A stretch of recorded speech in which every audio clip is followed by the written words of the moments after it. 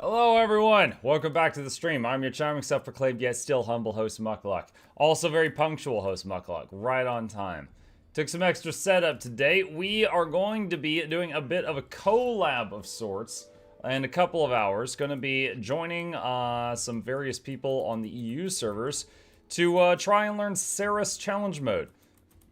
Which, although I've watched some other streamers do it, I've actually never done it. So going to be meeting up with them. Morning stream is going to be a little bit longer than usual because time changes between all of us and stuff like that. And going to be trying to kill that today. If we're not able to kill it in a couple hours today, then going to be trying again on Friday where we've got like the whole day. That's basically the plan. So for now, I hope you guys had a good evening. Good night's sleep, all that stuff. I didn't. My... Oh my god. Dude, this story. Alright. So, like, last night is like 3 a.m. And I suddenly felt like this. And I was like, what? And I opened my eye, and my wife's like right here, but asleep. And we've got a king-size bed. So it's weird that she somehow wandered over the like 10 feet between the two of us. And I was just like, is she trying to get my attention? And I was like, hey. Didn't say anything. I'm like, okay, she's asleep. Did she push my head in her sleep? What is going on? And then she goes like, thunk, and she just nails my head with her elbow, chat. She just nails me right in the dome with her elbow. And I'm like, that's how she woke me up. Okay. So I just took like 2 blows to the head at like 3 in the morning. And then I was like, all right, let's get you back to your side. All right. Well, that was my night's sleep. Raid training with Rose win. We got to get Rose above like 500 DPS first. Then maybe. She's a warrior? Yes. Good morning, Muck. Are farming nodes in the home instance only obtained from paying money, or can you get them from playing the game? You can get them from playing the game.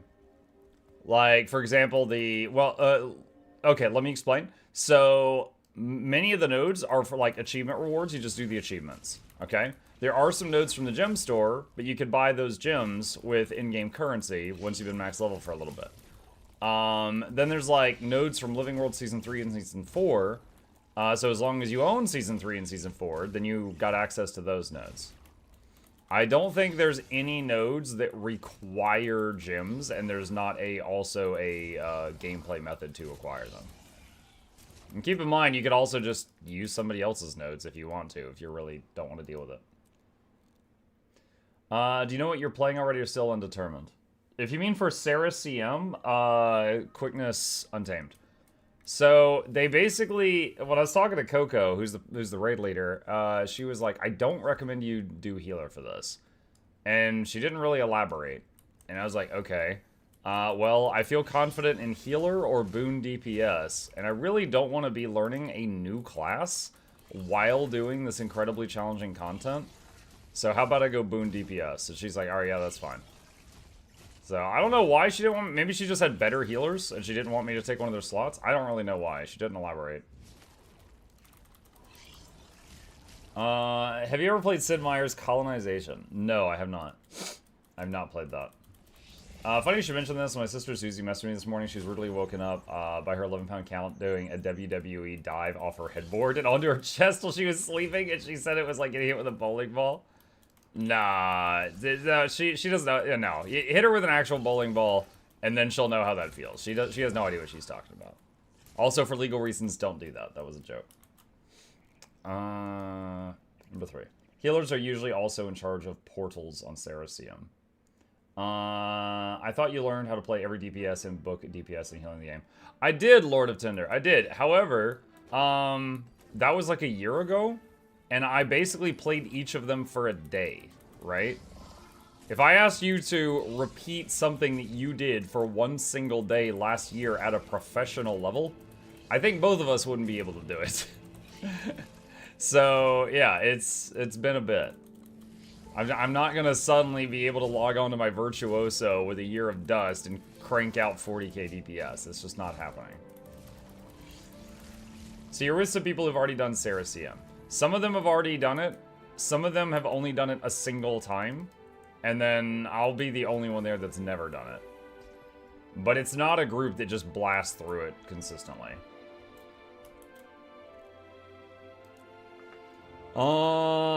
Healer, you play either Chrono or Scourge, and you do a lot of very specific portals. You could play Druid, but then we need an Alack DPS Scourge for his portals, and also there's one of a kind, huge healer pressure below 10%.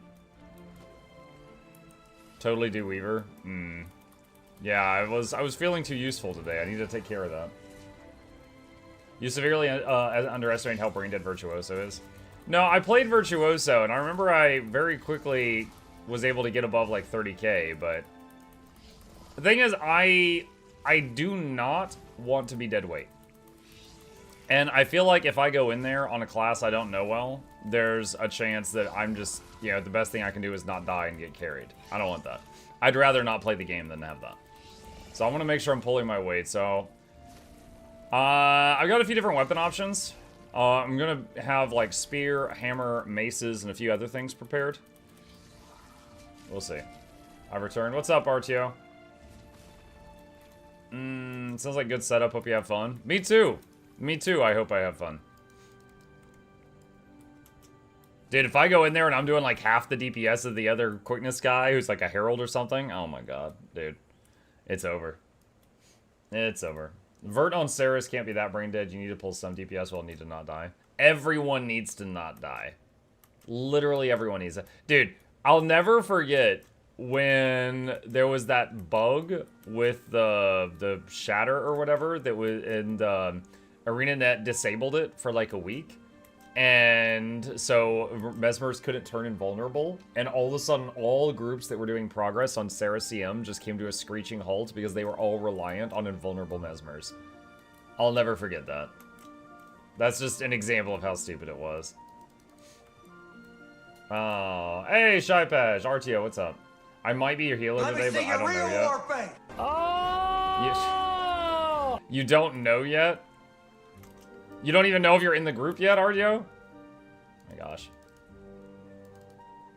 Okay, let's see. One second. Get that. And Arborstone.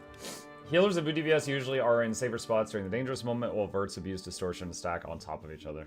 Muck, any insights of quick DPS Harbinger? Would you prefer a pure DPS Reaper instead? It seems a quick DPS Harbinger can't keep quickness that long. That statement's not true. Quick DPS Harbinger can keep up quickness forever. And it's also a pretty brain-dead method of keeping up quickness. Harbinger, as long as they're in Shroud, just pulses quickness around them. Like, they can turn on Shroud, go AFK, and come back 30 seconds later, and they'll have kept up quickness the whole time. So, yeah, it can absolutely keep up quickness 100% of the time. And they don't even have to be, like, in combat with the enemy to do it. I'm not sure about this. I can't click on this guy. Is that Ebon Nashblade? Kind of looks like him. Let's see. Antique Sonic Stone. Legendary CM or normal CM? Regular CM. Challenge mode, not legendary challenge mode. I have not done either of them.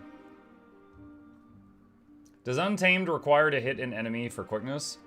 Untamed requires you to perform an ambush, which you want it to hit the enemy, because that's a large part of your damage, but if you are far away from the enemy, you can still just whiff the ambush at the air in order to quickness your party. Like, here, hang on a second. Alright, so if I do this, see, there's quickness. It does allow you to do that. Did you finish Children of Morta? Yes, I finished it and I did a positive review video on the game. It was a fun game. Muck, were you Guild Wars 1 player or was Guild Wars 2 your first Guild Wars? I played Guild Wars 1. It definitely didn't hook me at the same amount that Guild Wars 2 did, because I can only remember bits and pieces of it. But I did play Guild Wars 1.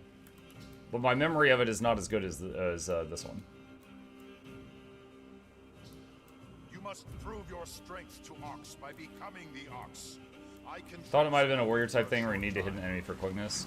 No, you just need to perform the ambush, which again, you want to hit the enemy with it because it's a large chunk of your damage, but if you feel like, you know, I can't do this in the next few seconds, you can just, like, you know, whiff it at the air.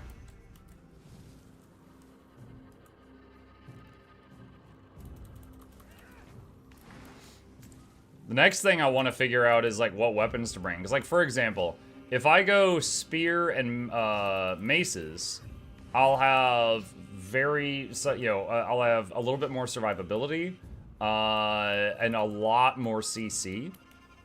But if I go spear hammer, it's like 2k more DPS. So it's like, okay, I do a bit more damage. I rely on other people for my survivability, but I'll have a bit less CC in the kit.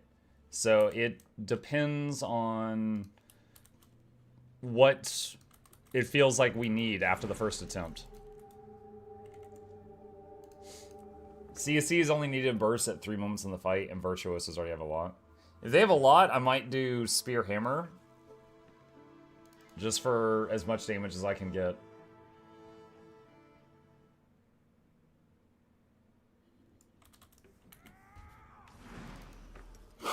Ah, sniffles, excuse me. Mark, do you think Avowed is worth its price? Okay, first of all, I'm having a blast playing Avowed, okay? I am playing it on max difficulty where enemies can kill me in like 2 hits, and I'm just like, you know, dodging around fights and firing chain lightning and blizzards all over the place and occasionally pulling out a gun and shooting people in the face. I am having a blast playing it. However, at the same time, I think $70 is too much, okay? I would say it feels like a solid $50 game, but I will point out it's free on Game Pass. You can go on Game Pass and make a new account and play it for free there. And that's what I'm doing. But like, I do recommend it as a game. I do not think it's a $70 game. Have you tried the Gothic 1 remake demo? I think I got the Gothic games long ago on sale, but I have never played them.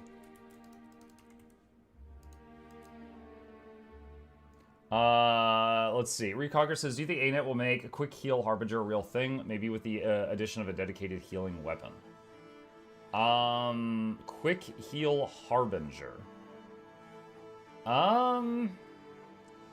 The thing is heal Harbinger is competing with heal Scourge, right? And Scourge has, like, all the barriers and stuff like that. Harbinger makes itself squishier with the blight mechanic. I would be surprised if ArenaNet went out of their way to make Harbinger have a heal viable build. Like, I don't see it being a likely thing. Now, they might surprise us, but I don't see it happening.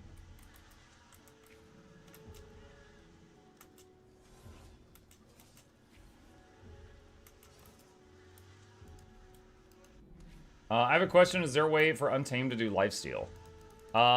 Yes. Yes, they do. Hang on. Let me log on the Ranger for just a moment.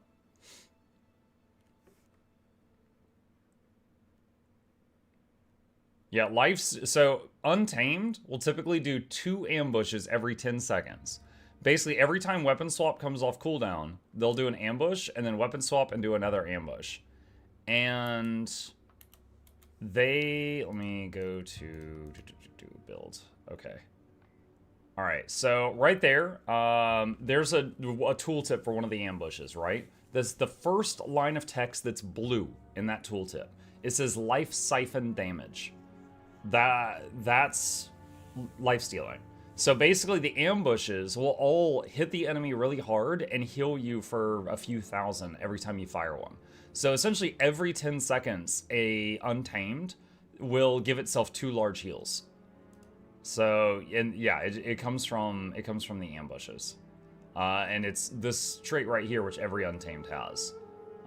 Gain vitality, unleashed ambush skills, siphon health if they hit. Siphon healing is reduced for each target struck beyond the first. Yep.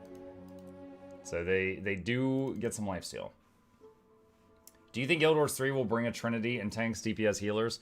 I don't even know if I think there's going to be a Guild Wars 3.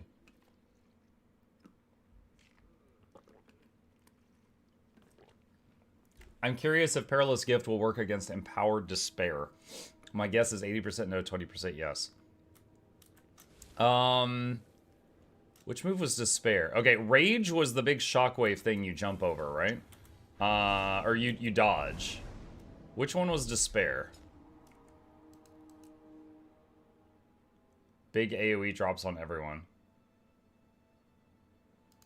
So far, they literally haven't told me anything, the group I'm with. Is it viable for Longbow and Hammer to do the lifesteal mechanic for Untamed? Well, again, for Untamed, any weapon does the lifesteal mechanic. They all do it. As long as you're doing the ambush, you will get the lifesteal. So the question would simply be, is Longbow and Hammer viable? And is it viable? Sure. Is it better than other weapons? I don't know. Muck didn't greet me, disappointed. Eyes Onyx. Your hair looks perfect right now. Thank you. Guild Wars 3 is already in development. NCSoft greenlighted ArenaNet to develop it. Mortivore, that is huge news. Send me a link of an official source that is announcing that. And I would love to read that. I would love to read that. I have not seen that from any official sources.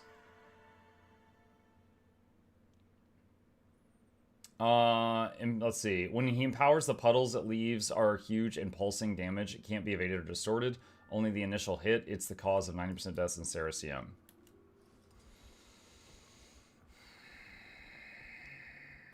Would it be better to empower one of his other abilities than that?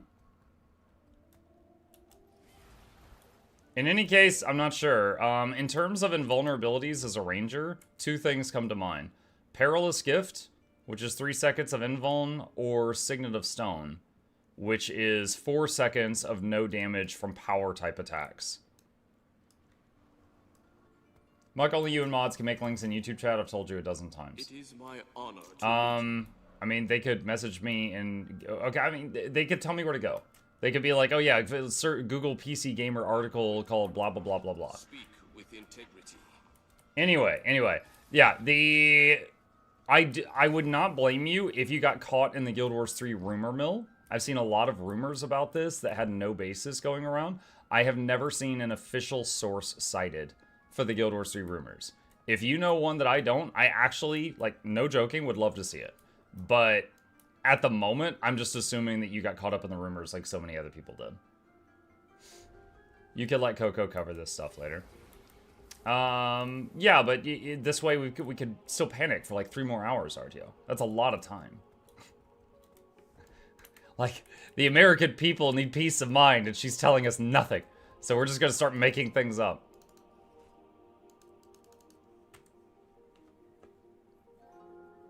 CM has different picks than normal, so I think they pick different attacks. Maybe. I don't know anything. To counter puddles, you only need to learn in one dodge timing. Everything else is way harder to mitigate. Mug, if I buy Gen 2... Oh, great. You know, better dodge... Yeah, I'm connected to EU, where I have worse ping. Awesome. What is my ping? It's just over 100 right now. It's not quite Rose, with this, like, 500 ping. Perfect dodge timing. Play with us on the server where you have more ping.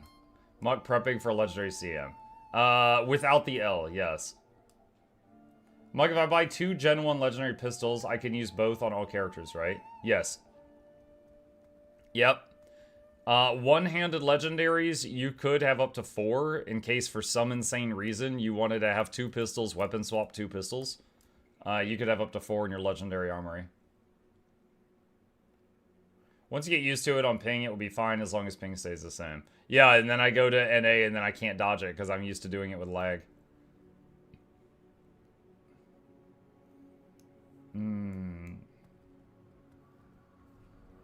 It's from the shareholders meeting in South Korea. That was one of the rumors. That was a mistranslation.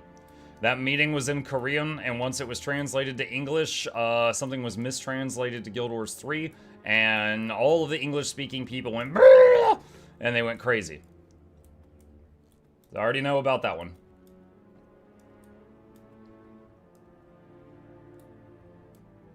Hi, Muck. Hi, Chip. Hi, Lord Fitna. Chip is, I think, asleep on the sofa in the living room last I saw him. You know what? Hold on. Let me see if he's a scoop upable or if he'll let me. Oh, no, he's relocated. He's not where I last saw him. No luck. Let's see. 2 one-hand can be dual-wielded in each weapon slot. Yes. Yep, so for one-handed legendaries, you can have up to 4 of them in a build. Okay. Boop, boop, boop, boop, boop, boop. So we got that done. Let's head over here. You can have 4 spears because underwater. Yes, in case you want to have 2 underwater spears you're weapon swapping between and 2 land spears you're weapon swapping between. If you had to make up a new class and or specialization, what would it be? Okay, I don't know. You're putting me on the spot. How about Bard? I've seen quite a few MMOs that have like a Bard class, and Guild Wars 2 doesn't have one. I don't think it was a mistranslation, but he might have been pointing at Soto. Not sure, but like, Mortivore, if you're interested, hang on a second. There is a video that I did related to Guild Wars, like the Guild Wars 3 rumors that I just put in the chat if you're interested in that. But yeah, if that's your source, then that one's already been debunked. ArenaNet basically, like, there's that rumor came out and everybody freaked out, and ArenaNet then was like, we didn't announce this. Now, they didn't say we're not making it, but they just said, we never announced this at all. So, if they're making a Guild Wars 3, it's not even been announced yet. And you know how sometimes we hear about, like, Ashes of Creation coming out, and then it's, like, 22 years before it comes out, you know? Stuff like that. So, like, let's say they are making Guild Wars 3, it might be 5 years before we see it. You know? It's gonna be a while if it's coming out at all. One more noob question. Does FPS matter in Condi builds? What about Pistol, Pistol, Thief, Unload? Pistol, Pistol, Thief, Unload, FPS really does not matter, because you just go burr. Condi builds, I mean, the conditions are not gonna, like, lag when they tick. Once the conditions are on the enemy, you don't have to worry about your latency. However, the buttons you're pressing to apply the conditions could lag depending on, you know, your ping. It's possible. I remember when they announced Ashes of Creation for my Intel 486. What's the game? Okay, I'm trying to think what game has been in development the longest that has, was it Star Citizen? That's like been in early access for like 80 years, or is it the other spreadsheet game?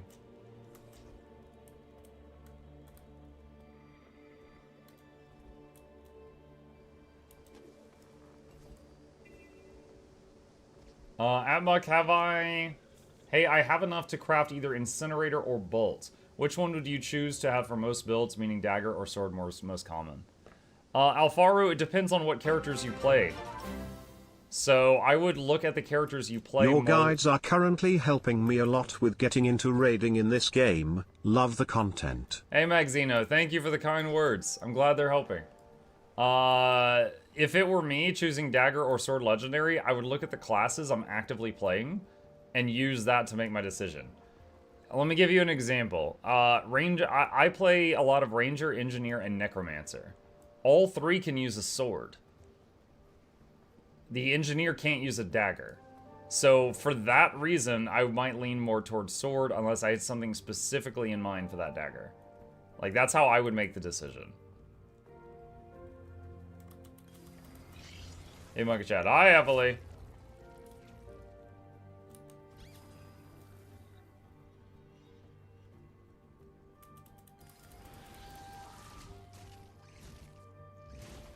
Gray Fox says I wasted a lot of money on Star Citizen. Oh my gosh, Gray Fox. They got Gray Fox.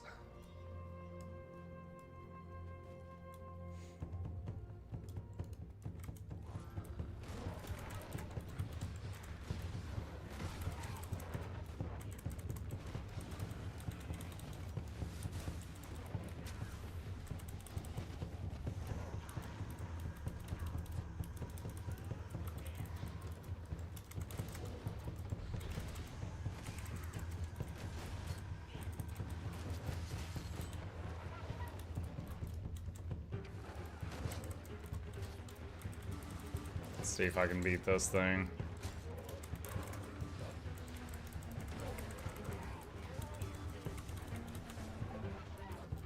Oh wow. Corrupted my stability.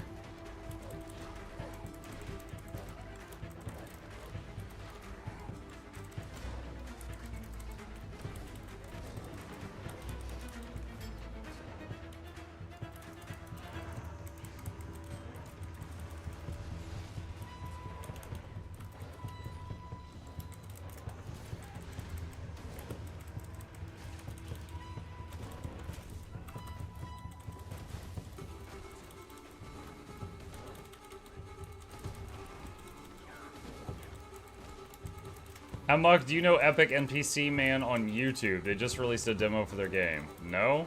I know the Act Man on YouTube. Probably not who you're talking about, though.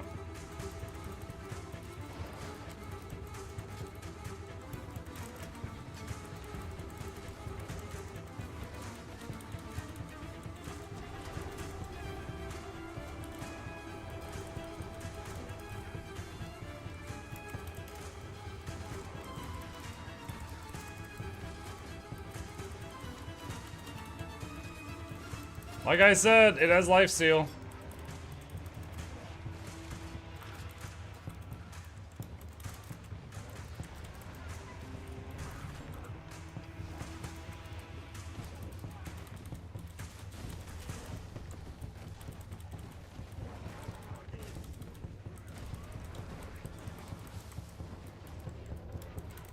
Hang on, Synth. I can't look at that yet.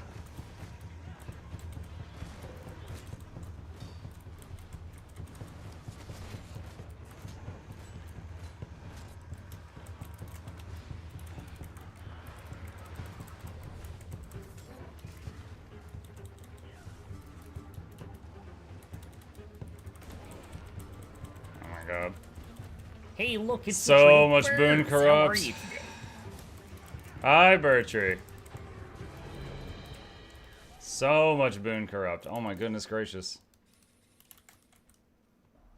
Let's see. Didn't you do a video on double pistol Deadeye build at one point? Yeah. Yeah. If you search, well, I don't know if I did the Deadeye variant. I did the pistol unload thief. I don't recall if it was the Deadeye variant, but yeah, I did do a video on it.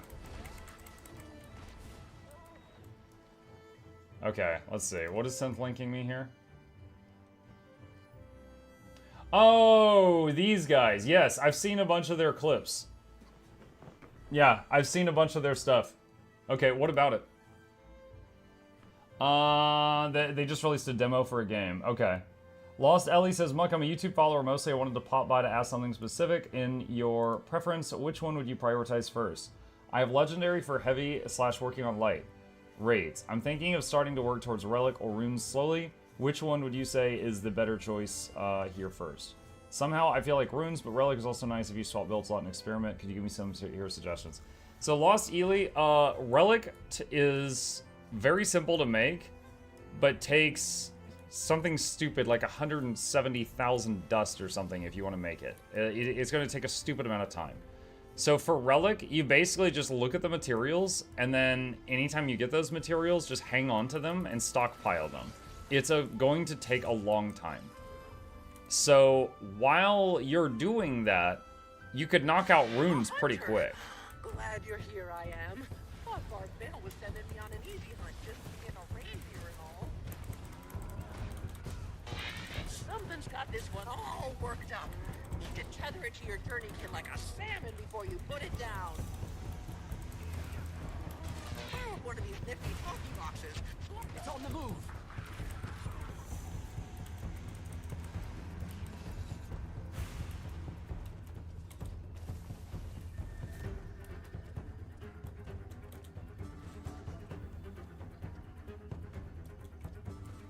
I was like, yeah, for free. Yeah, so did I. I posted multiple videos about that before that day. For any new players, when they invented the Legendary Relics, they took part of what it does from Legendary Runes. So people were like, yo, what the hell? I made Legendary Runes and now you're taking a feature away from it? And they're like, alright, look, if you have any Legendary Runes, when we make Legendary Relics, you'll get the Relic for free. And it was just a one-day, one-time thing, and we had like 2 weeks or something. So I was cranking out videos like, buy one, get one legendary. Make a single Legi rune, you'll get the Relic too. And yeah, anyone who didn't take advantage of that or they joined the game later on has to do it the much more slowly way. Thrashing away like a bullhead on unearthed worm, isn't it? Keep at it.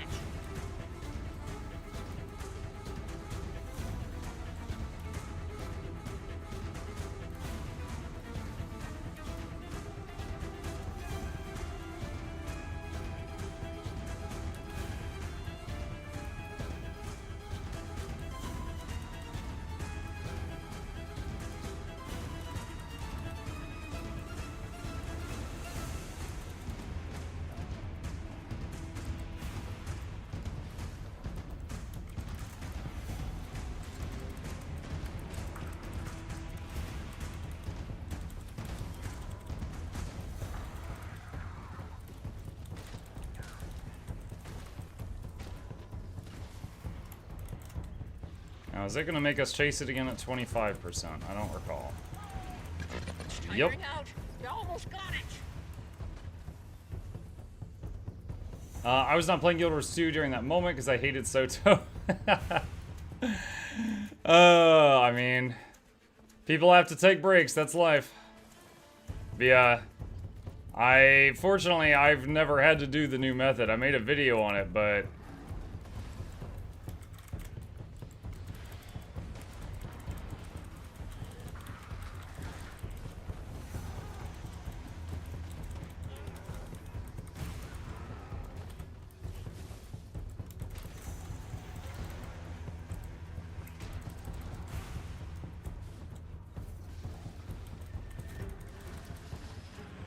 Did it, you did? Had a feeling. Got a real air of gumption about you. there we go. Well, I thank you. Never seen a reindeer quite that crack between Let's the see. Here antlers. is the game if anyone Had is to be interested. done. What is this? Nice day for fishing. I click near the end and I see like a giant lich. Hang on a second. So the game starts off and it looks like Farmville or something. Stardew Valley. Then you skip near the end and they're like... Hold on, where was it? Right there. There's like a giant lich thing in the background. Kind of reminds me of the trope with JRPGs. You start off like helping a girl get a cat out of a tree and you end fighting God. Muck's got gumption, you know it.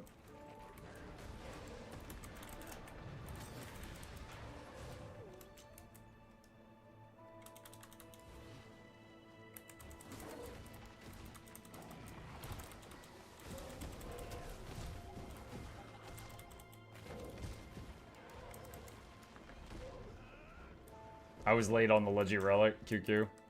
It happens.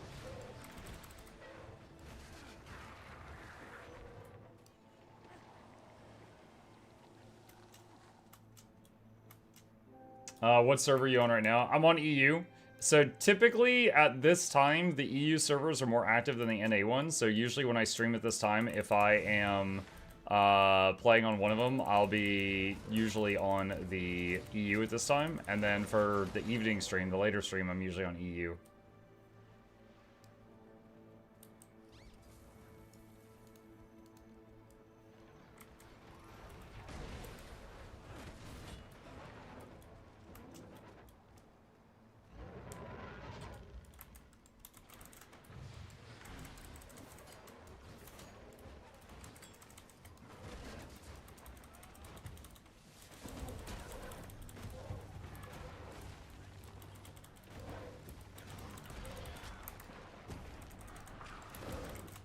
Mike, I want to play Ranger. What spec do you recommend, both open world and instance? Only PvE. I'm a newbie at Ranger. So if you want to... I mean, you got a lot of options. If you want to play the same build everywhere, and you want to, like, be helping teammates, like, what I'm doing right now is quickness providing untamed. has a lot of features. I'm a huge fan of the build. It provides a lot of boons around it. It has a 10-man res. It's tanky. It does a lot of self-healing with the life steals, so it doesn't die that easy. It's got a lot. If you want to be a support, there's Druid. If you like Druid mechanics but you don't want to heal, there's Condi Druid. Soul Beast is just Hulk Smash and doesn't really provide anything for its teammates if you want to do that.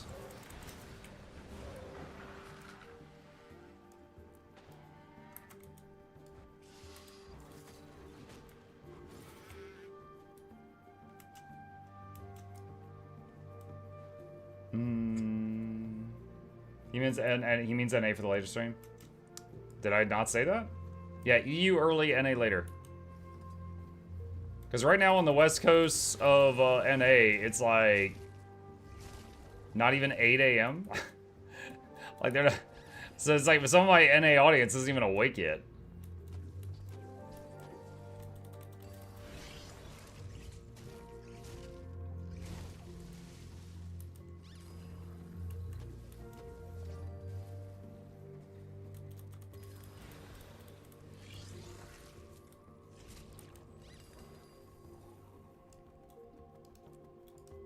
Quest complete.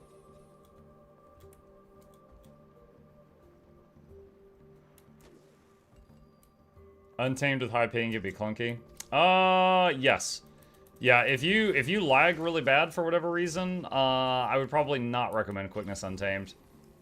The ambush mechanic effectively works like a lot of weapon swapping. I don't want to fight that guy again. Freaking all his boon corrupt. Upgrading mat storage makes things so much easier. Not sure why I waited so long.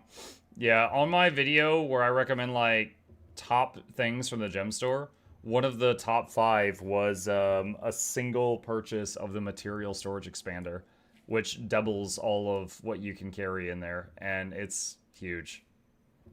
You can also buy it like 7 times, but yeah, it's extremely noticeable just getting it one time.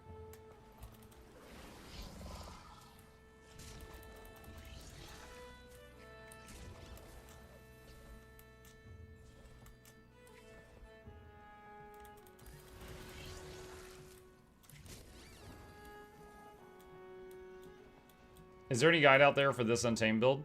Yes. I don't think I have a command for it, though. Just a second.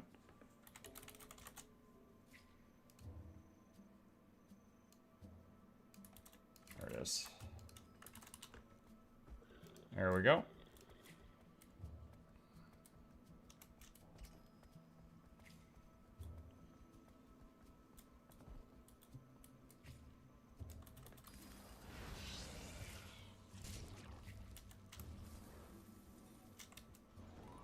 Yeah, since that video came out, really the main thing that's changed since then is that you can run Spear now. Because they buffed Spear just on Tuesday. Mr. Monk, I've crafted an open world unkillable high damage machine on Necro. Okay. Congrats.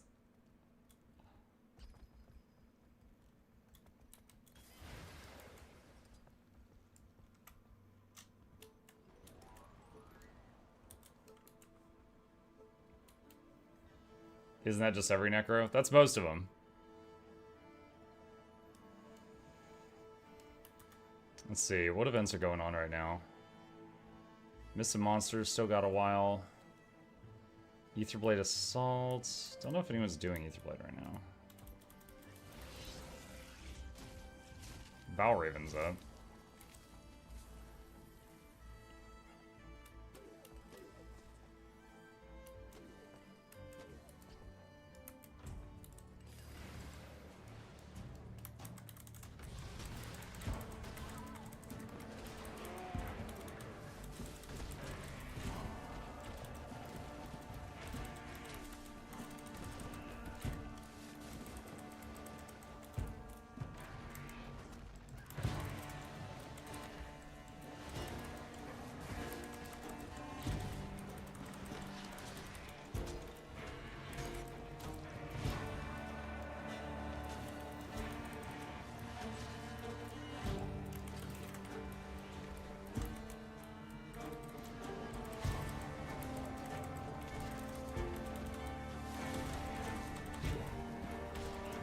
So many evades.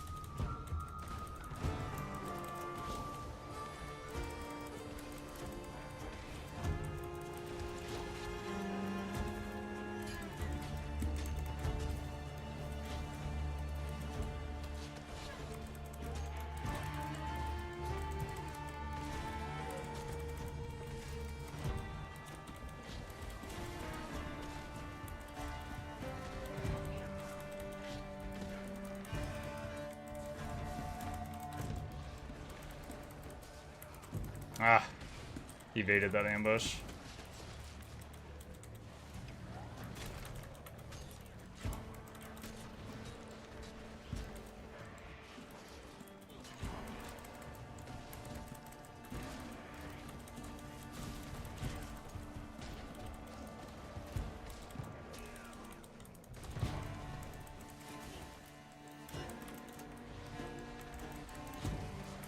Yeah, see, I'm really liking using the maces in open world, but when I go into the CERUS thing, I'm probably going to swap them out for hammer just for more damage.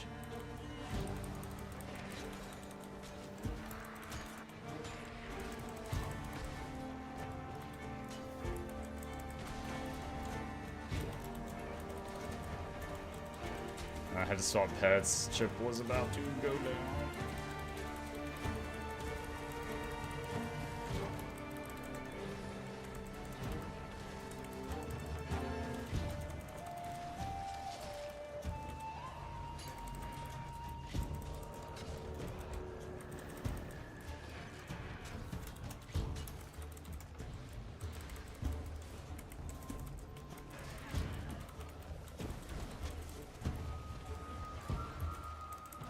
So many evades. But some other people showed up. We definitely had it dead. It was just gonna take a while. Let's see. For example, Bone Skinner's Quick Untamed is a great experience. You never get close to dying. Not usually. Best part about Ellie's is saying thank you in chat every time someone revives you, and then one entire chat gets filled with it till the game blocks you from posting in chat. Where is Chip? Where is my God King? Not sure. You might have found a choice Sunbeam somewhere. Hey, Mike, how's Avowed so far? It's fantastic. It's a really good game. I will say that I think that $70 is too much for it. But you can play it for free on Game Pass, and it is a really, really fun game. Like, I'm having an absolute blast with the combat in it. We cranked the difficulty up to maximum so I can get two-shot by anything. And I'm running around, and I basically got, like, a colonial musket on one weapon set, and the other I've got a dagger and a spellbook, and just firing, like, chain lightning and stuff out of it, and occasionally just blasting people in the face.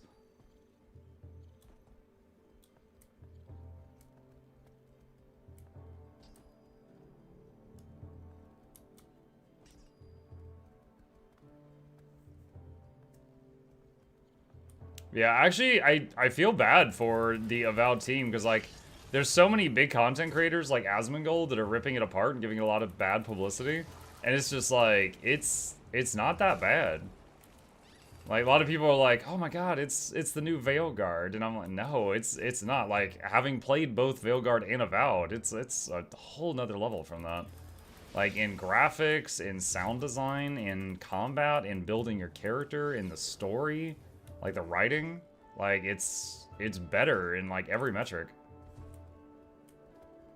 Granted, better than Veilguard is a low bar, but my point stands. It's quite good in every metric. No, I ran out of stamina. There we go. Is there anything similar to it, in your opinion? Similar to Avowed? I mean, it's an open world RPG where the mechanics aren't too serious, right? So, like, dude, there's so many, like, what's the one I played? Kingdoms of Amalur Reckoning? You know, like, you can, it's not so serious that, what's an example? A lot of people I've seen complaining that, you know, in Oblivion, you could just, like, kill NPCs in town. In Avowed, you cannot kill someone if they're, like, you know, not labeled to be attackable. It's not that level of freedom. However, you still have a lot of important choices you make during story beats. Like, there's one thing that you choose, and you don't know when you're choosing it, but later you find out that you either saved a town or doomed a town to all die. And it's because of a choice you made. Like, there are choices you make that carry weight. However, you don't know it at the time. Muck, here's an update to Guild Wars 3.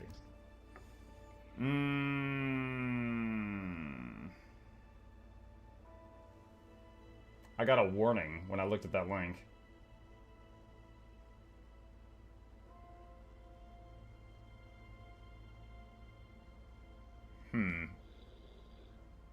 Yeah, I'm not taking the redirect. Hang on a second. Let me search for the article name. Is that link safe? I don't know.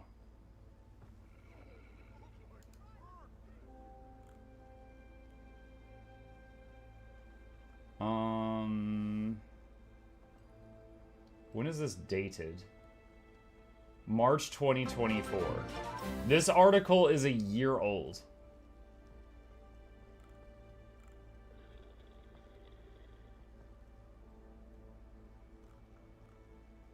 Let me see here. Hang on a sec. This is probably not... Dude, if this is a year old and no one knew about Guild Wars 3, like, come on. Hang on a sec.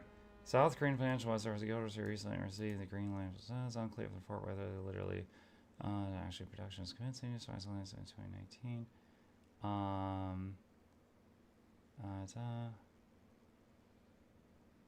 Production be 4 or 5 years. What's this thing? Unless ArenaNet suddenly decided to license some other fantasy franchise, the most likely answer is that they were referring to Guild Wars 3. Is a key point in the article where the author makes it seem as if there's a possibility the studio has 2 titles in development. In the context of the shareholder call, it was revealed ArenaNet has not been profitable. It is unreasonable to think the studios... Yeah, dude, this is... No. Friggin', like, not even a 1-page long article. No. This is not it. This is a year-old article. That's not it. If that was real, I think everybody would have been losing their minds for the last year.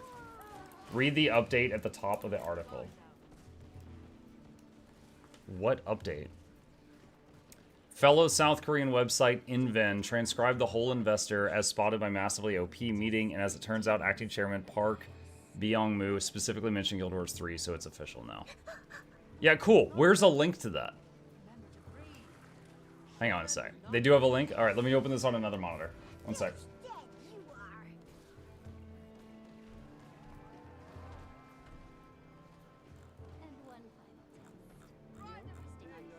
And it opens the page in Korean, so I can't read it.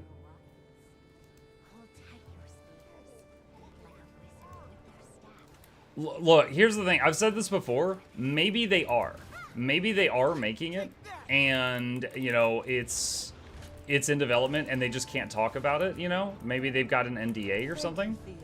And you know what? If they are making it, and you're like, Mug, you were wrong, I'm gonna be like, yeah, that's awesome. I'm gonna be happy too. I don't think this is it.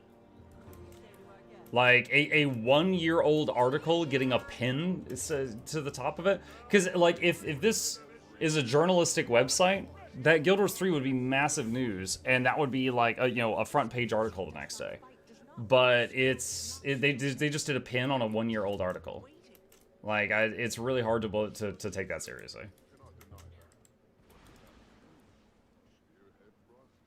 So if it happens, great, but I don't think it will.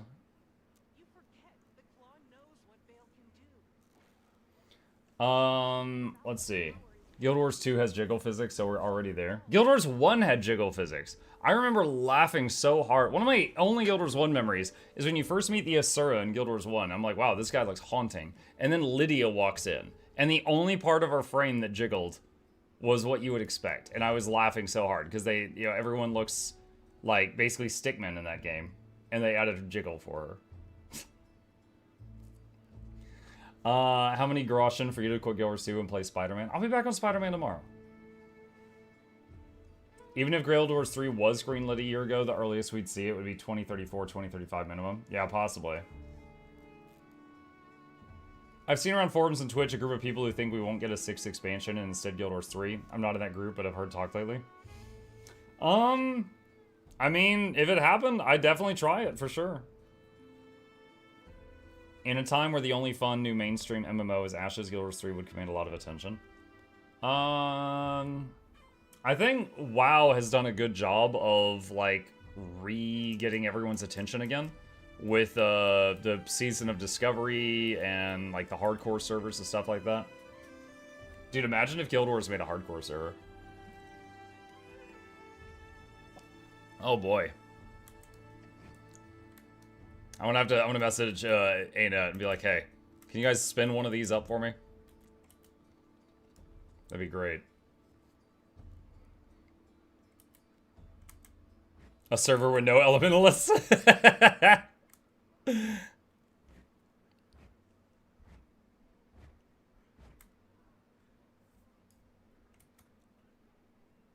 Hardcore servers, no dodging. No, hardcore is if your character dies, it's deleted. And you have to start over. In MMO terms.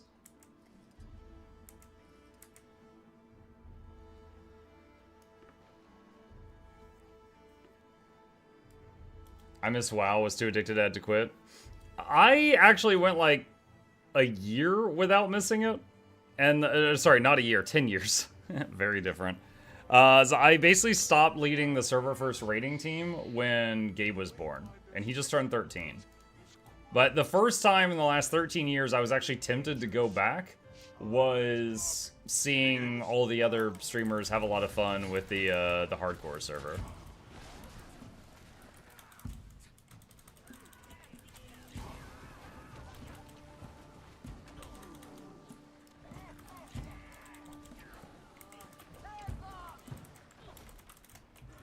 Only Fangs? Yeah.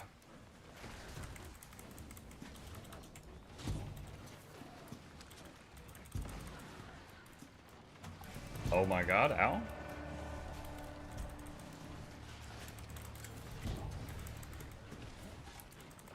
Path to victory is not impossible for the outsider.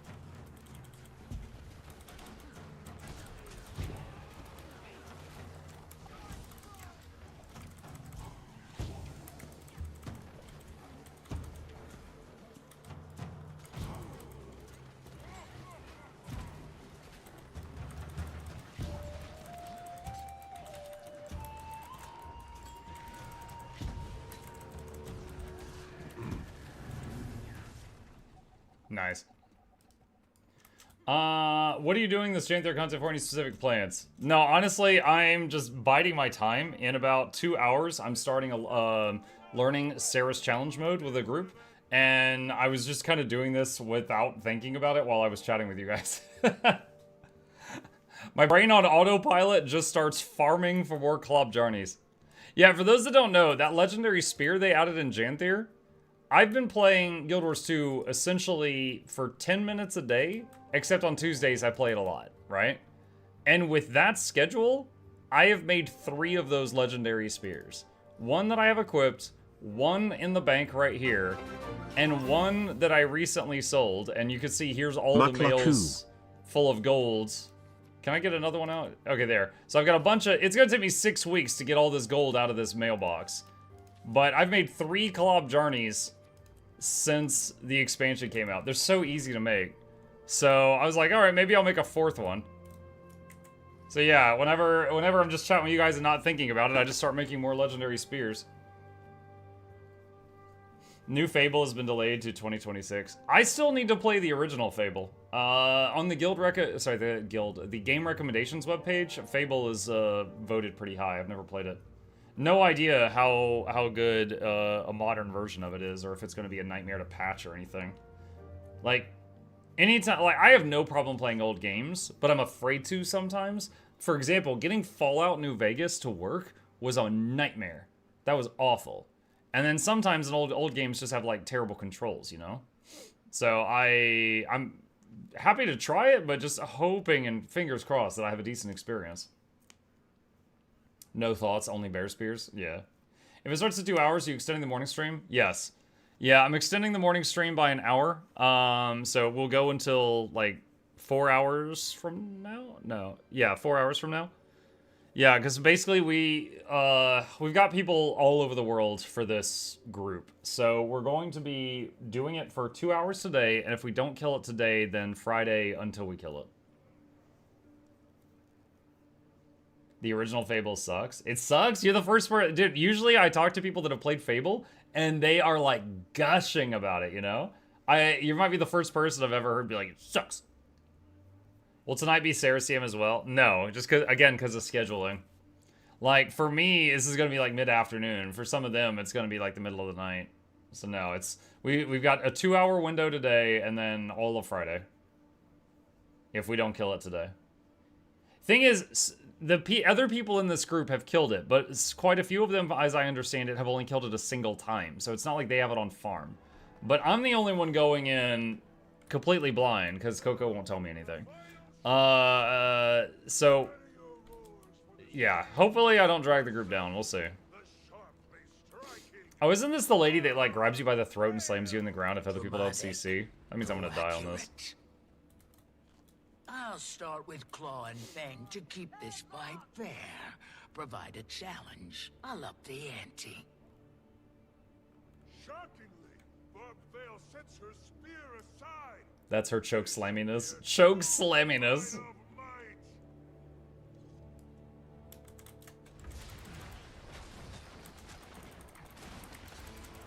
Wow! Alright, let's use my Jade bot.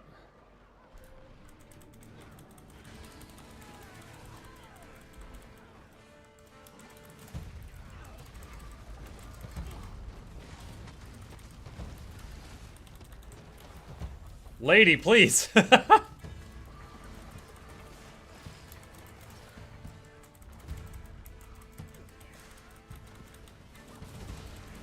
I guess with less targets here, she's got a lot more time to beat on me.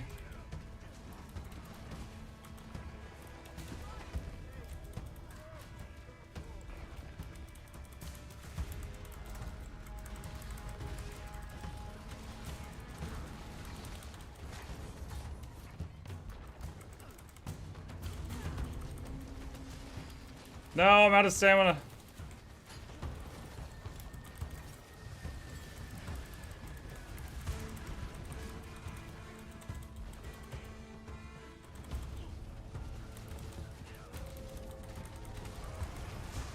Oh no.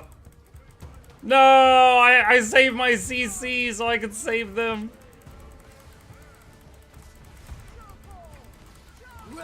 Every time. Every freaking time. No one else saves old Mukluk. It's only the other way around.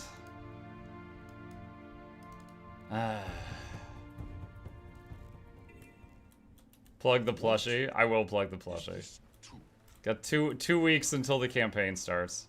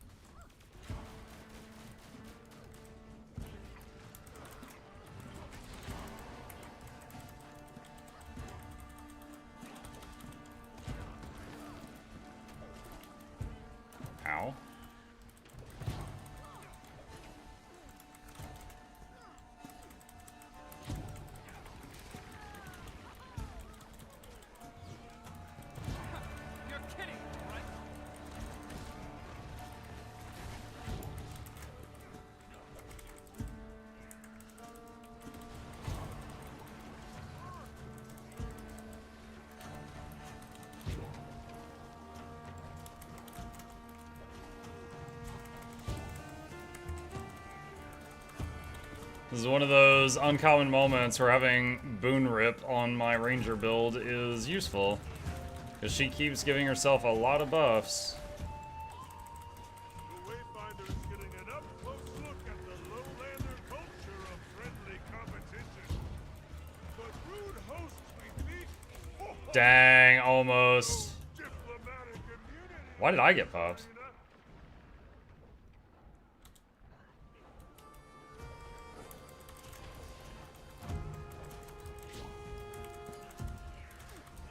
I had already used my mace skills. I've got like 900 break bar damage on my mace and a lot less on the spear.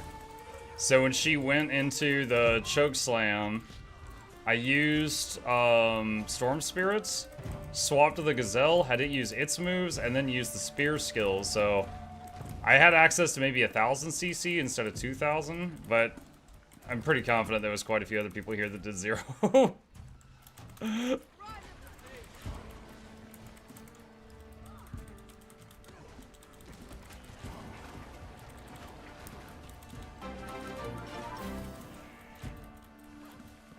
Hello Muck and Chat.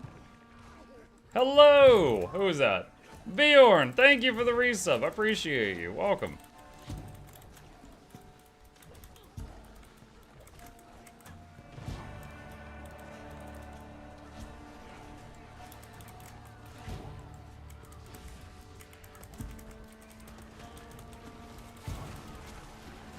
Leave me be!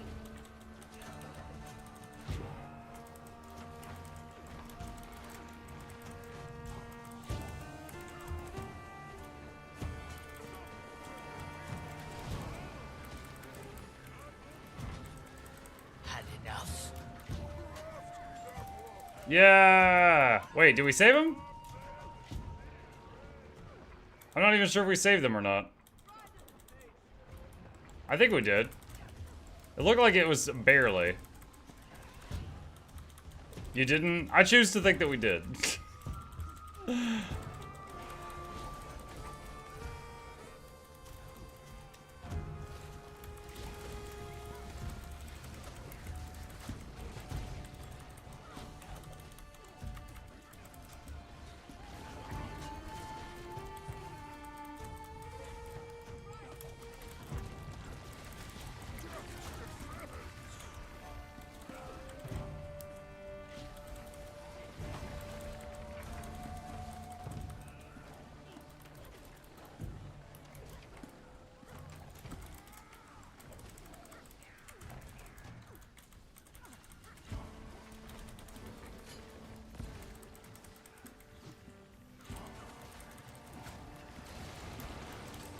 They said that when they saved you too.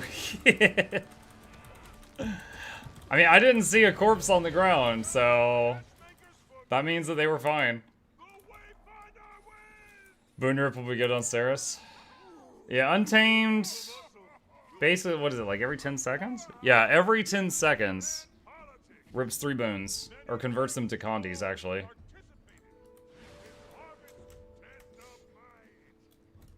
Victory well earned, Wayfinder.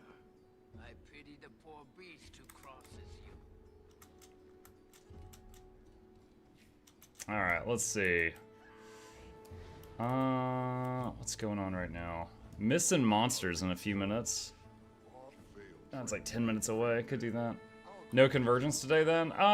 We might have time for convergence. Might do another bear or two and then set up a group for missing monsters.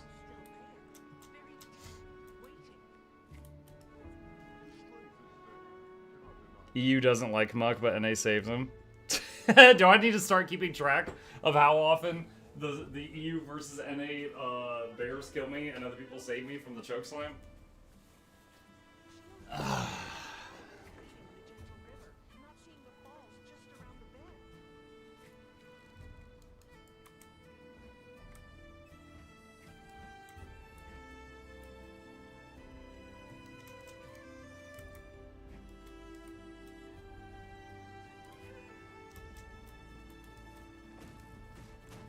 How about a test of strength? When my guard's up, think strategically. Head-on attacks don't always land, So get creative. Mike, integrate your raid leader to Mimuk today. Ooh. Need to catch my breath. That would be something. Ready for you. Don't you I know a way that I could connect, like, all of Discord to Mimuk, but not just one of the people there with my current understanding of how to set it up. Like, I could funnel a whole program into it, so anytime any noise comes out of that program, he opens his mouth. But, I don't know about doing it for just, like, one single person.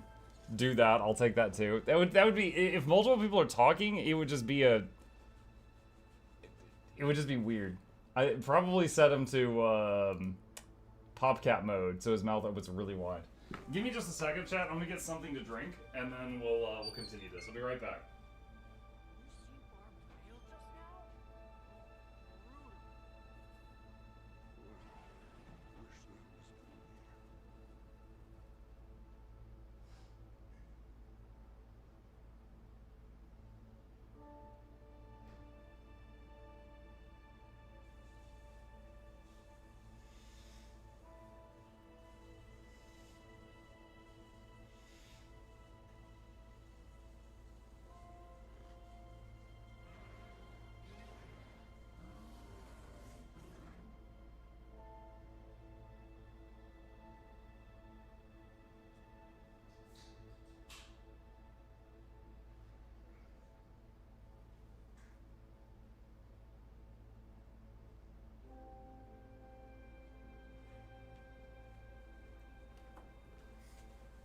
Okay.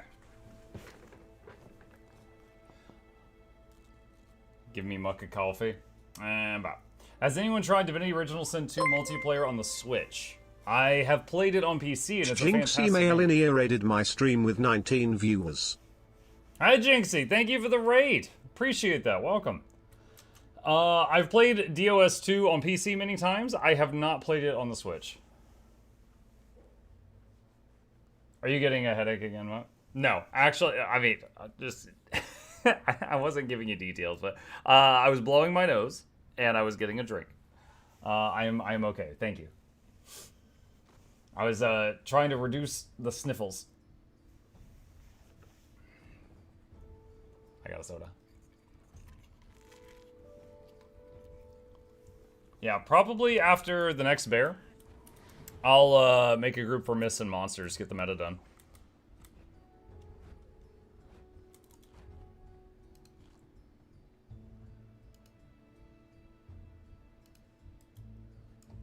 Toggle plus chip. Sure, there you go.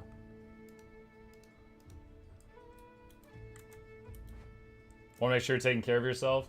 As much as anybody who sits in a chair and stares at a screen for like 12 hours a day takes care of themselves. Yeah. We're doing good.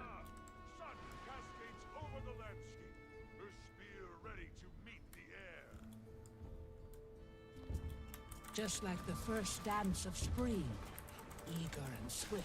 On your toes, Wayfinder.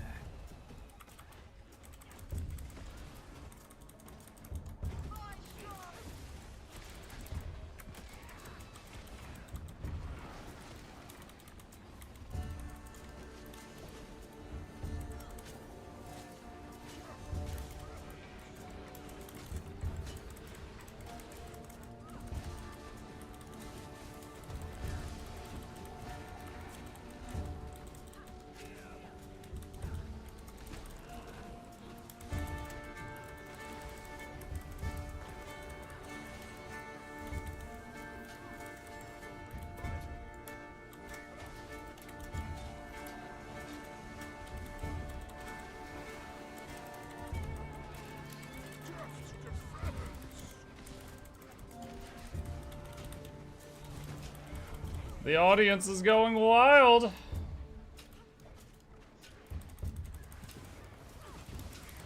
Impressive, Wayfinder. Wow, she died so much faster than the other bear. Springtime festival. Alright. Why take care of himself if he already has a child that looks exactly like him if something happens when he takes over? Wait, what? Oh, Yeah, why eat anymore? It's just a waste of resources. We've already got the next model's already out.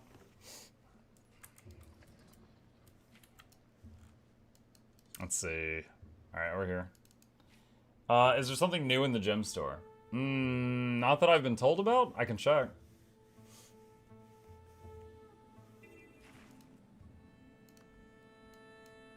Oh, hang on. Dainty bee wings. No, this came out last Tuesday. Next expansion, we're getting bears as a race. Yeah, that's the dream. That's the dream.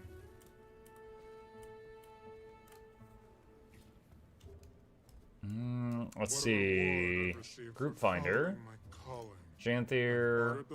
Century. The gentle caress of rain like I'm making a group. honey. Oh, hang on. Mud in my fur, insects in my eyes, and a cavernous void in my heart. The cooler meta. This place was gonna be paradise? That Mom Alright. was gonna bring you warm. Anyone who's interested in fighting Titans. I made a group on EU.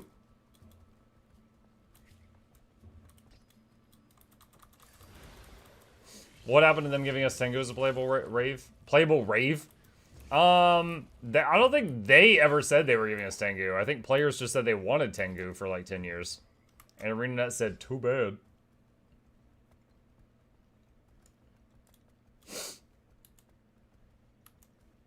Yeah, they've never added a new race to Guild Wars 2. I'm not sure they ever will. Tengu have been the most highly requested ones. Since Iceberg Saga, there's been some requests for bears.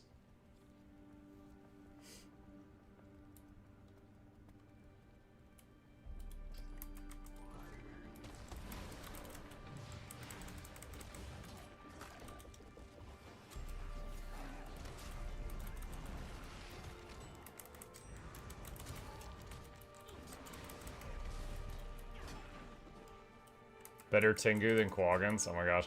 Quaggins don't even wear clothes. Quaggins would be hard mode because you'd have no equipment slots other than weapon. Be running around butt naked all the time.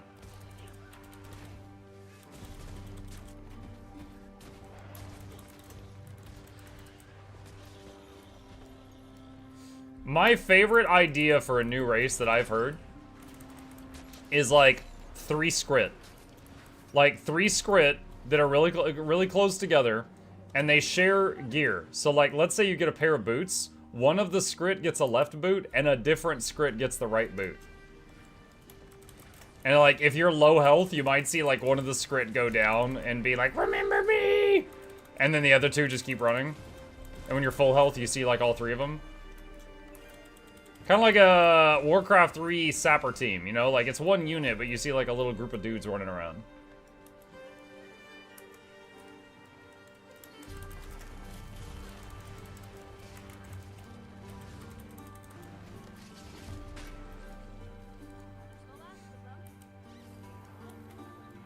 That would be amazing. I'd play it.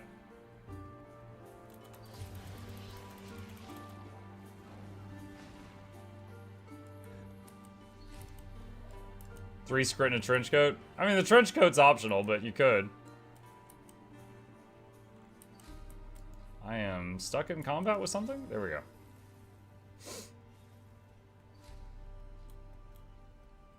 That. If they did a bear race, we could say hard to make that argument without pants.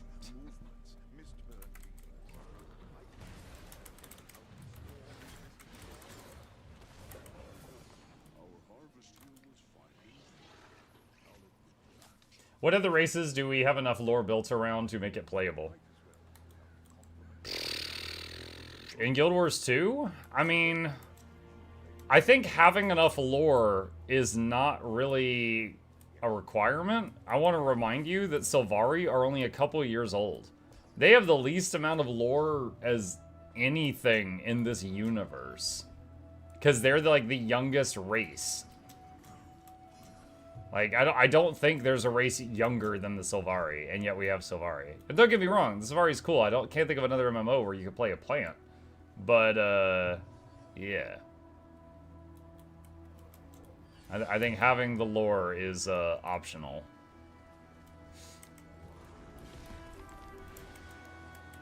I mean, what are some Guild Wars 2 races off the top of my head? There's the Quaggan, yeah. There's Largos. Largos are really cool. The Bears, the Kodans. The Tengu, of course, very popular. The Undead that got free from Joko, which is kind of like, you know, was it World of Warcraft's Forsaken? They got free from the Lich King. So they're undead that have free will again. Choya, we don't need Choya.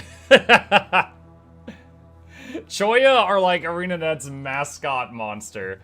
That's like, that'd be like having Murlocs as a playable race in World of Warcraft.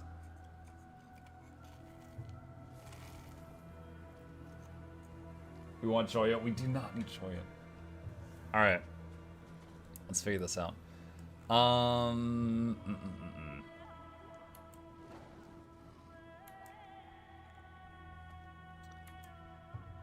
Let's see.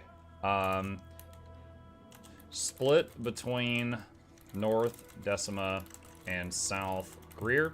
If you are South, please move to Group 2 to keep it simple.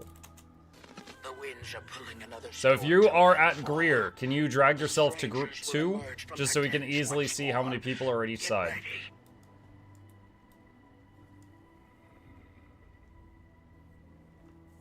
It's like right now there's 36 people in Group 1 and 1 person in Group 2.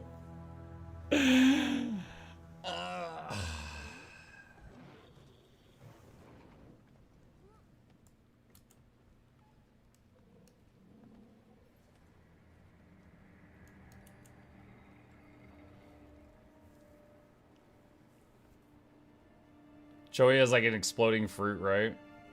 Yeah, they look like little cactus monsters. But you cut them in half, I think they look like watermelon.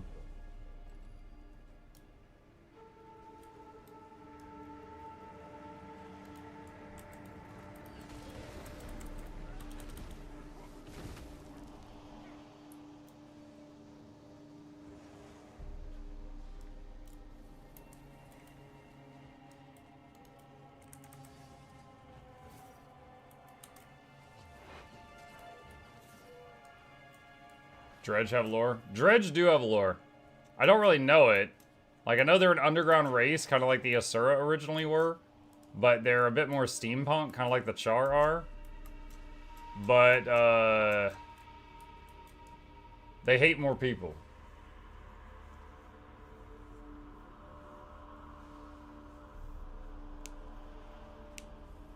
They're based off IRL Choya. What do you mean IRL Choya? I'm Googling Choya. It's a wine. Choya plant. It's like a cactus.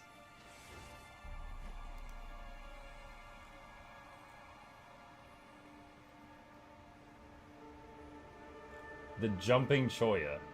I didn't know that Choya in Guild Wars 2 were based off a real life thing. Jumping cactus.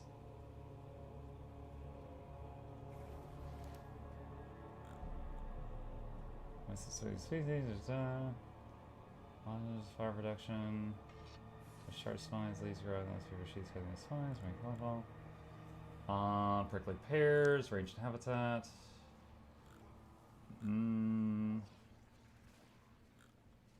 Okay. I'm not seeing the thing about the exploding spores or whatever. But interesting. I just thought they were based off cactuses. I didn't realize the word Choya was already a thing. Good morning, Muck. Hi, Haroon. Muck needs to move people manually.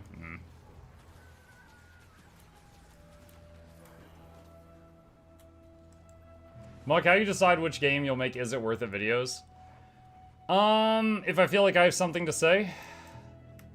Like, I finished recording one for Kingdom Come Deliverance 2. I'm kind of on the fence about making one for Themesia, because it felt like it was such a small game. Hey, Muck, I'm back with another question. Does this build work with Greatsword, or are maces a must? I think the highest damage output is Spear plus Hammer. Maces are really good for open world because they heal you a ton, they give you barriers, they give you stability, they cleanse conditions off of you, they do a lot of extra boons. So when you're in a group, you could probably put the maces away and use something else. But if you're on your own, the maces are amazing. Greatsword, I don't know if Greatsword is going to beat either Hammer or Spear in Hammer or Spear in DPS, but you could easily test that at a Golem.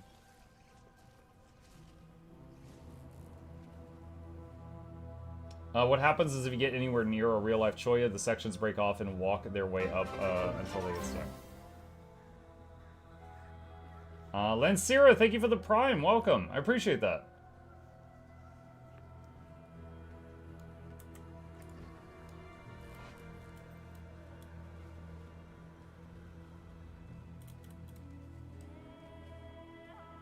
Hi, hello.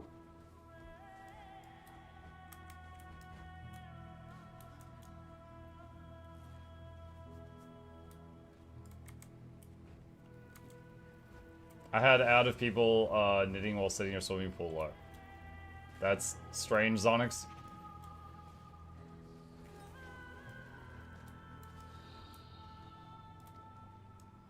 The storm will reach us soon, and battle we must.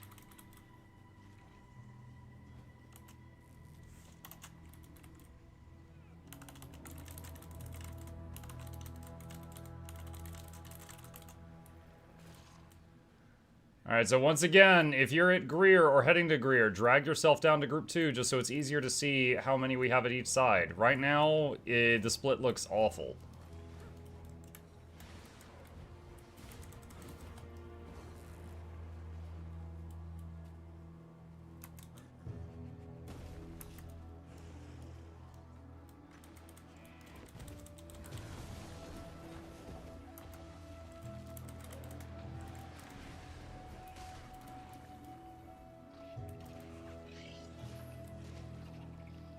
I got told there's an RDBS plugin to skip story yapping. Is that true?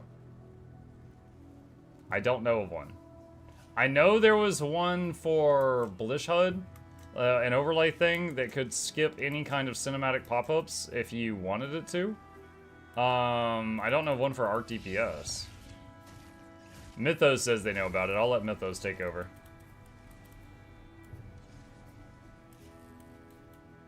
Mordivore says Nintendo's best RPG ever made is being remastered for Switch and comes out 2033-25. Xenoblade Chronicles X, will you play it? I don't have a Switch. Also, I don't know. The last time I heard best RPG ever was Chrono Trigger, and that was a disappointment and a half. So, I don't know. Should I believe that about Xenoblade?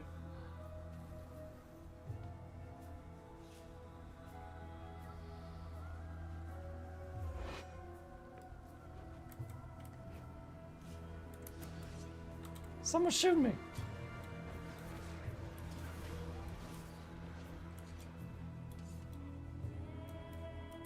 Two and a half minutes remaining.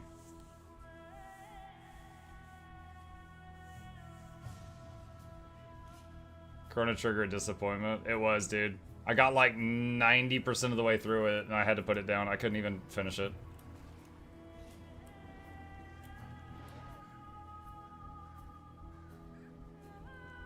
That was one of the worst combat systems I've ever seen in gaming.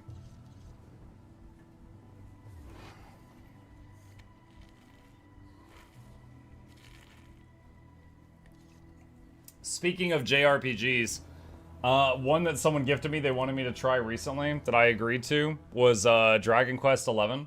And I installed this, and just a short story for you guys. I installed this the other night. I open it, and it's like, and it's these deafening trumpets. Like, I ripped my earbuds out. I was like, oh my god. And I'm like hitting buttons. I'm like, enter, escape, A button, B button, whatever. I can't skip it. There's this unskippable, loud, cinematic cutscene thing.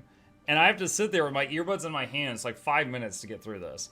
And so I go to Windows, and I turn the volume down for Dragon Quest XI in Windows.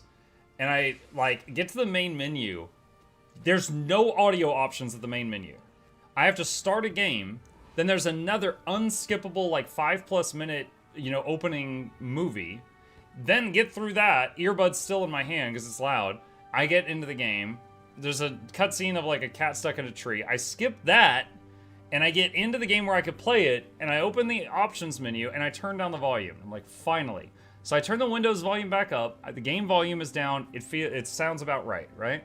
I go to save it. I can't save it. I Google it. You can only save when you're confessing your sins to a church or something. That's like the save points in this game. So I'm like, all right, well, I have no idea where that first save point is. I hope that this setting saves. Close the game. I'm like, I need to double check before I try this on stream. I open it back up.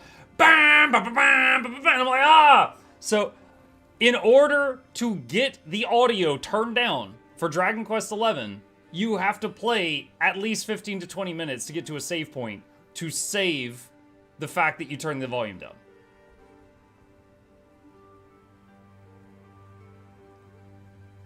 So then I was like, all right, I'm gonna play Spider-Man. Like, oh my god, dude, it was so frustrating. It was so freaking frustrating. Audio Quest, if I have to download other programs in order to turn the volume down for a game, that's a crap system. Anyway. Here it is. No time to quake with fear. Rigid we must remain. The strangers have woken.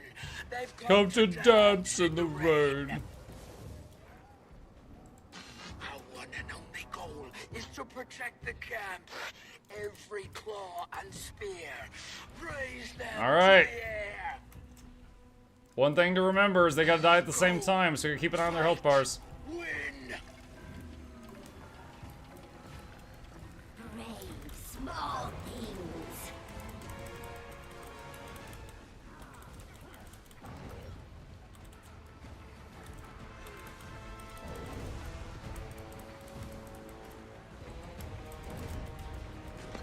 AoE resing? Have reached the first bloodstone. Oh, nice. Someone else did an AoE res too. I think mine just hit one person. If we don't halt their advance.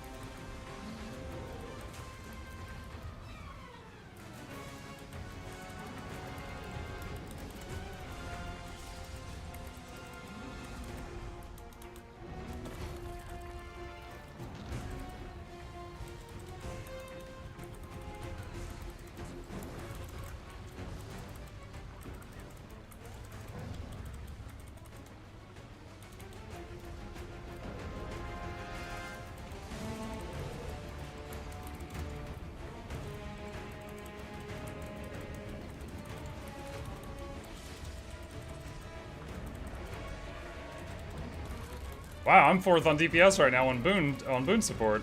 Feels pretty good.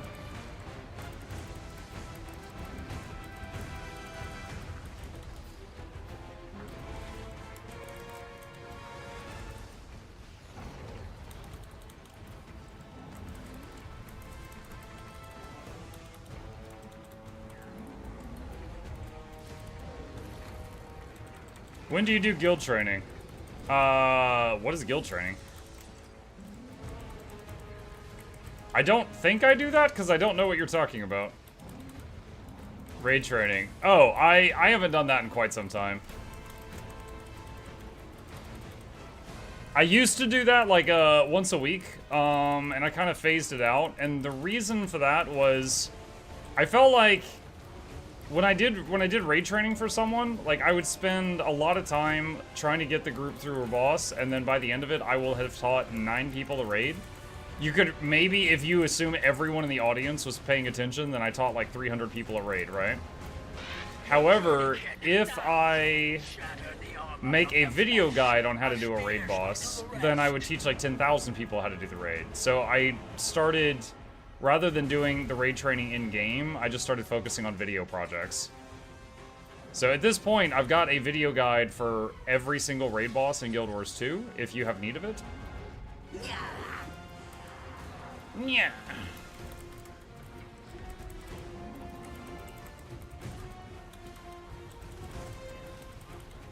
What class is the purple guy at top? That is a virtuoso. I found you from the Slot the Store guide. Nice! I hope it helps.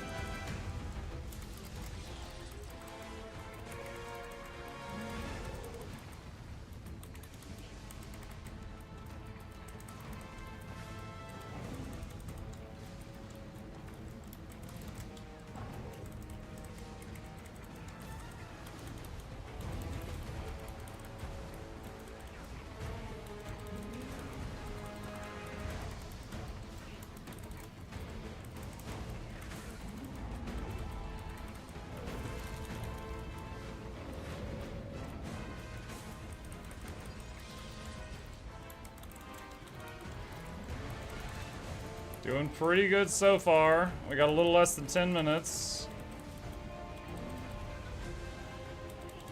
Yeah, I was worried about the number of people at Greer, but they're doing great.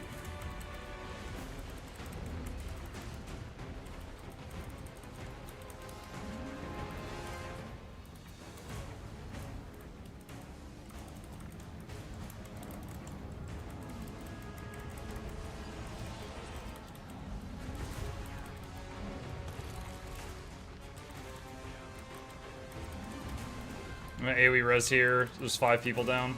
Got him.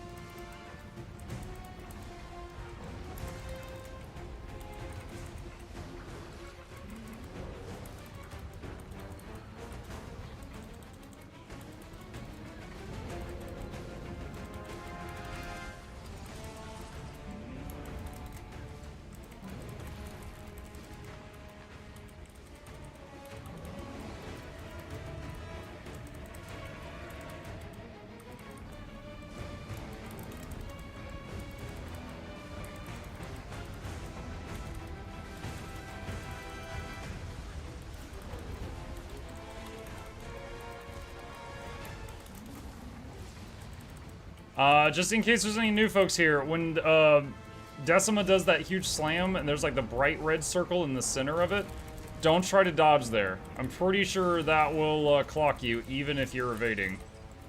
Just the bright red center part.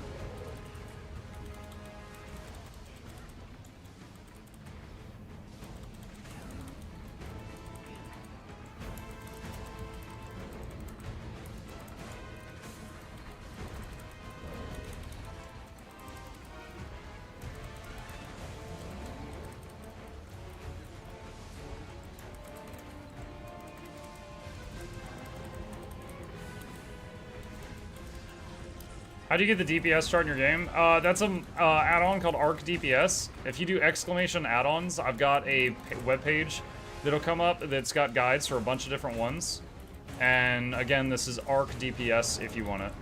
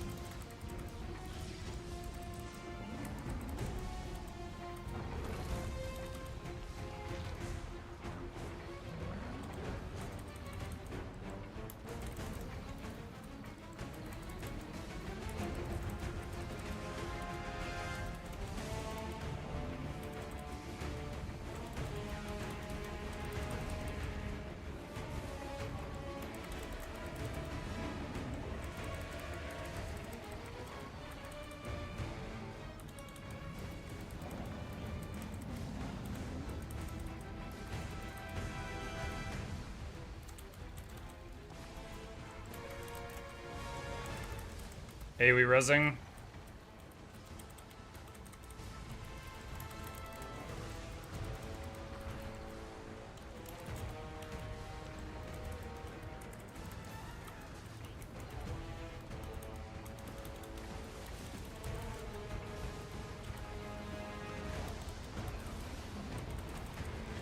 Weak they are. Mount your journeykin and topple them. Reveal the core.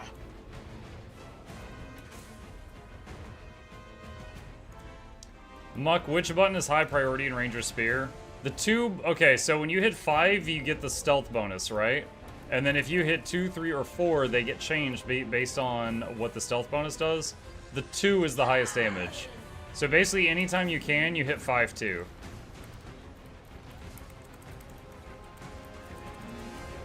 So I just did 5, 2, and then I did 3, and then now I'm gonna do 5, 2 again.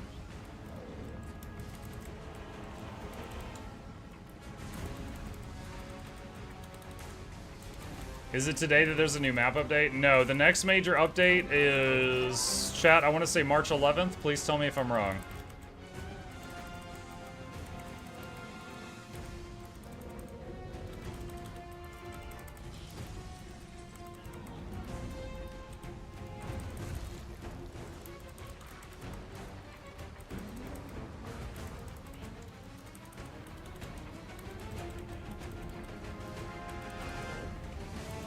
March 11th, yes, 2 weeks. Okay, cool.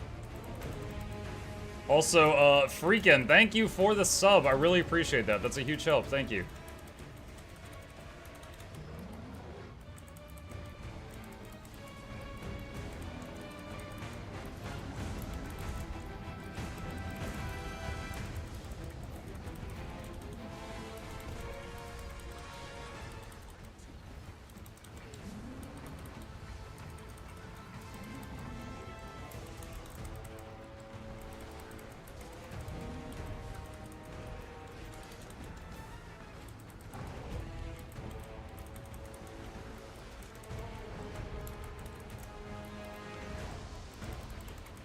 Alright, watch those health bars. I think we're fine, but keep an eye on them. Hey, we res right here.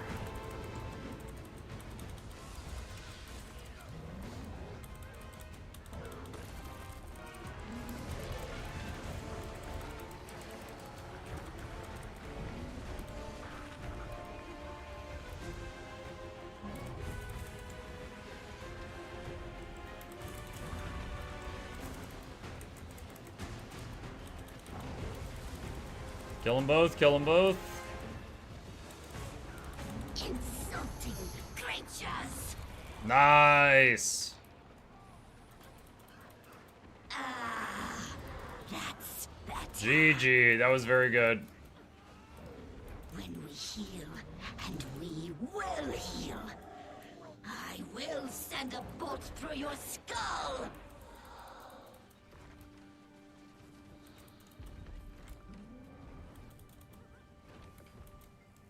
Just refresh these banners since we're here at them. Good job, all. Good job. And the Isle Let's see. Muck, should I clear each zone as I level, or boost to 80, run the story, then come back to clear maps? If it's your very first character, I actually don't recommend boosting. There's pros and cons to it. Here's a video I did on the pros and cons of boosting if you are interested in the topic, but in short, I don't recommend it for your first tune. For tunes past the first, it's fine. and it was grand. As far as, like, should you do maps as you level? When I was leveling, I enjoyed finishing a map before I moved to the next one. And it kind of helped me make sure that I wasn't under-leveled when I would get to stuff. But it's not a requirement. It is not a requirement.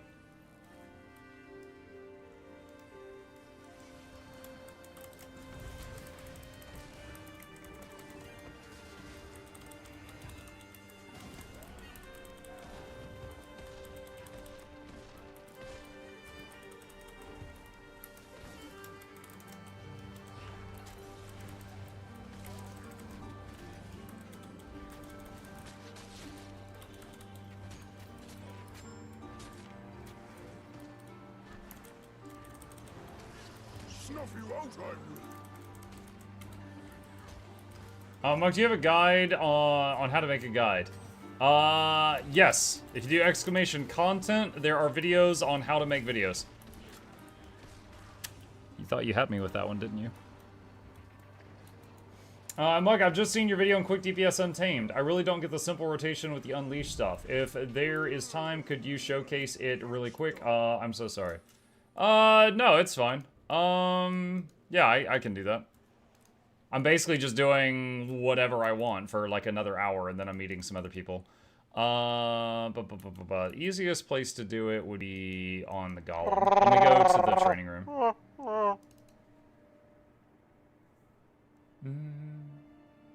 Moke, do you have a guide on how to best jump scare you? I mean, anytime I'm focused on something in the game that's not noisy, do the noisy scare.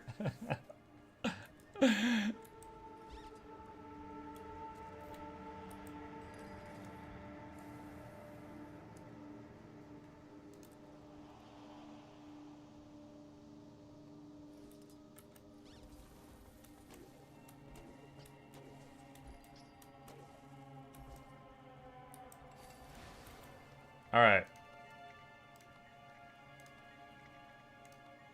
Okay, real quick. Here's a quick Untamed 101. You got a target, right? Okay. You start the fight. You can use your pet skills, so I'm just going to slam all of those. Move Unleash back to you. Hit 1, you ambush. Weapon swap, ambush. Do whatever you want for 10 seconds. When this comes back off cooldown, move Unleash to your pet. Move it back to yourself. 1, ambush, weapon swap, ambush. Do whatever you want for 10 seconds. When you see it, weapon swap come off cooldown, move Unleash to pet. Move it back to you. 1, ambush, weapon swap, ambush. That's it. The whole, like, you notice my boons. I've got Vigor, Fury, 10 stacks of Might, Quickness, and Swiftness. Okay? That's what you're pumping out by doing that system every 10 seconds. In between those things, in between the ambush weapon swap stuff, you can use your other weapon skills, you can use your skills over here, you can, you know, swap pets, whatever, and do everything else. But those supply most of your damage. I was talking to you and I was doing 10k there. Those supply a lot of your damage. Those supply a lot of lifesteal because ambushes heal you, and also your ambushes provide most of the boons around you. AFK? No, not AFK, because again, you're doing some stuff here. Because it's like, here, I'll try to narrate this. Right? Hang on a second. All right, so pet skills, unleash self, ambush, weapon swap, ambush. I'm gonna do 2, 3, 4, 5, sick'em, 5. 4, 3, 2, unleash pet, pet skills, unleash self, ambush, weapon swap, ambush, stealth, and then 2, and then 3, and do this right here, and then stealth, and then spear 2 again, unleash pet, slam the weapon skills, unleash self, ambush, weapon swap, ambush, 2, 3, 4, 5, 5, 4, 3, 2. Now, this is great for open world, anywhere where I'm worrying about my own survivability, because the maces do less damage than most of the other ranger weapons, but they give regen, they give vigor, they give protection, they give stability, they give Condi Cleanse, they give barrier, they give a ton of CC. So, like, if I was in a group where I had a dedicated healer, I would swap out the maces for hammer or something. But the maces just provide so much comfiness. They're just really good. So no, this is not like a lazy rotation. You're definitely hitting buttons, but learning it is basically just learning the unleash him, unleash me, ambush, weapon swap, ambush, and then remembering that sequence and doing it every 10 seconds. That's basically it. Hopefully that made sense. In maces, you can do some optimization around mace 2, but usually you just want to press 5 first, spam everything, it resets, spam again. Actually, 2, 3, 4, 5 is good. Yeah, so I learned more about it since I made that video. Essentially with maces, when you do 2, you get a stack. When you do 3, you get a stack. When you do 4, you get a stack. And when you do 5, you get 2 stacks. Okay? So, and when you get 5 stacks is when the thing rolls over. So if you swap to maces and you haven't done an auto attack and you just go 2, 3, 4, 5, it'll reset everything, and then you could do 5, 4, 3, 2. Or you could change the order, whatever. But if 5 is the last one you hit and you don't do any auto attacks or you know, ones, then you could do 2, 3, 4, 5, 5, 4, 3, 2. And the result of that is 900 break bar damage, so it's really good if you need to CC too.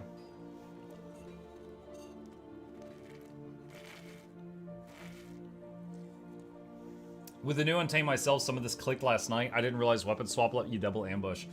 Yeah, it's because of a trait you take. It's this. This is refresh ambush when you swap weapons. So it's because of that that you can do 2 ambushes per time that weapon swap comes off cooldown. What time will you be doing the CM run? In 1 hour. I'm meeting up with them. I'm waiting on them right now. Are you playing Untamed on CERUS CM? Yeah, okay, so there's two builds I'm super comfortable with, like, to where if something unexpected happens, I can adapt to it, and that's healer or boon support. And they said, all right, we want to have experienced healers for this fight, for, like, people that are already experienced with this fight do it, so you be a boon support. I'm like, okay. So I'm going as Quickness Untamed, and I've got some various weapons. Like, when we get there, I'll probably go Hammer Spear and see how that does. As long as we got enough, because again, the maces give boons. We'll have boons from other people. Give survivability. If I'm surviving with the dedicated healer, then I won't need that. And they give a ton of CC. So as long as we have enough CC, then it's fine. I can put it away and take a higher damaging weapon. That showcase you did just now, can you cut it and put it on YouTube? It's literally in the Quickness Untamed video. It is on YouTube already. Hang on. It's in that video.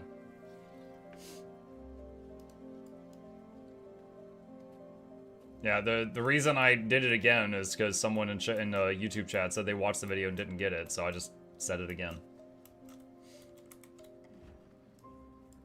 Hammer Spear is good. Also, Spear is ranged, so you can have some DPS up time when you go away. Yeah. Muck has YouTube. I do has a YouTube. Dude, YouTube right now is, where is it? 98.9k subscribers. Heavy breathing. Heavy breathing. Muck is God? I don't know about that.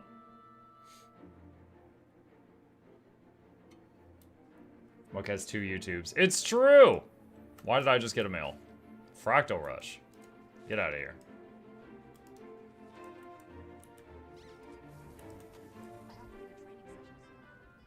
Hammer Spear would be good. Sword Axe is good, or Hammer is good over the world. Sword Axe is very high damage, but almost, let's see.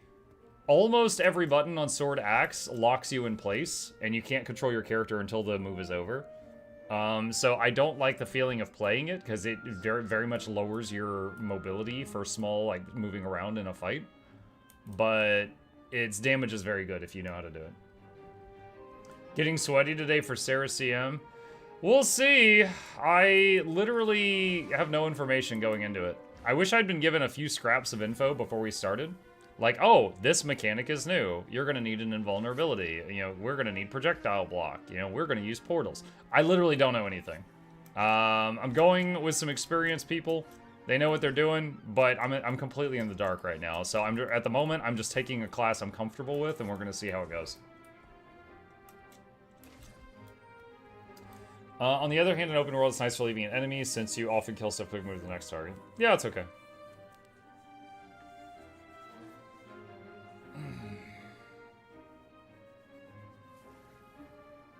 I could just put pet skills on auto and just keep my eye on weapon swap and ambush. Yeah, yes. Pet skills, so like right now I've got the tiger, they're all on auto. However, you can't put the unleashed pet skills on auto. So these, if you want to use them, you still have to hit them yourself. And they're all DPS increases. For the maximum damage, you hit 1, 3, 2. Because 3 makes a field, a combo field, and 2 will do an explosion, which combos it.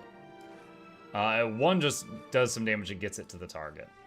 But if you need to save projectile block for certain moments, then you would save the F3 for when you need it.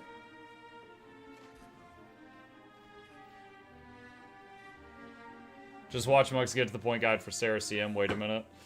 If I feel like I'm capable of making one after this, I'll make one. But we'll see.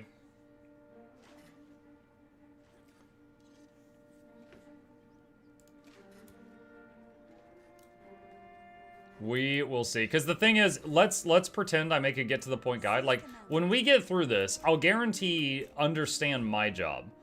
But if I don't, if like they're doing some freaking portal network all over the place and I don't understand what the other people are doing, I'm not going to be able to make a guide on it. I have to understand what all 10 people's jobs are to make a guide.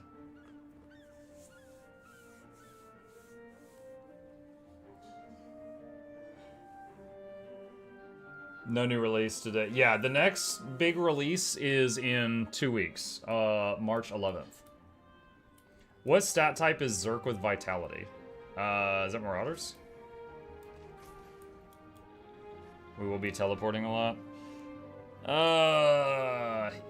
Does every version... sorry, not version. I misspoke there. Does every strategy for CERUS CM involve portals? Is there a strategy that doesn't involve portals?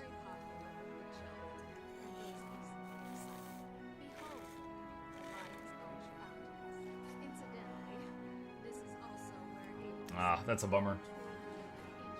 That basically means that there's one person that's got to do a lot more work than what the others have to do. Questions? No? All right then.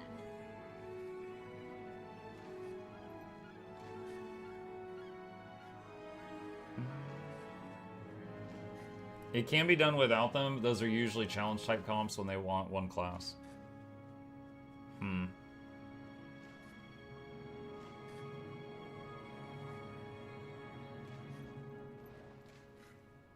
Does the Fractal Gate portal scroll take you to the Fractal Lobby or to LA?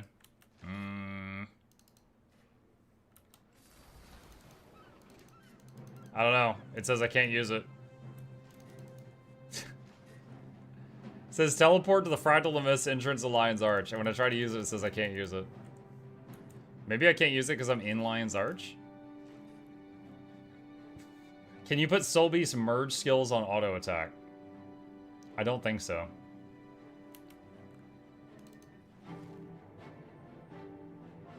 Monkey have a guide for a lot of things, but how about food? Exclamation food. No, I don't have that. Eat orange chicken. I have a guide on leveling trade skills, which includes cooking, but as far as like what food buffs to use, no.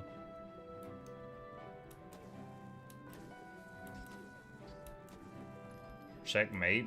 What do you mean checkmate? Like, whatever build you're playing, just use the food associated with that build. That ain't me. Do you have a guide on cooking IRL? Dude, I burn cereal. No. Mike, you did the Janthier meta earlier. What did you pick from the Hero's Choice chest? Where is it?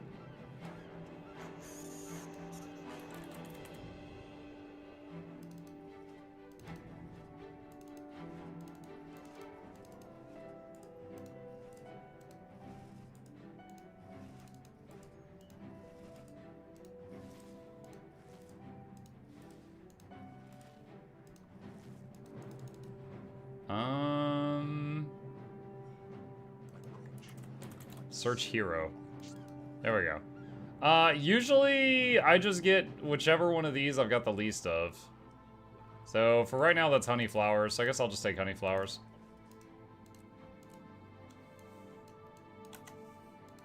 Boop boop. Day with Muck, how to cook a boiled egg shows a gif of an exploding house. Dude, I've told this story before, but there was one time when I was a kid when my dad made a boiled egg by microwaving it.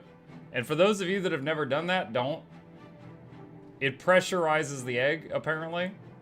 So he microwaved it, and it came out, it felt like a boiled egg, and he pulled the shell off, and then he put it on my plate, because I enjoyed just like, if my parents made something that had boiled eggs in it, like let's say they made like tuna salad or something, I always loved it if they just made some extras and I could put some salt on it and just eat it.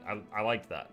And so there was one on my plate and we sit down to eat. I bite into it, the thing exploded in my face. It like burned me like all around my mouth and stuff like that. And dude, I have a distinct memory from that day where I was like screaming and crying and my mom and dad were yelling at each other. Neither of them were helping me. Oh my god, are you okay? No, they were both just yelling at each other. They were just fighting. This is your fault. You told me to boil the egg. I told you to boil it, not microwave it. You gave me 2 minutes. The food was going on the table. I didn't have time to boil the egg. And I'm just, yeah, that's like my face is melting off. Yeah, don't microwave eggs like that. So yeah, it's funny you bring that up. Yeah, I've had that. You can microwave it, just poke a hole in it with a tap. I mean, I guess just depressurize it without your face. It wasn't a dad gag. No, it was my parents fighting and almost divorcing gag. Thanks, Teresa. World v World Rush. I now have 3 gifts of battle to work with. Is it more cost effective to make some legendaries now, or should I wait for the update in 2 weeks? When the next time a legendary is getting added, I think is it the 9-month update, which would be 2 weeks plus 3 months from now, which is going to be the one that adds a new legendary backpack, and I don't know what that's going to require. So between now and then, I think most stuff's going to be pretty stable.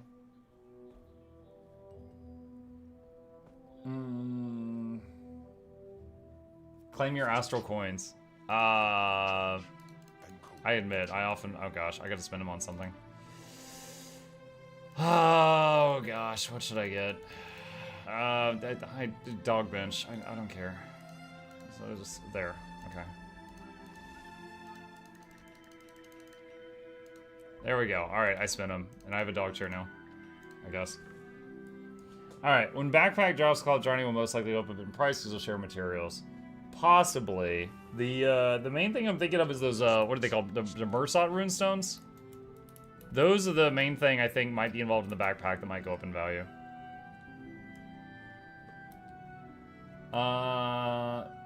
Scientists discover and some other things to antibodies. Oh my god. I just checked it's under general options to search for cursor contrast. Oh, yeah. F11, cursor contrast. This right here is what I'm using. I have it on low.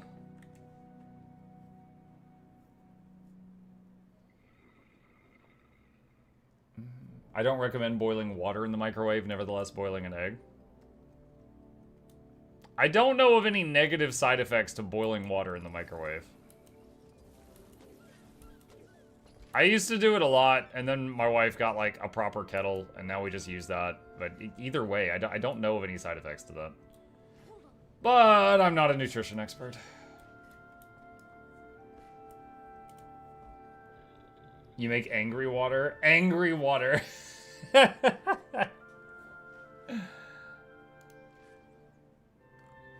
kettle, how European? Oh, I said kettle so you guys would understand it. It's not even that, but it heats up the water and it's not a microwave. Sensational March sales are here. Scratch, engage sneaky mode. What do we got? Hang on. This shot. Welcome to the Blackline Trading Company's March sales. Each week will feature a valuable bundle filled with essential goodies, along with some community favorite items that will return to the gem store at a discounted price. We'll also sprinkle in some brand new cosmetic items and Blackline chest updates as the month progresses. Below is our schedule and the sales. Blackline chest keys will be 30% off during 2 separate intervals in March. Stock up from February 28th to March 4th, or from March 28th to April 1st to take advantage of these savings. Week 1, outfits, quarter off, unique weapon skins, a quarter off, featured bundles, sensational storage package, backpack skins, gliders, featured bundle, mount skins, die kits, novelty items, featured bundle, unique armor skins, chairs, featured bundle, character and account upgrades, featured bundle, sensational storage package, has bag slot expansion, shared inventory slot, 20 slot, calculating satchel, bank slot, material storage expander. What's in stock? Starting February 28th and continuing for the next few days, the following lounge passes will be 20% off. Royal Terrace Pass, Unicorn Scarecrow Making Finishers. Interesting. Not sure that... I'm not sure if I want to make a video on that. But... New patch notes? No, I don't know of any new patch notes. Nemec says the reason for teleporting around CERUS CM is so the DPS can spend more time dealing damage because the time limit is very strict. Yeah, I know. I mean, just... It's a bummer. It sounds like a fight that's a pain, which means I'll probably do it this one time and then never again. Like Raid Wing 8. I did Raid Wing 8 with these same folks. I've not gone... I literally did it one time. I made the videos on how to do it. Forgot how to do it, and I haven't been back. I have not gone back since I made those videos. How much muck could a Mukluk look if a Mukluk could look muck? Have some Bezos bucks on me, and thank you for another month of content. Mr. Matty Man, thank you. Appreciate that. Also, 42. Thank you for the 10-month sub. Let's see. YOLO Mouse is a program where you can make your mouse cursor really bright and eye-catching. You can use it while playing other games. Even after the changes, it's easier now. I mean, I didn't find the fights that fun, so I didn't really have the desire to go back. But now I haven't. I literally have only done it that one time.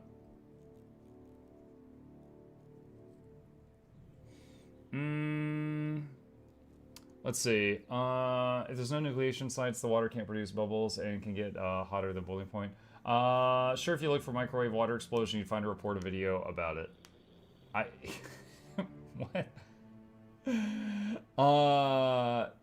There's a toggle to auto repeat tracks. Yeah, if you're in World v World, is that what we're talking about? Hang on a second. Where is it? World v World reward tracks. This right here, you can click that and it'll auto repeat whatever. Or it should. Is there a reason to do Fractal Rush if you already have ad infinitum? If you just want coin, it's profitable. But it's profitable if you're doing fractals. If you're not, then it doesn't really matter. Is the kitty mount the fastest? I've been doing map comp on sky scale and it feels slow.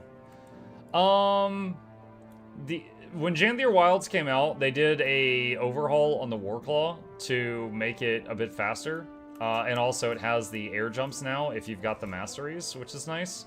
But as far as is it the fastest, it depends on the environment. For example, if I need to get up there on top of that thing, the fastest thing I could do would be to sky scale over here and then sky scale up there, right? So, but if you are going in a straight line on flat field, then the fastest thing will be to roller beetle through that sucker. So it depends. So for mostly flat terrain, the cat is quite quick. For perfectly flat terrain, the roller beetle's the fastest. For really rocky and hard to traverse terrain, the sky scale, is better. And the turtle is better never. Check gem store for sensational package. Let's see. Sensational storage package. Bag slots are usually 400 each. 20 slot bag you could just get in-game. Bank tab expansion is usually 600. Shared inventory slot. Yeah, I mean, if you need all three of those, it's good. Oh, wait. I already have... Okay, so apparently it would usually have a material storage expander, but I already have that, so I can't see the normal price.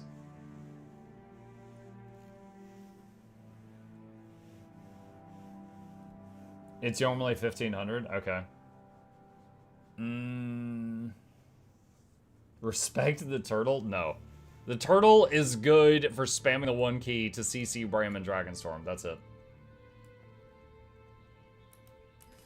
Which is amazing, because I worked so hard to get it.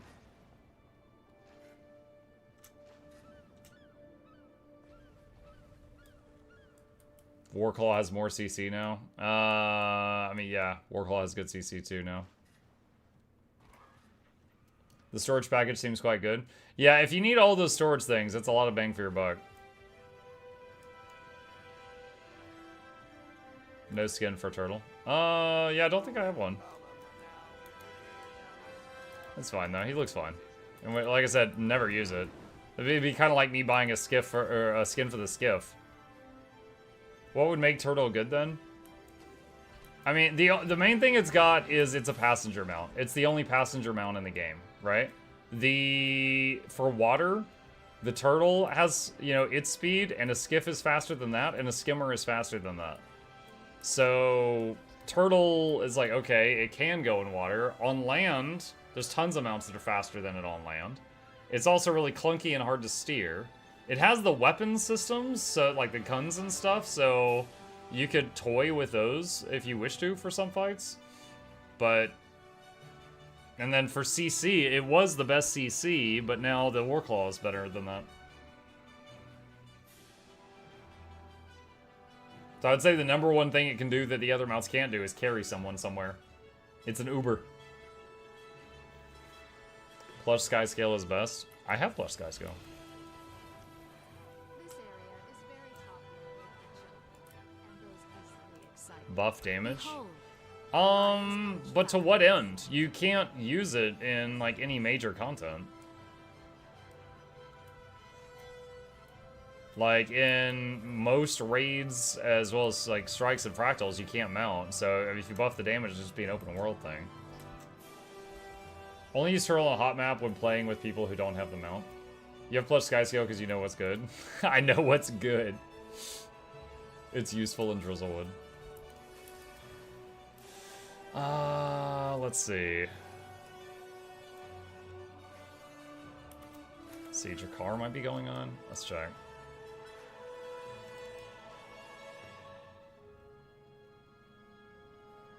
Plus, keep in mind, for damage, the turtle requires 2 people.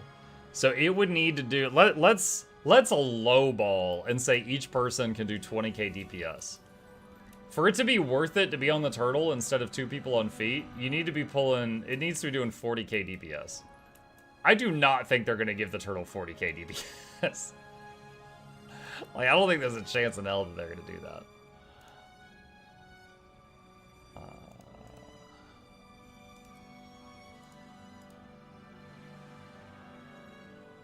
CERUS CM, someone wants to suffer. I heard it was easy.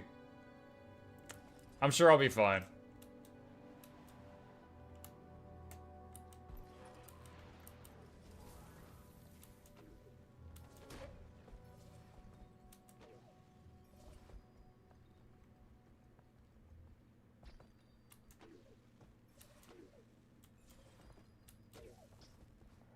Let's see if I get here in time.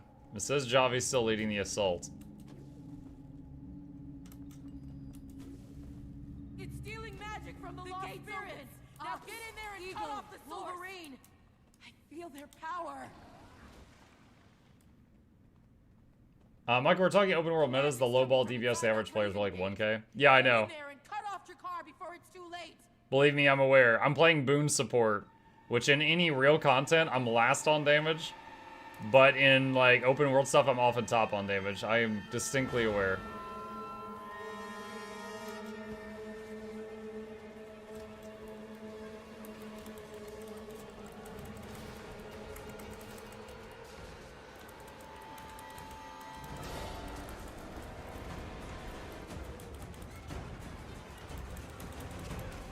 What can you farm T6 materials or buy them from the TP? Volatile magic farm. If you do... Okay. There's 2 videos that come to mind. One is the exclamation ice video. There's a video on how I get a bunch of eternal ice every day and then I turn it into money. And basically, you could take Eternal Ice and you can turn it into Living World Season 4 currencies. You can consume those to get volatile magic. You can use the volatile magic to buy trophy shipments, and you can sell the contents of the trophy shipments to get gold. At any point in that exchange line that I just described, you can hop on or off. So you can just hop on at the volatile magic point and then turn it into the gold, etc. I have a video where I turned like 1,000,000 volatile magic into gold to use it as an example, and it made a few thousand gold. I also have the ice video that shows how to do the whole process if you want that. Slow down. No! I'm doing this by memory while fighting a dragon. You can at least write down.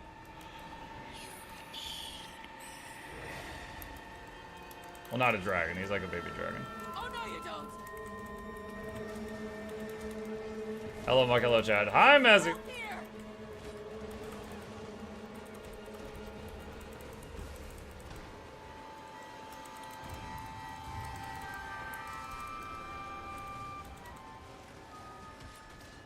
I've used all my CC.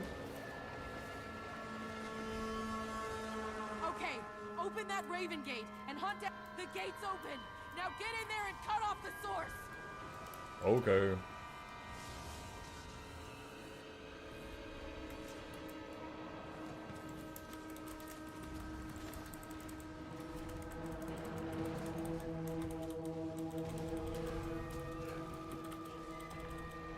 Hello. Thank you. The gate's open. Now get in there and cut off the source.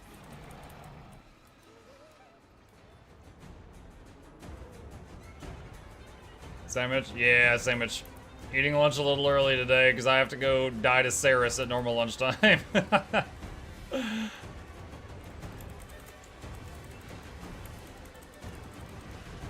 must like pain.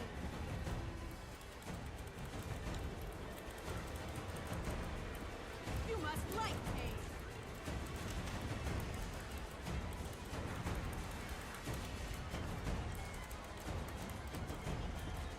Hey, we res right here. Boop. Nice one.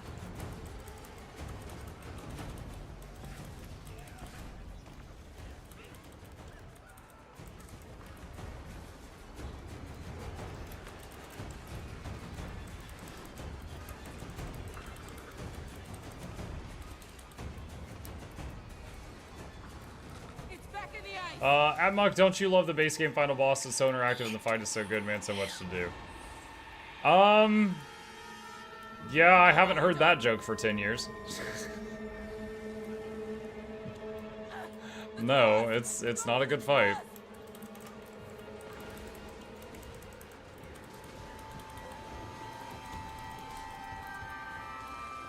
The magic's coming from inside that Raven Gate. The gate's open. Now get in there and cut off the source. No. I think Zaitan's one of my favorite Elder Dragons just because I love a good zombie apocalypse story. The idea of the enemy has an ability where every time we lose a man, he gains a man is a terrifying prospect. And The gate's open. I love a good Resident Evil-esque story, which is basically what Zaitan was. But no, his ending was awful. Everybody knows that. He had a very cool model. He did, absolutely. This is it. Everyone, attack!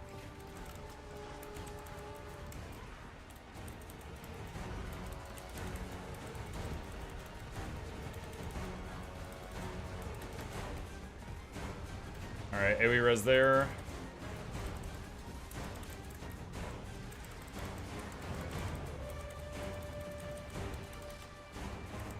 Sorry, I've been on Guild Wars 2 for 2 weeks. I gotcha. Yeah.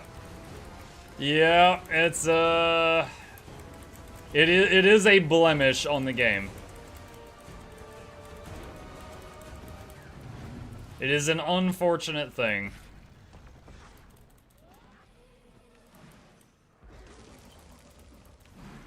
Is there any gold to be made in running Corteria dungeons? But for most folks, if you're going to do dungeons, you could just run fractals and make a lot more money. That's typically how it is.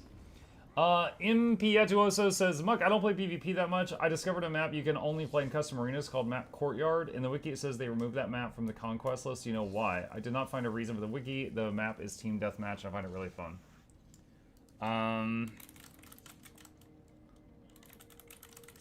Courtyard map. Hold on a second.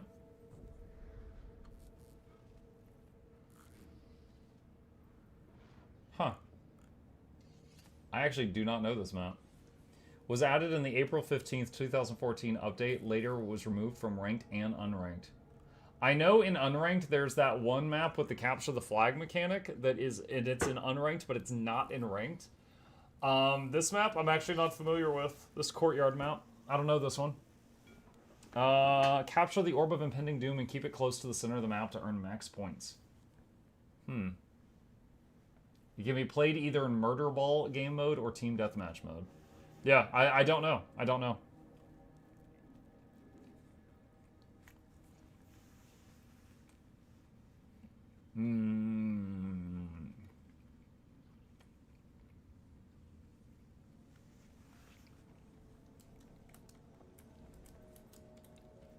Let's see. First, the dungeons are fun though. Sad they don't do anything with them anymore. For some leggy weapons, you need to buy stuff with dungeon currency. So technically speaking, you use dungeons to make money for leggies. I mean, in that way, sure. And that way, it is true. I need to check something at the homestead. There was one. What was the map? Was it Beta Jin? There was a funny thing on that one. I think it was Beta Jin's Dominion.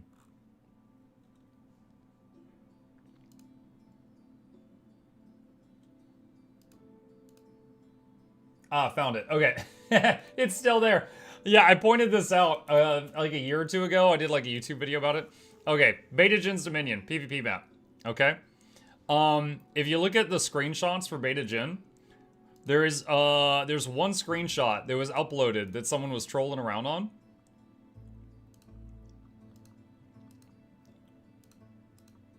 Right there. There's a freaking T-Rex. Someone uploaded this to the wiki? Like, dude, I don't know how many years ago. Let's say this is uploaded 2019. So this has been on the wiki for 6 years with a T-Rex. Ah, I messed it up. There we go. So yeah, this guy's been on the wiki for 6 years.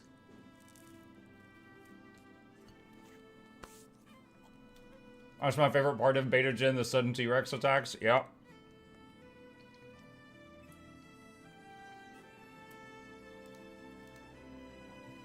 What's the sandwich? Peanut butter and jelly, because I am a child with taste buds.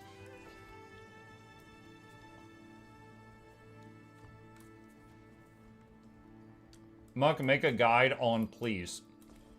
On please? Just like how to use manners?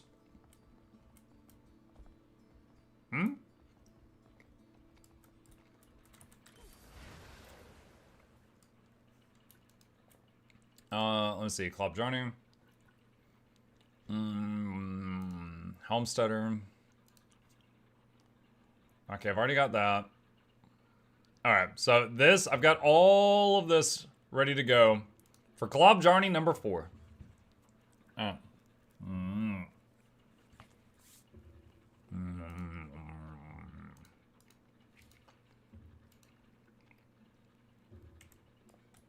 Make a guide on how to eat. What? Requiem drip armor. What? Drip armor? What are you talking about? You do remind me of something I saw the other day. Let me see if I can find it. Hang on.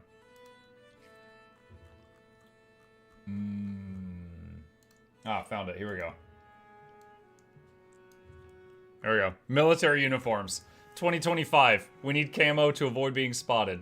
1225. Come at me. I have drip.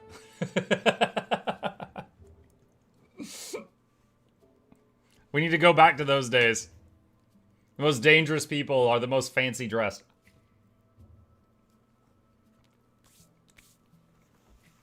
Make a guide on how to make a PB&J. No. I will not be doing that. Muck, your beard looks really nice. Thank you.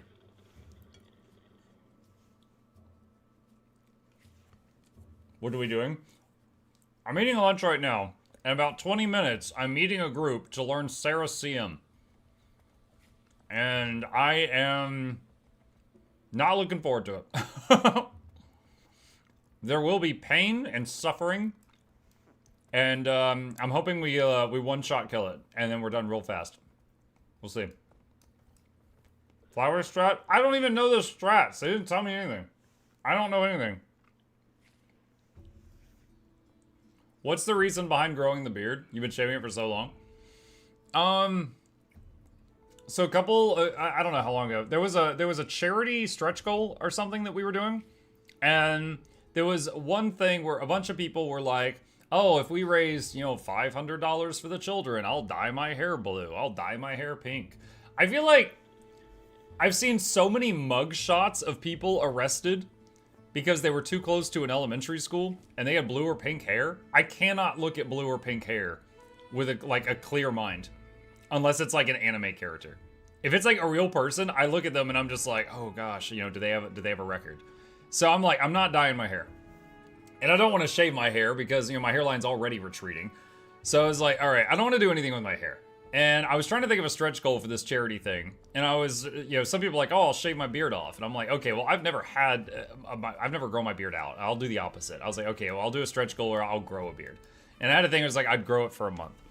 And we met the goal. You know, we met the goal. We made like a few $1,000 for charity. It was cool. Saved some, you know, children's stuff. And then I did it. There was a few other stretch goals we did too, but one of them was grow a beard for a month. And I did it, and pun totally intended, it grew on me. So after the month was over, I just like trimmed it down so it wasn't, you know, looking like I was homeless anymore. And I was like, you know, to my wife, I was like, I think I want to keep it. And she was like, yeah, that's fine.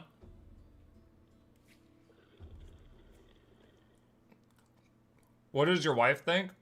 How can I phrase this? She loves it at range. She dislikes it in melee.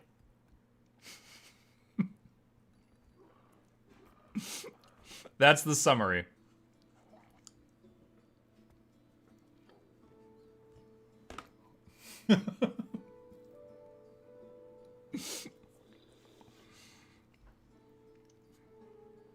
She's a virtuoso.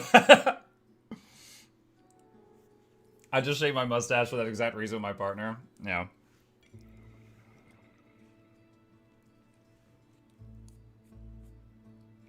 Vive likes a beardo. Like I said, she loves it at a distance. She's like, oh my god, you look so good now. Which she basically says I look like crap before. But the melee.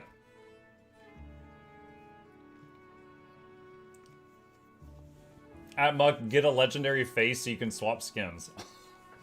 That's dark. A girl I know always does that. She likes guys with beards, but in melee, she's like, ew, you're itchy. Yeah. My husband shaved his mustache once. I told him, don't do it again. You're hideous. Put it back.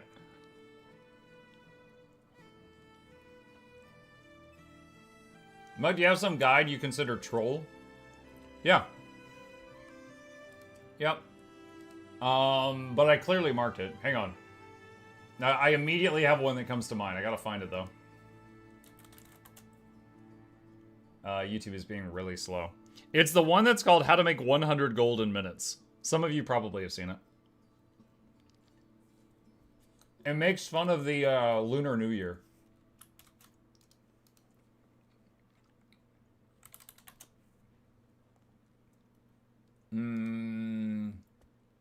Yeah, this one. This one, farm onions. Oh my god. This one, my guy like me pogging on it. Yeah, this one's troll.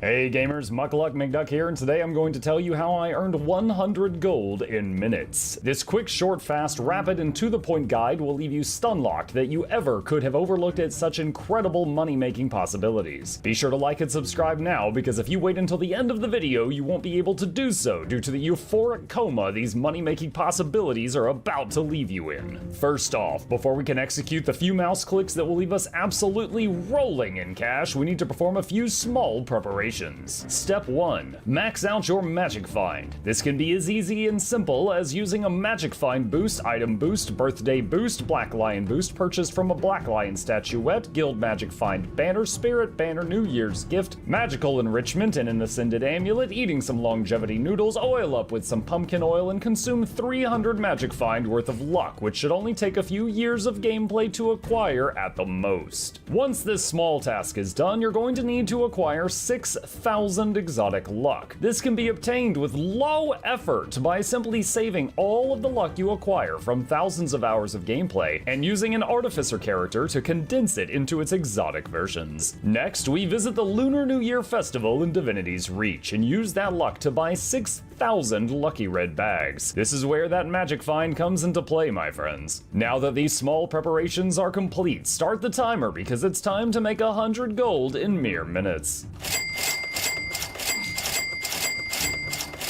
This was such a disappointment. Now the big money item we're looking for here is Ornamental Golden Trophy, worth 8 gold each time you get it. And as you could see from 6,000 bags, I got a total of 0 trophies. However, we did get thousands of other gray items that are definitely worth something. We head over to a merchant and hit the sell junk button and whoa, 75 gold. Yowza! Next up, we take the dozens of lucky rabbit foot lanterns we acquired and we sell those to a merchant because no one in the entire Guild Wars 2 game is buying them at the moment. Afterwards, we see that we were blessed with not 1, not 2 or 3, but 4 lucky great rabbit lanterns. These bad boys sell for 6.9. Nice. Gold each. Slap those babies onto the trading post. After these sell, that will add about 25 gold to our earlier tally, pushing us over 100 gold for just minutes of opening bags. Did I ever tell you the definition of insanity? I saved up luck for a year for this. There you go. Possibly my only troll video that I can immediately think of. That's it. Watching self video, too much fun. I actually didn't realize how many views that video had. When you had me pull it up there and that one passed 100K. Probably a lot of disappointed people watching that video. Will you do more? I mean, if I'm inspired to, if I get the idea to. That reminds me of the PoE2 content creator tried to get people to flip armor scraps for making currency. Oh my gosh. The mini mesmers were harmed during the making of this video. Oh, wait, okay, so there was some others that I did. There was the Never Fail Another Jump Puzzle Again, and the White Mantle Portal Device. Those 2 videos, they weren't troll, they were educational. They did teach you stuff, but I did them like in the tone of like a used car salesman. So like I was going through there and it was like, you know, heavy-handed trying to sell someone something. So it was kind of troll, but it did have relevant information. It did have real info. After all you went through for this video, it might not even be trolling, but qualify as therapy. Dude, I was shocked at how little gold that made after literally saving luck for a year. I like the Mesmer PvP short video. Oh, the Mesmer.exe, I think was the name of that one. Hang on. Yeah. Okay, no, I was pretty happy with that one. That one, I don't know if that was troll. I don't know if it was troll, but here. Okay, all right. So recently, for those who don't know, I painted this wall. I green screened my wall with paint, and I got a lot of paint fumes in me. And paint fumes, like brain damage, and also annoying people in chat. Apparently, that combination makes me willing to play Mesmer. A lot of people, ever since I posted that video, that was like, Mesmer's too easy. It makes me feel like I need to take a shower. Are like, you know, Mukluk. You know, it's not that easy. It's an art. It's finesse. Try it out. Back up your words. Fine.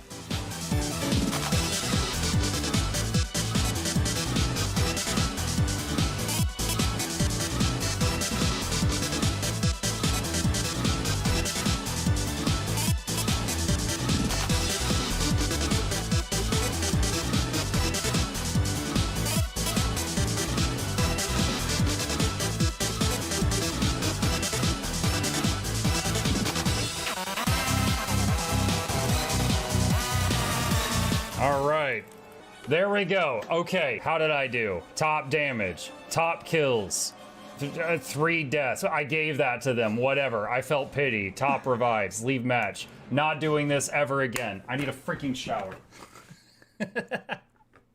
So the only troll thing there is I had to play like 2 or 3 matches before I got one with good results, and then I acted like that was the first match. It was not the first match, but once I got the results I wanted, I just played it off like that was the whole thing.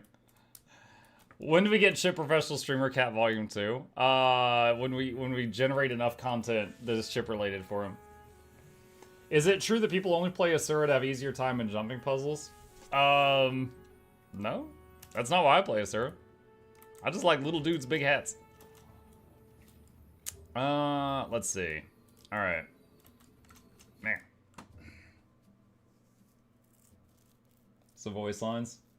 One of my favorite character voice lines is actually from female Asura, and it's like when she kills someone and she's like, "You're dumb, you'll die, and you're gonna leave a dumb corpse."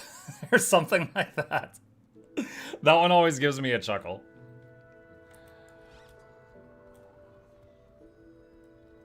It's way better than, you know, I can outrun a centaur. You normally play on NA? Kind of split down the middle these days. But yeah, I mean, my home server is NA. Oh, wait, hold on a sec. I need to get... Let's see. They're probably going to have food buffs there.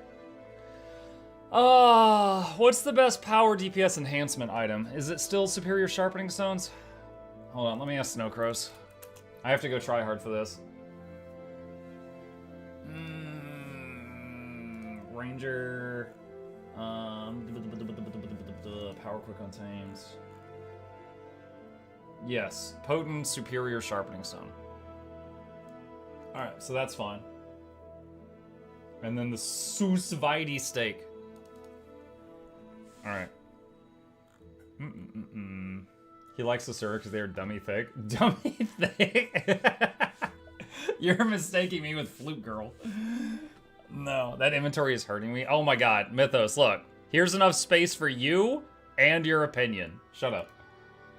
It's fine. No problems here.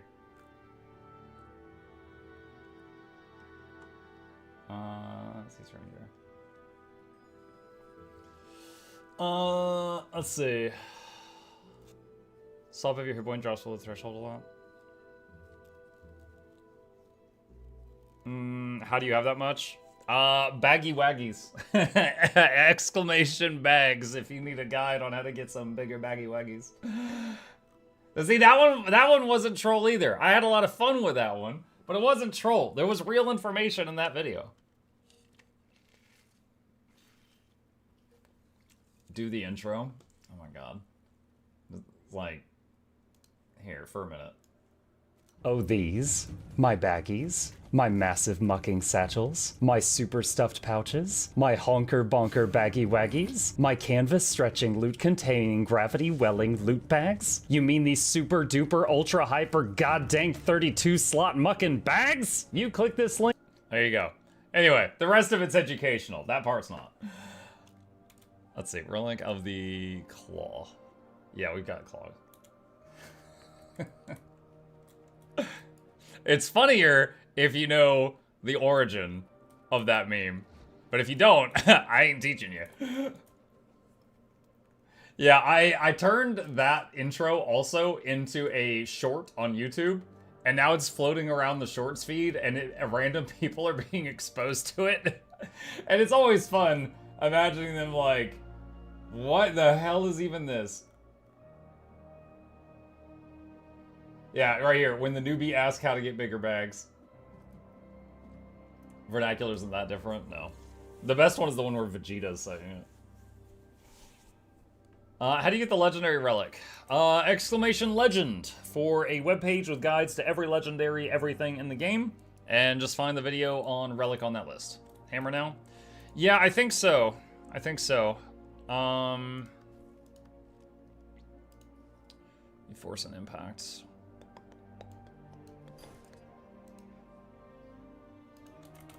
Burrs. Force and impact.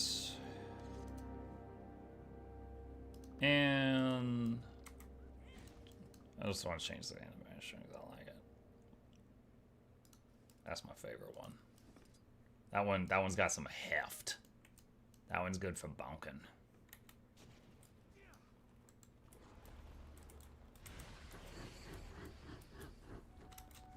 Are you spending blue shards on anything? I haven't recently.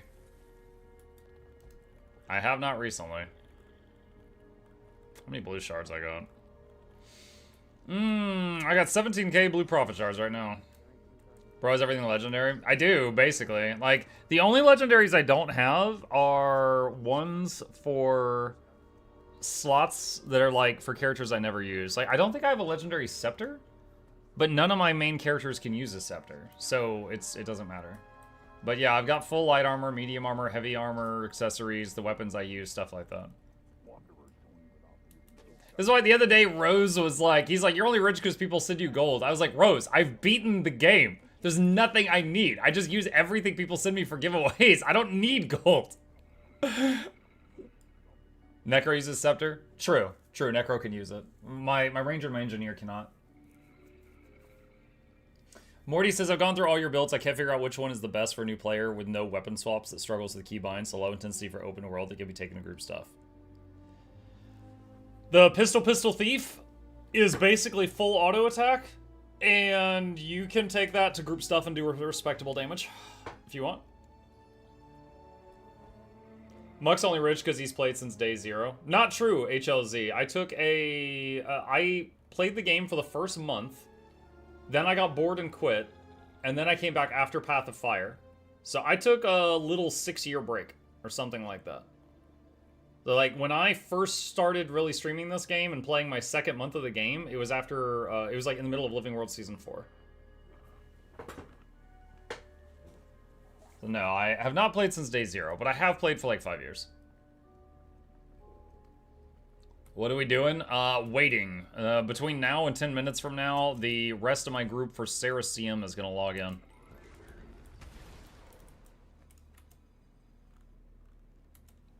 Played the game since day 0 and I was chronically poor till I started Fractals and sold my first legendaries. Nice.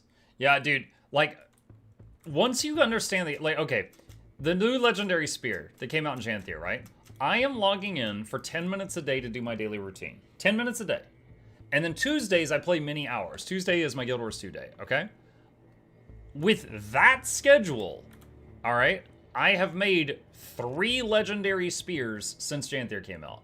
One that's in my bank, one that I have got equipped, and one I sold, and I've still got tons of money in my mail that I can't get out of my mailbox yet, because that's going to take a few weeks because there's a mail cap limit. So, like, once you kind of understand how the game systems works, making legendaries is just a very easy overtime project.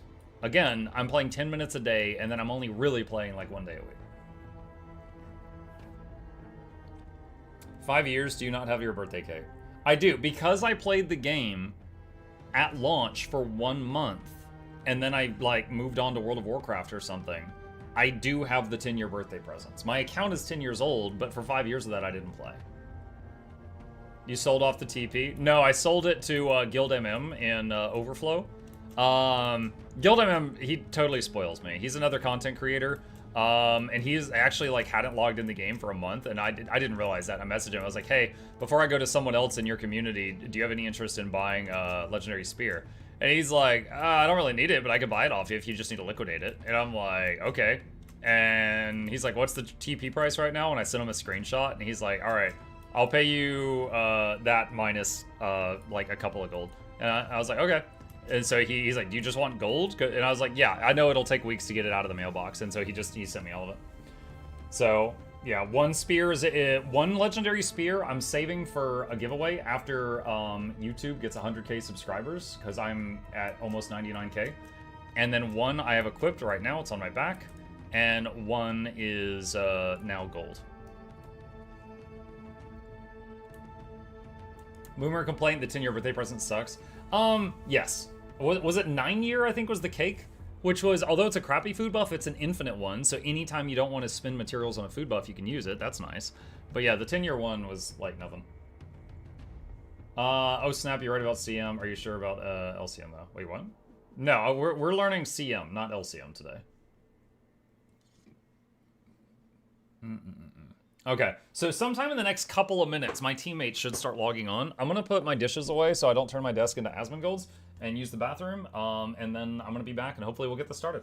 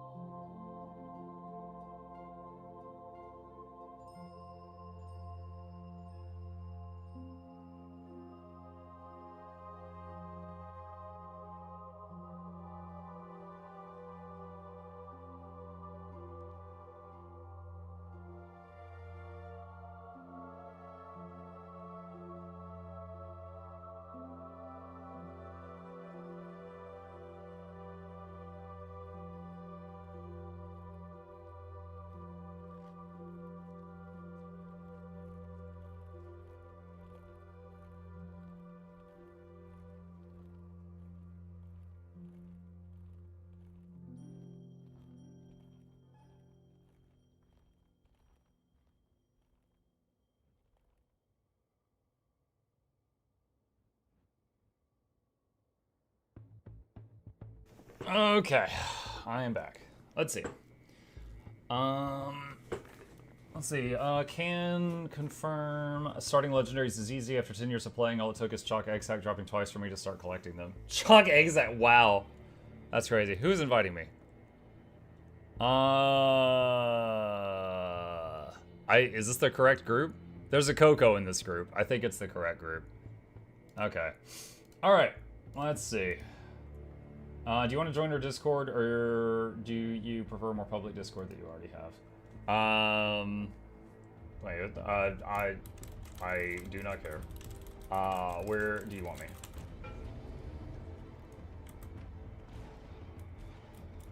It is the correct group. I mean, okay, well, so Raylan can hear me. So Raylan, I get invites from random people all the time. I was just like, oh, here's another one. And it wasn't Coco, so I was like, oh, I don't know what this is. Let's see. Would you join the Globetrotters Discord? The What? You named your Discord after a basketball team? Oh my gosh, I'm not going to be able to stay in this one afterwards. This is freaking sports ball fans. Alright. Join. Add this to my list of 800 Discords. Alright, what do we got here? Oh god. I can't even read half this Discord. The voice channels are called Stam Stitches, which I assume is some sort of sandwich. Okay, hang on a sec. Hello. He found us. Oh, hello there. Hello. Is my mic okay? Again. Yes. Yes. Yes, it is. All right. How y'all doing? I'm doing fine. Awkward silence. Everyone here's doing How terrible. nervous are you, Coco? How nervous are you? Just so nervous that I couldn't concentrate today to learn for my exam tomorrow. But I learned last week, so it's gonna be fine, right? This is how it works. You sound like my son, actually. He's like, I went to school last week. I don't want to go to school again today. I already learned. Okay, then I'm gonna do Dooney in my subgroup, Kamgao with me, and let's put you with me, and then Scoopy goes into this first subgroup as well. So before you enter the instance, you will want to get the reinforced armor buff. Okay, zoning out. The anvil buffing. Yeah. Just I even placed a marker, but it's only in my instance, so. Yeah, and everyone in chat flexing their endless reinforcing canister. Oh, wait, that's what you're talking about? Oh, yeah, I've got that too. I thought you were telling me to go get like the Jadebot buffs or something. I misunderstood. No. It's just the what's it, 300 HP or something? Yeah, ever since they changed that, because what was it before it was the reinforcing canister? It was something else, like back when armor repair. Yeah, it repaired your armor, yes. Right, so I had the armor repair thingy at that time, so when it became the canister, I already had, I had it instantly, so I've literally never had to think about that ever. So when you said it, I was like, what is she talking about? Is that the Jadebot thing? I'd forgotten. Yeah, I don't have that endless thing. I haven't been playing as long as most of the people in this channel, actually. I've only started right before End of Dragon's release. So I don't have that many convenience items. So after that, Nemo is probably already in the instance, right? You opened the instance? We're all in it, yes. Okay, then I'm gonna join as well. It together.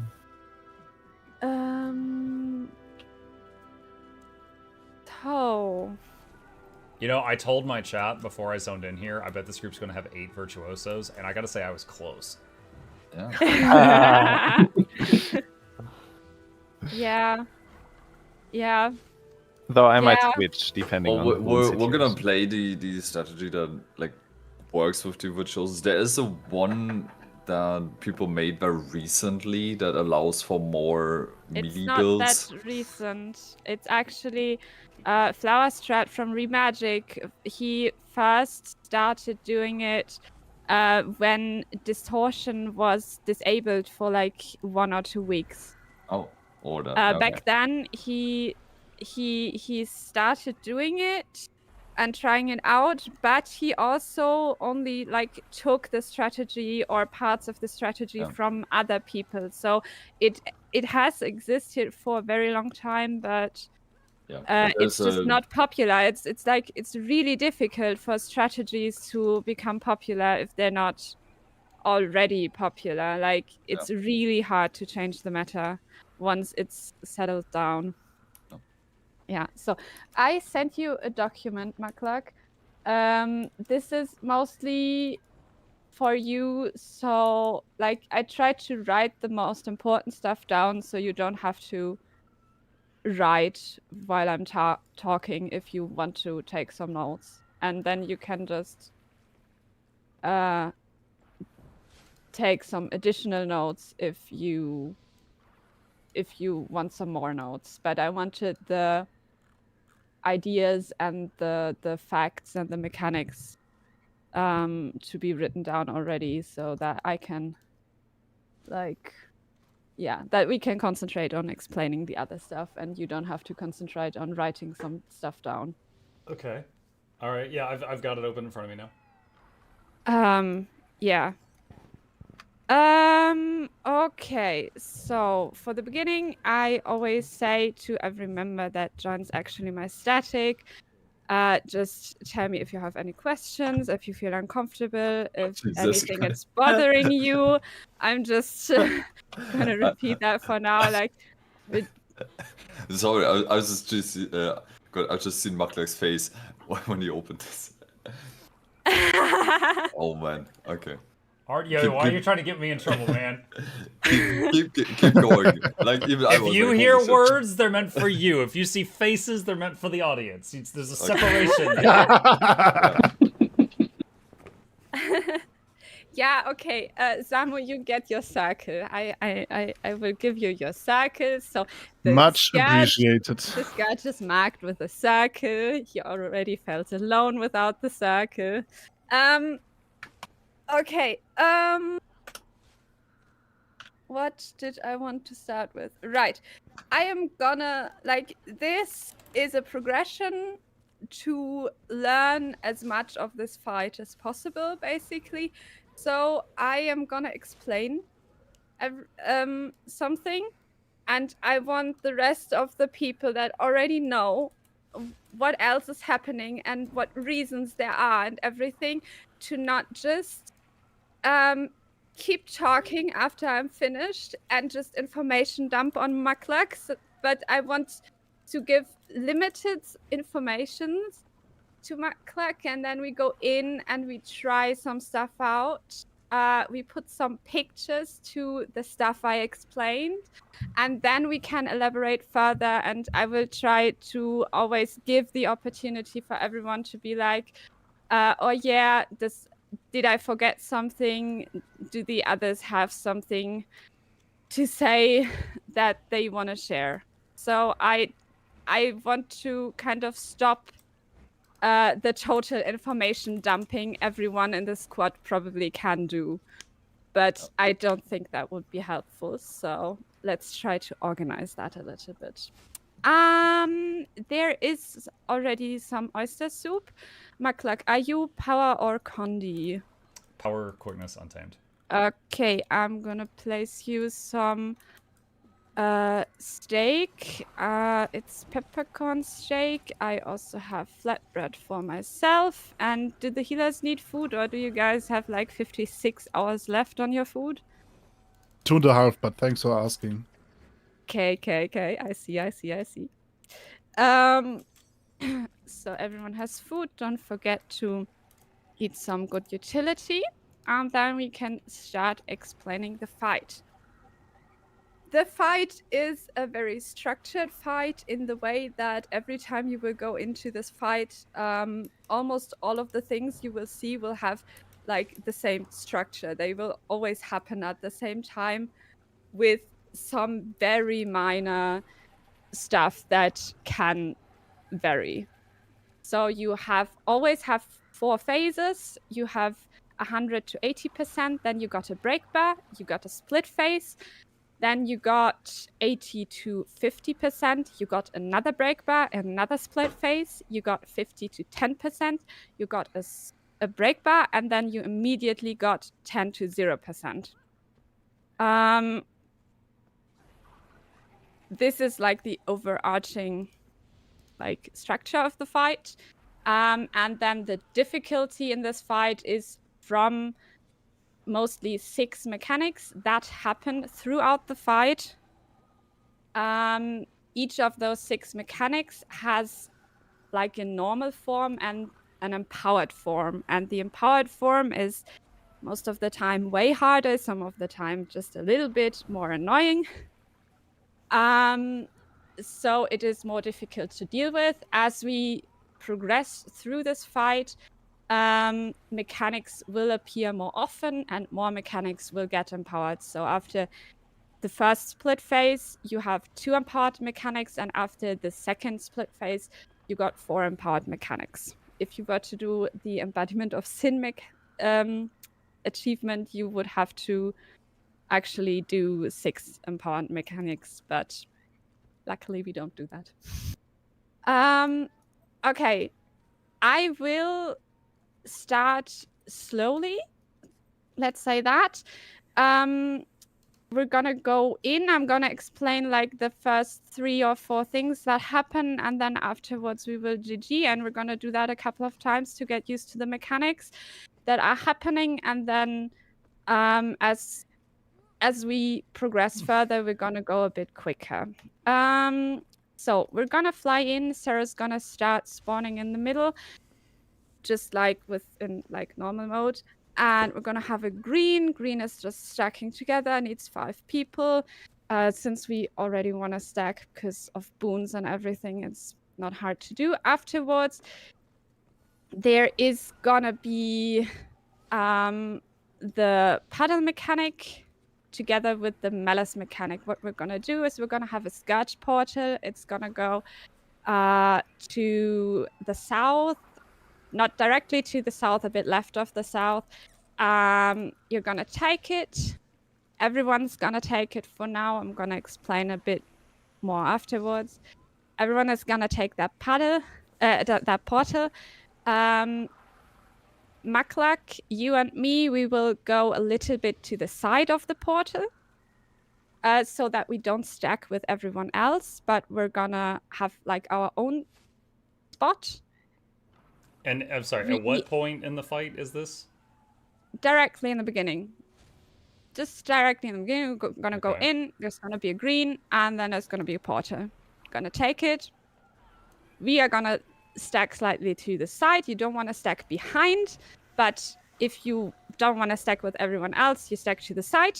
All of the virtuosos will press distortion, so they can stack their AoEs, and then we will walk slowly towards the boss while cleaving the ad. We're just gonna start doing that after the ready check, and I'm gonna do markers. What makes sense once you see it immediately. It's 1, 2, 3. It's like the first 2 side mechanics that happen next to the boss existing in the room, pretty much. 4, 5, 6, 7, and 8. I feel like I'm looking at the game the Peerless for the first time.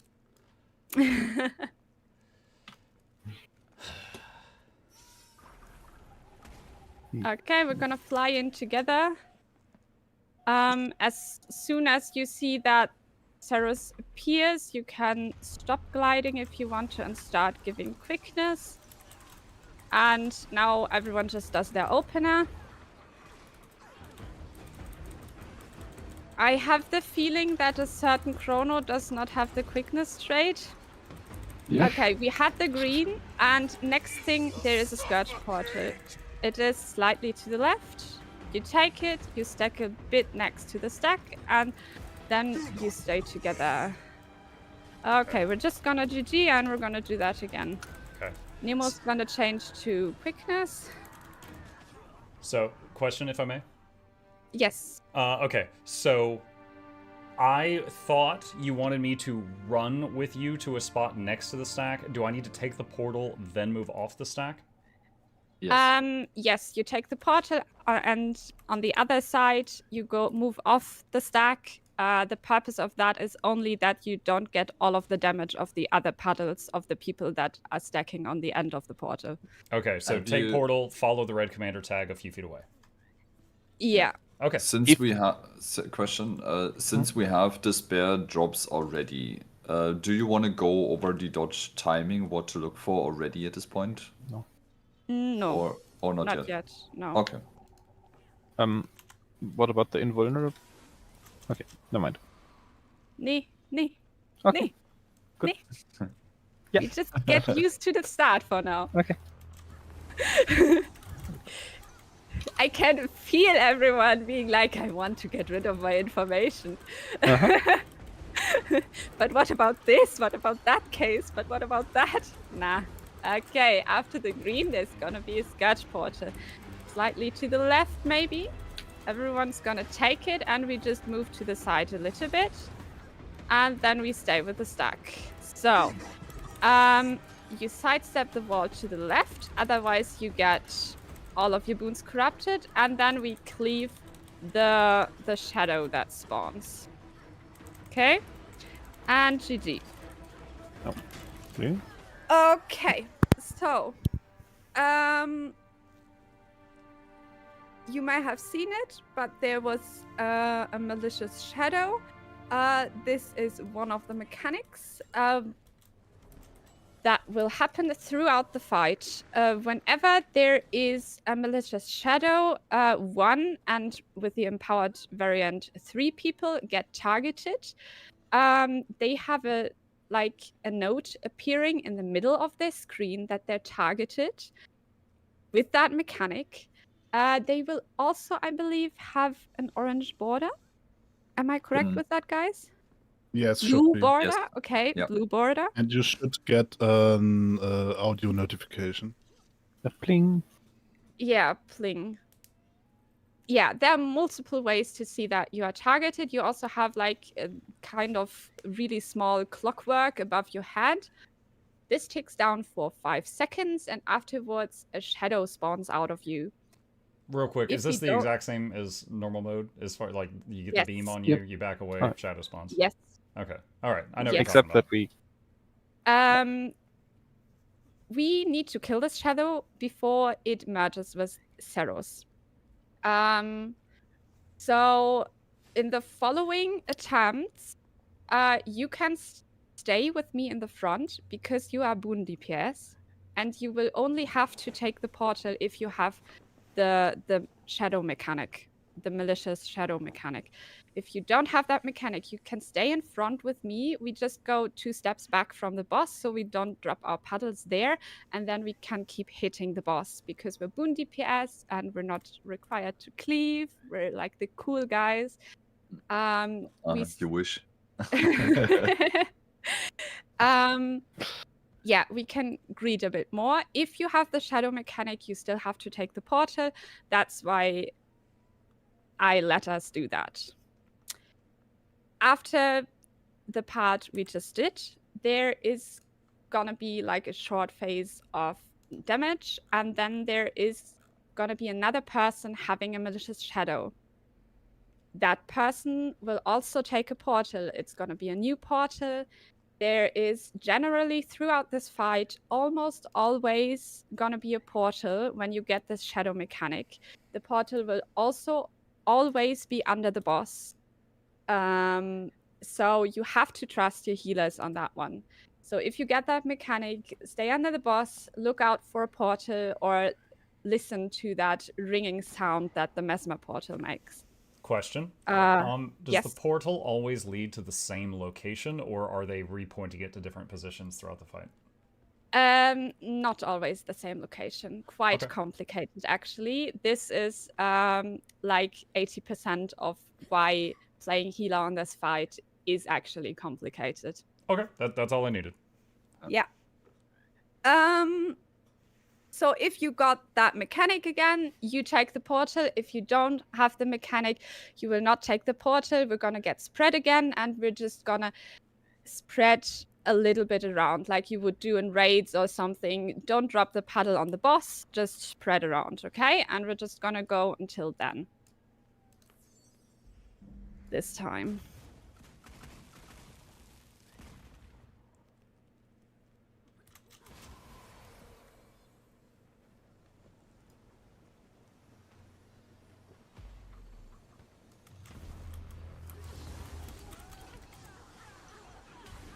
Okay, we got damage, openers, and then green incoming.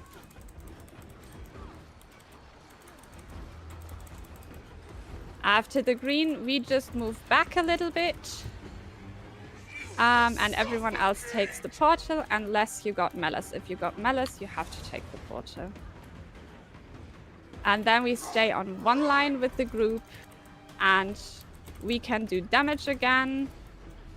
Try to not stand inside of the hitbox because there's a damage AoE if the wall is currently active. And now we can do damage again. Now there is another person targeted with malice. If you have malice, take the portal. If not, you go spread a little. And now we got orbs. So we have to collect them, just like on the CA. Next thing, we're gonna have a Scourge portal. Take the portal on the attack. And then slowly walk back to the boss. Cleaving the malice again. Walk a bit through the boss. And then we're gonna spread again, and we're gonna do CC. CC. Okay, and we can GG. This was already to 80%. We're gonna do that like once or twice more, just so you can get comfortable. I felt like we had the kill there. I think we could have kept going. I'm just saying, it felt good. Okay, that's nice. I'm gonna dump some more information. So, after the Scourge portal, right in the beginning, there's gonna be a wall appearing, and you can bait that wall. So the wall is gonna be on one random person, but you can basically guarantee the position of the wall if everyone stacks together. So even if we stay in the front, after we've dropped our paddle, we want to get in one line with the group so that we can guarantee that the wall spawns like on the group so that the group can do a quick sidestep to the left. Yeah, this is important because if we don't do it and we're like further to the left, for example, then the whole group gets boon corrupted, which you just don't want it. It feels horrible. I always feel like. Excuse me. I muted the Discord chat. They didn't hear that. So there's that. Then, as you have noticed, maybe whenever there is like something where we have to go very far, there's gonna be a portal. So this strategy is all about making DPS people comfortable, not having to walk. Just being able to focus on their rotations. Right, for the paddles, you can already start looking at the paddles. So the empowered paddles we're going to encounter later, they're going to be way bigger and they're going to do a lot of damage. So if you want to, you can already basically try out or train to dodge them by trying the same thing with the small paddles. Okay, so Helium is going to go Tempest to patch up some protection and might in that subgroup, and then it's probably gonna be fine. Quick question. I don't know how large empowered puddles are. Assuming that I did it perfectly, is one perfect dodge enough to get you out of it, or do you have to burn 2 dodges? Yes. One is enough. One is enough. And you have to dodge and walk, but One is enough. Sorry, you have to dodge and what? And walk like you 2 just steps. keep moving in a direction, but yeah, Yep. like one Got of it, stuff, okay. Yeah. And also, I believe Untamed has a heal skill that might actually work against the damage of those paddles. Do you know? It might work against the how... drop, but not the. Wait, what? I mean, it's worded similarly to glint heal skill, so I assume it should work against the damage and not only the drop damage. I'll test it once we get there. When are we Yeah. empowering the puddles? Is it after the first split? After the second split, so it's Second gonna split. be a while. Okay. Yeah. Just already because like that is gonna be the point where most groups are spending like a couple of trainings on to survive those puddles basically. Yeah. Okay, you're There's here, also Yodi? Signet. Yep. I don't have it on my bar right now, but Signet of Stone. I'm curious if that would work either. But that's for later. Probably, yes. Also the orbs, we're collecting orbs. The orb collection thing is each orb needs 3 people to touch it. The orb will get smaller with each person touching it. So the orbs might become quite small, so it's just easier to basically be early at the orb to just see, okay, there are 3 people here, and we basically touch the orb simultaneously, and then the orb is gone. Yeah, I'm just gonna keep it at that for now.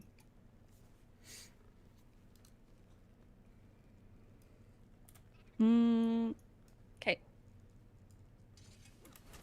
And then obviously once we're at 80%, there's immediately don't gonna have be a food. break bar. Yeah, I can place new food for you. No. Okay, we're all gonna do our openers. Top damage taking a screenshot. Mm-hmm. Power. And then everyone else. Oh, I have the malice, so you're alone in the front. Just make sure you're not. Oh, Okay, God, a that stack sucks. together to bait the wall. Sidestep it to the left. Cleave the malice, it's on the right. Make sure it dies, otherwise we have 5 stacks. This is gonna get Sorry, in I probably. placed a puddle. Ah, no, We it killed it in actually time. didn't. We're good. All that power damage. Okay, another malice is taking the thingy portal. I think there is a puddle in front. That is why everyone's taking damage. Just spread and now collect. Make sure there are enough people collecting on each side that we get all of the orbs. Then we stack towards circle and there's gonna be a scourge portal. We take it to evade the AoE. And then we walk back. If you're melee, you may also take the portal back to cleave the malice. Jonathan, I see that. We go through the boss. We have a lit. Interesting. Okay, we do CC. Suck. CC. And then you guys go to regret and you kill regret. I'm just gonna stay here for now. I can't even give super speed now, Samu. You know, I'm actually good I'm at crying this now. inside. So happy. And jump the ball. This Oh, is something- you said that late. It's fine. You probably wouldn't have been able to jump it anyway. We stacked on the tack. After the green explodes, there is gonna be a Scourge portal out of the AoE. Take it, go next of the Scourge portal, and then dodge into the Scourge portal to evade the puddle. And then we stack and sidestep to the right. Nice, let's go. And we GG. Okay, so first phase, I would say, like, if anyone has anything to say about first phase now, I would maybe add that if you want to collect, make sure you're not cuddling the hitbox, so that you actually collect the orbs and they don't like actually still. I just want to say that when I said, "Oh, you said that really late," and then you said, "It's okay, you would have failed anyway," that felt really bad. I'm sorry. Yeah, the wall jumping is a thing. The jump you have to do is way earlier. I actually did it there at the end, at the very, very end, when you said, "Okay, we're gonna sidestep." I went left, and then you went to the right, and you 9 went right, and I was like, "Crap!" And I was on the wrong side of the wall, and then so the other wall swung around on my left, and I jumped over it. So far, really I'm nice. 1 for 1. Nice. Okay, yeah. So the empowered wall spawns a second wall on the backside that is twice as fast. So you can't sidestep the wall to the left anymore in the from the second phase onwards, but you have to go to the right. And the faster wall, you can jump it. You can theoretically jump both walls, but the timing for the slow wall is so tight that you can like almost never do it. Like I know people that have done it like once or twice, but it doesn't really happen. But you can quite consistently jump the faster wall. The problem is that the hitbox for the corruption is slightly in front of the wall. So if you imagine jumping, you kind of jump over. Either you imagine to jump in over a wall that is slightly in front of the quick wall, or you want to time your jump so you are basically hitting the floor in the middle of the wall. Those are like the two things that kind of help me. You will get a feeling for it. So you have to jump it like earlier than your instincts of Guild Wars 2 tell you to jump. What usually works, if I may, real quick? Yeah. So I'm the mesmer here behind you. What usually works is also jumping at the wall. So when you're basically running in a circle, and then you do like this basically into the wall, and not just on the spot, because that, like do like a short jump into the wall, and then you keep moving again. That usually helps. Okay, so we have conquered first phase basically, so we're second phase now. In the beginning, we're gonna have a green, just like with the first phase, and afterwards there is gonna be an AoE originating from an ad on the platform this time, together with the puddles again. So what we're gonna do, and this is kind of stolen from the flower strategy, is we're gonna do a Scourge portal. Out of the AoE, we're gonna go next to the Scourge portal, and then we're gonna use our dodge to, at the same time, evade the puddles when they would drop, and then take the Scourge portal immediately, basically still in the dodge animation, and be next to the boss again. With that, we're also gonna bait the next wall, and we're gonna sidestep that wall to the right. After this wall is over, there is gonna be a double collection together with a double malice. So after the wall is over, if you got a malice, you're gonna wait for a chrono portal again. If not, you look around and look if there are like any orbs you can gather and move there. Then there is going to be orb gathering again. So it's going to feel like 6 orbs in succession. And at the end of that, there's going to be another malice. If you got that, same thing as always, wait for the chrono portal. And we're just going to go in again. Sorry, quick question. Which mechanic was the one named Malice? Like, what does it do? The shadow one with the tether first. The one that spawns the dude. Okay, got it. Yes, the one that spawns the dude. I've used too much slang for this fight and I'm all messed up. Yeah. But, so the face Coco has experience, like, there's like a mechanic every 4 seconds, and someone at ANET came up with this, but that's kind of how, like, Coco just keeps throwing these words at you, because it's like always something. Like.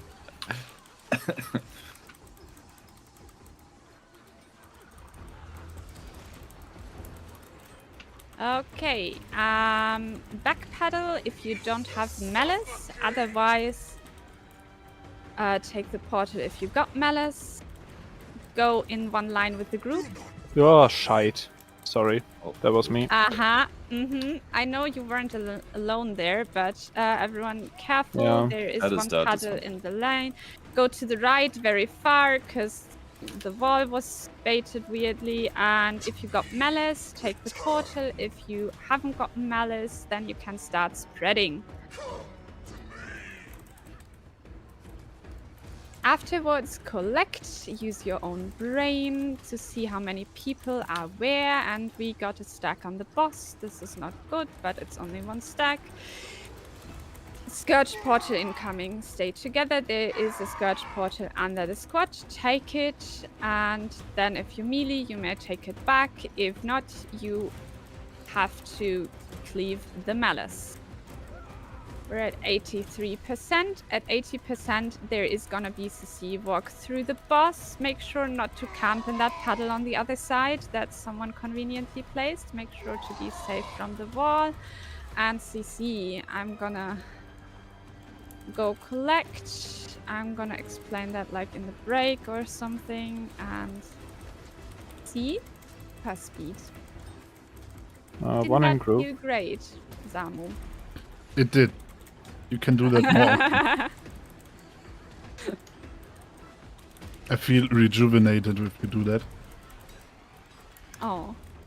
We're gonna go towards arrow. We're gonna stack on arrow, be in the green, and afterwards we have the portal that I mentioned. So we're gonna take the portal, gonna take like 2 steps to the side, and then dodge into it to evade the paddle. Okay? Stay here. Sidestep right. God. Sidestep right. Okay, nice. Running around, running around, running around. And then there is gonna be a malice spawning. If you got malice, take the Nemo portal, which is the chrono portal. If you haven't got malice, collect the orbs. We got second collection incoming. So collect again. At the end of this collection, there is gonna be another malice. Malice takes Nemo portal again. And everyone takes the same portal now. Everyone takes the portal, everyone takes the portal. Nice. Okay, we slowly walk towards the boss. Cleaving the malice, as always, we're gonna have a green. In this case, if you would have the green while you are in the front, that would be bad. Spread again. Second spread is really important. And now stack on heart. Run around on the right side. Run, run, run, run, run, run, run, run, run. There's gonna be a second wall. And then jump the quick wall of that one. Okay. We stay together. The malice takes the Nemo portal again. And now we are looking to phase at 50%. If you have... Make sure the green succeeds. Oh my god. That's good. We're gonna have to take the Scourge portal probably. Take the Scourge portal behind us. It's not gonna be under the boss. Take it back and then we're gonna... Nice. CC. Okay, that was a late phase, but let's go. And this time we're gonna kill Gluttony. And we're gonna GG as well, because that was like a lot of information. So, that was the second phase. So there was During 3 separate times that we were supposed to either like step left or step right because of a wall, and I went the wrong freaking way, and then I dodged through the wall to correct it, and I was nailing those dodges through the walls, and then it came the time that we were actually supposed to like jump through the walls, and I didn't have any endurance left, and then I got clocked.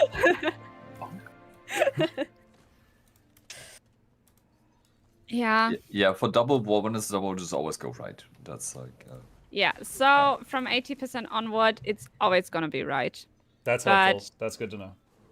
Yeah, it took me a while back when I learned it to get myself to go right, because in the beginning you always think, yeah, left is so good and everything. Yeah, go right. From 80% onwards, always go right. Okay, so let's go through it. So I think the Scourge portal at the beginning of the second phase is clear by now. The one where you take like some steps to the side and then dodge into it. You should be fine with that, right? Immediately after we have the wall baiting, on which this is like the first wall where you go right. And afterwards we got double collection.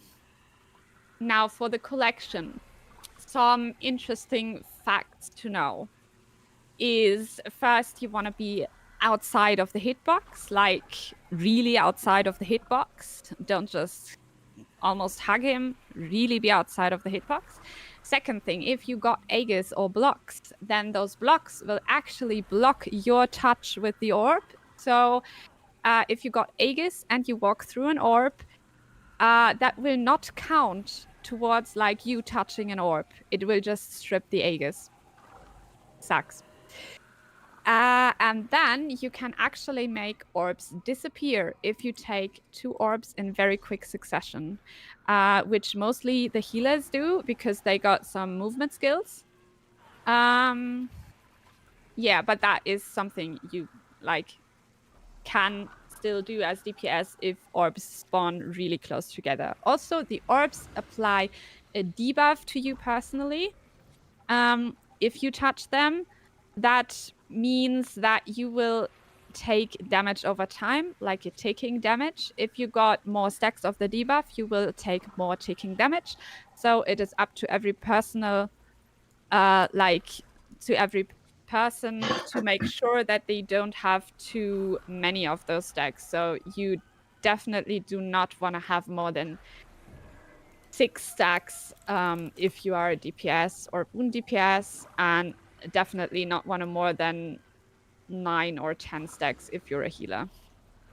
But that rarely happens in CM. That only happens with other shenanigans. Okay, then afterwards, after the double collection and the double malice, I hope everything is going fine with the malice. There is gonna be an AoE originating from the boss.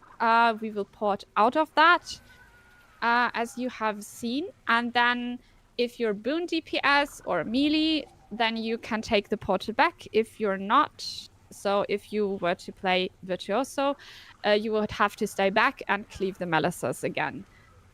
So that's a reoccurring pattern that we leave people behind that can do that to cleave the malices.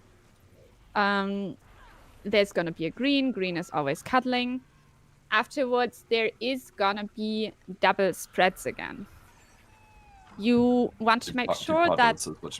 Yeah, spreads or paddles. Yeah, you want to make sure that that you don't drop the paddles like next to the boss. You always want to have enough space to walk fully around the boss, like throughout the whole encounter, basically. Because of the walls, you're gonna have to do that. We're gonna have double paddles, which means we're gonna have 2 paddles, one after another, and then we're gonna stack on heart. And now there's gonna be the first actually difficult situation, which is we're gonna stay on heart, we're gonna bait a wall, we're gonna run around on the right side as fast as we can, and go back to heart, basically. And then there is gonna be a second wall spawning from an ad that will always go towards the boss, basically. Like that second wall always aims on the boss. And if we get back to heart, we're in a safe space. We will not get hit by the slow wall, but we're gonna have to jump the fast wall afterwards. So what we're gonna do there is we're gonna do double paddles. We stack on heart. We run around as fast as we can on the right side as soon as the wall spawns. Go back to heart, and then we stay there and jump the fast wall that spawns afterwards. And then phase 2 is basically over. That's basically all the things we just did recapped.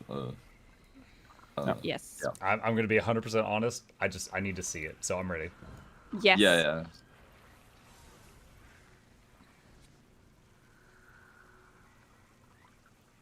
The good thing is it's gonna be the same every single pool. Like, this is a good part about it. It's just super scripted. Yeah, but it's still like a lot to learn. So. Okay. I don't have a fire bullet. Nice. Okay. After the green, there is gonna be the Scourge portal. Everyone takes it, except if you're melee, then you may greet. Stay in one line with the group. That was not really tough. Yeah, that is fine. Everyone just make sure the malice dies and then go to the right side. You got 5 stacks. Yeah, it's fine. We're just gonna keep going. Okay. Okay. Nice. Everyone make sure you're not camping in the puddle. Spread again. There is one very close puddle again. And collect behind the boss. Nice. Stack together. Scourge portal incoming. And everyone take the Scourge portal. Go back inside with the portal if you're melee, otherwise cleave the malice. If green spawns on you, stack with group. Go through the boss. We're at 82%. At 80%, there is gonna be CC. And CC. Okay, you guys go kill and we go collect.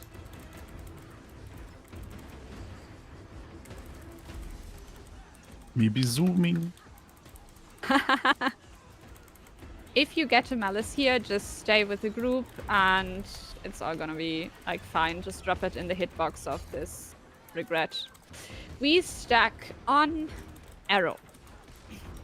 After this green, there is gonna be a Scourge portal out, the one where we sidestep a bit and then dodge back inside, and then there is gonna be the first wall where we go to the right. So prepare, dodging back inside and baiting wall and sidestepping to the right. Right side. Nice. Okay, running around after this. There is gonna be a malice and double collection. So first there's a malice. If you got malice, you take the Nemo portal, which already rings. Place the malice on the side and then come back. Everyone collecting. And at the end there is gonna be another malice spawn. We have another portal for that. And then as soon as the AoE spawns, everyone takes the portal. Okay, if you're melee, you may greet again. If not, please stack together, cleave the malice. And now spread. So this is the double spread. Second spread is coming now. Already look where heart is. We want to stack on heart afterwards. Stacking on heart, baiting wall, going to the right side, running around, speedy. Nice. And here, jumping the wall. I didn't do it. I also didn't jump it, I don't know. Nice. Second time in a row. Malice takes Nemo portal. Everyone else stays together. We got collection and green at the same time, so make sure enough people are in the green. Everyone else may collect on the other side. We're at 53%, which is like a lot. I suck at damaging right now. We take the Scourge portal behind us. And we CC, make sure you're not in the AoE. Because that is still real. We go to Gluttony. I was like so deep in the red circle waiting for a portal, and you're like, make sure you're not in the AoE. Boom. No, that's that was earlier. Too late. Yeah, it's fine. It's fine. We make a donut shape around the edge, just dodging inside. Ooh, Dooney barely surviving, and we stack on hard. There's gonna be a green. Afterwards, there's gonna be a Scourge portal. It's gonna be slightly left. You take the Scourge portal, and as soon as the AoE explodes, you take it back. It put me right in the wall when I took it back. Okay. That means that I could... No, that's okay, we could We're gonna GG. We're gonna GG. Because I want to explain that portal. That is kind of tricky. Okay, but for the second phase... I got this. Keep talking, Coco. I got this. Yeah, I think we also still need some practice with the walking around. Because I think you still got hit by the wall that spawned afterwards. So what you actually can do if you realize you're a bit late or something, when the wall is currently active, the wall is starting next to the boss. So there are like two walls, and in the middle there is the boss, and you don't want to stay in the middle because there is an AoE that damages you, but you can like walk through it quickly or dodge through it, and you will not get boon stripped or boon corrupted. So if you realize that you're like late or in the wrong position or something like that, you can always dodge through the boss basically to get on the other side of the wall. This is always good to know. For the thing where we stack on hard and we bait the wall and we go round, that just has to be like a bit quicker, I think. But that just takes some practice. We're just gonna go again because, yeah, we can. And it's some really good practice.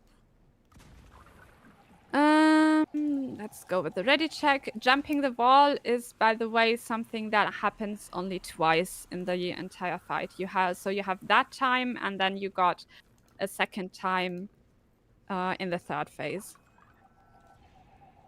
And we're ready. Let's go. We're just gonna go until the end of the second phase again, and then afterwards I'm gonna start explaining third phase. I think that is the correct thing to do.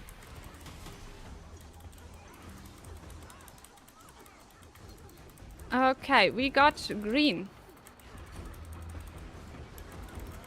After the green, there is a Scourge portal. If you're melee, just take some steps back. Place your AoE and then go in one line with the group. A bit to the left still.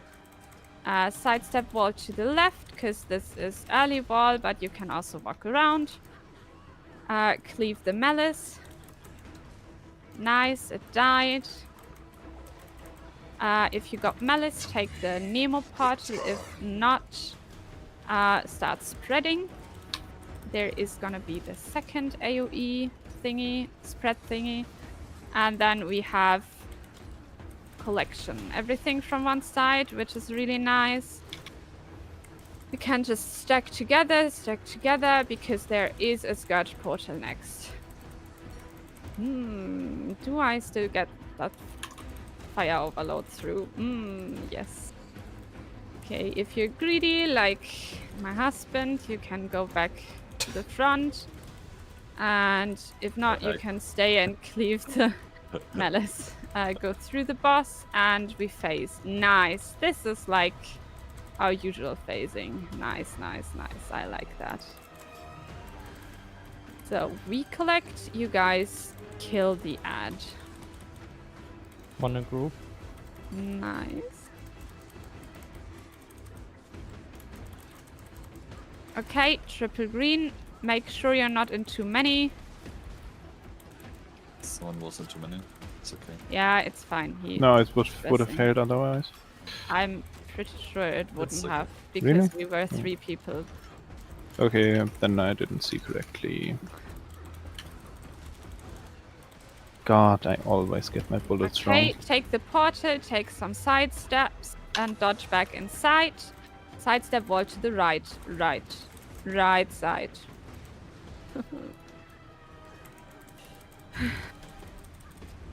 Okay. After the wall has despawned, there is gonna be a melee spawning. So take the chrono portal if you got the malice.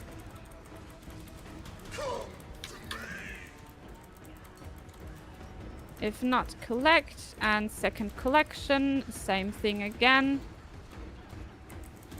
And malice takes portal again.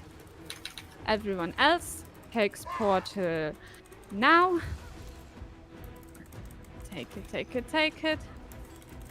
You can take it back if you're melee or allowed to greed. Green stacks with group. And afterwards we got double spread or double drop. However you want to call it.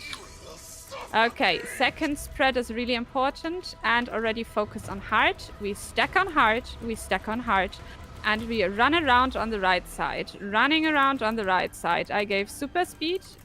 Running around. Nice. And now jump the wall. Nice. I believe everyone was at least in the right place at the right time. I'm not sure about the jumping. Malice takes Nemo portal again. Everyone else has to collect with green. So make sure there are enough people in the green and then collect. We can now skip the Scourge portal. This is why I didn't explain this, because we usually face like this. And then it is not relevant. So, in this phase you may collect, but make sure you don't collect more than you can personally handle. At stacks. There is gonna be like donut shape. Make sure to do that. And then we stack towards heart. There is gonna be, after the screen, a Scourge portal. You take it, you stay on it, and you take it back as soon as the AoE explodes. Nice. I believe that looked correct from everyone. Yes. That was nice. Okay, now we got collection.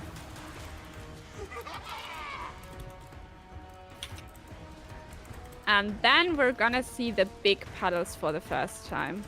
And yeah, just gonna say, Malice take the portal. Everyone else takes portal now. Everyone takes portal. You're gonna come to the front with me. Come to the front with me, Mukluk. Stack on tech and dodge to the right. That was probably a bit late, but it's fine. So, and you come with me again. We stack here on the right side and dodging forward. Nice. And careful, there's gonna be a wall behind you and you need to jump it. And then we cleave the malices, we go to the other side, everyone together, we bait the next wall. And we go to the right and walk around. And I am gonna call GG here. No, we got him, boss, we got him! No, we got him. Nah. I was so sure that Mark is gonna die there. When you were like, come to me to the front, you didn't explain anything else, no directions. I don't even think anything. I took any damage there. And I was like, he's so gonna die from this. I think the worst thing for me, like from my own performance that happened there, is she said, come with me, and I ran toward her, and she goes, dodge to the right. At that moment, my right was not her right. So I went, whoop, the wrong way. But I did avoid the damage. I didn't die, so it was fine. Yeah. I was just a second everything late was back. late about this. I think the funniest moment on our side from that one was there was a moment where she's like, okay, run around, good. Okay, in just a second, there's going to be a wall behind. Wham! And it nailed me in the back. And then she's like, and you need to jump it. Yeah. So like on my side, I heard, and you need to jump it after I had already been just clocked in the back and was laying on my face. Yeah, there's just too much in this fight happening to explain yeah, it with words in during her- the fight. No, you're fine. You're fine. Like I Also- definitely I'm doing better each time. Like on that one, Yeah. that was the first time that I don't even know what it is. The part where there's just like wall, and we have to like zoom around and you're going run fast. That was the first attempt where I did that whole thing perfectly. I Nice. also want to say Coco might be the only commander in the entire game who is actually doing this in full sentences. Where everyone else is like, take Scourge Portal, take Portal back, sidestep right. And she's like doing Yeah, full but, I sentences mean- with proper English. I'm like... And she's Like- German, right? So I'm like this is my like when we just go with the static, I just do keywords yeah. soup, you know? But Mhm. if I know there's someone in the group that this is like for the first time or the second time or they barely got the kill, then I will definitely talk more. So yeah. How many yeah, first timers are here? Is it just me, or is there others? Right now, just you, yeah. I think Kamgao got the kill like 2 weeks ago or 4 weeks ago for the first time. It's like a very little while ago. Yeah. And Tim, I'm not sure. You also got your kill not But too long Kamgo ago, was doing but this a lot with you Planet run like a Switzerland. lot, right? Yeah. Tim, so Yeah, Kamgo was doing this a lot with Planix recently, so helping out them. Yeah. yeah, if you guys want to, we can also like take a 5-minute break and then go for another hour. I think that is good. So I'm everyone more like can take something to drink and use the bathroom and everything. And yeah, and you can just tell me when you're ready again, Mukluk, and I will start talking and explaining again. Okay. Even if other people are still in the bathroom or something. Yeah, I'll take you up on that offer. I'll run to the restroom. I'll be right back. Yeah. Everyone else, please mute you when you're in the bathroom.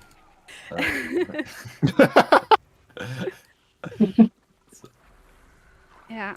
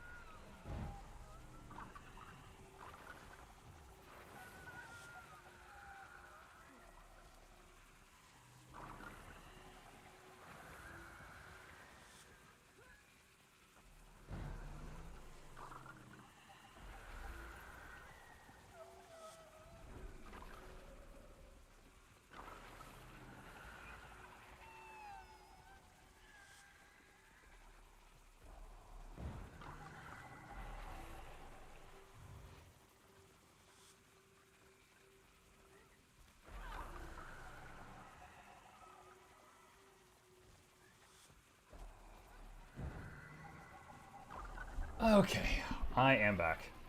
All right, let's see. Switch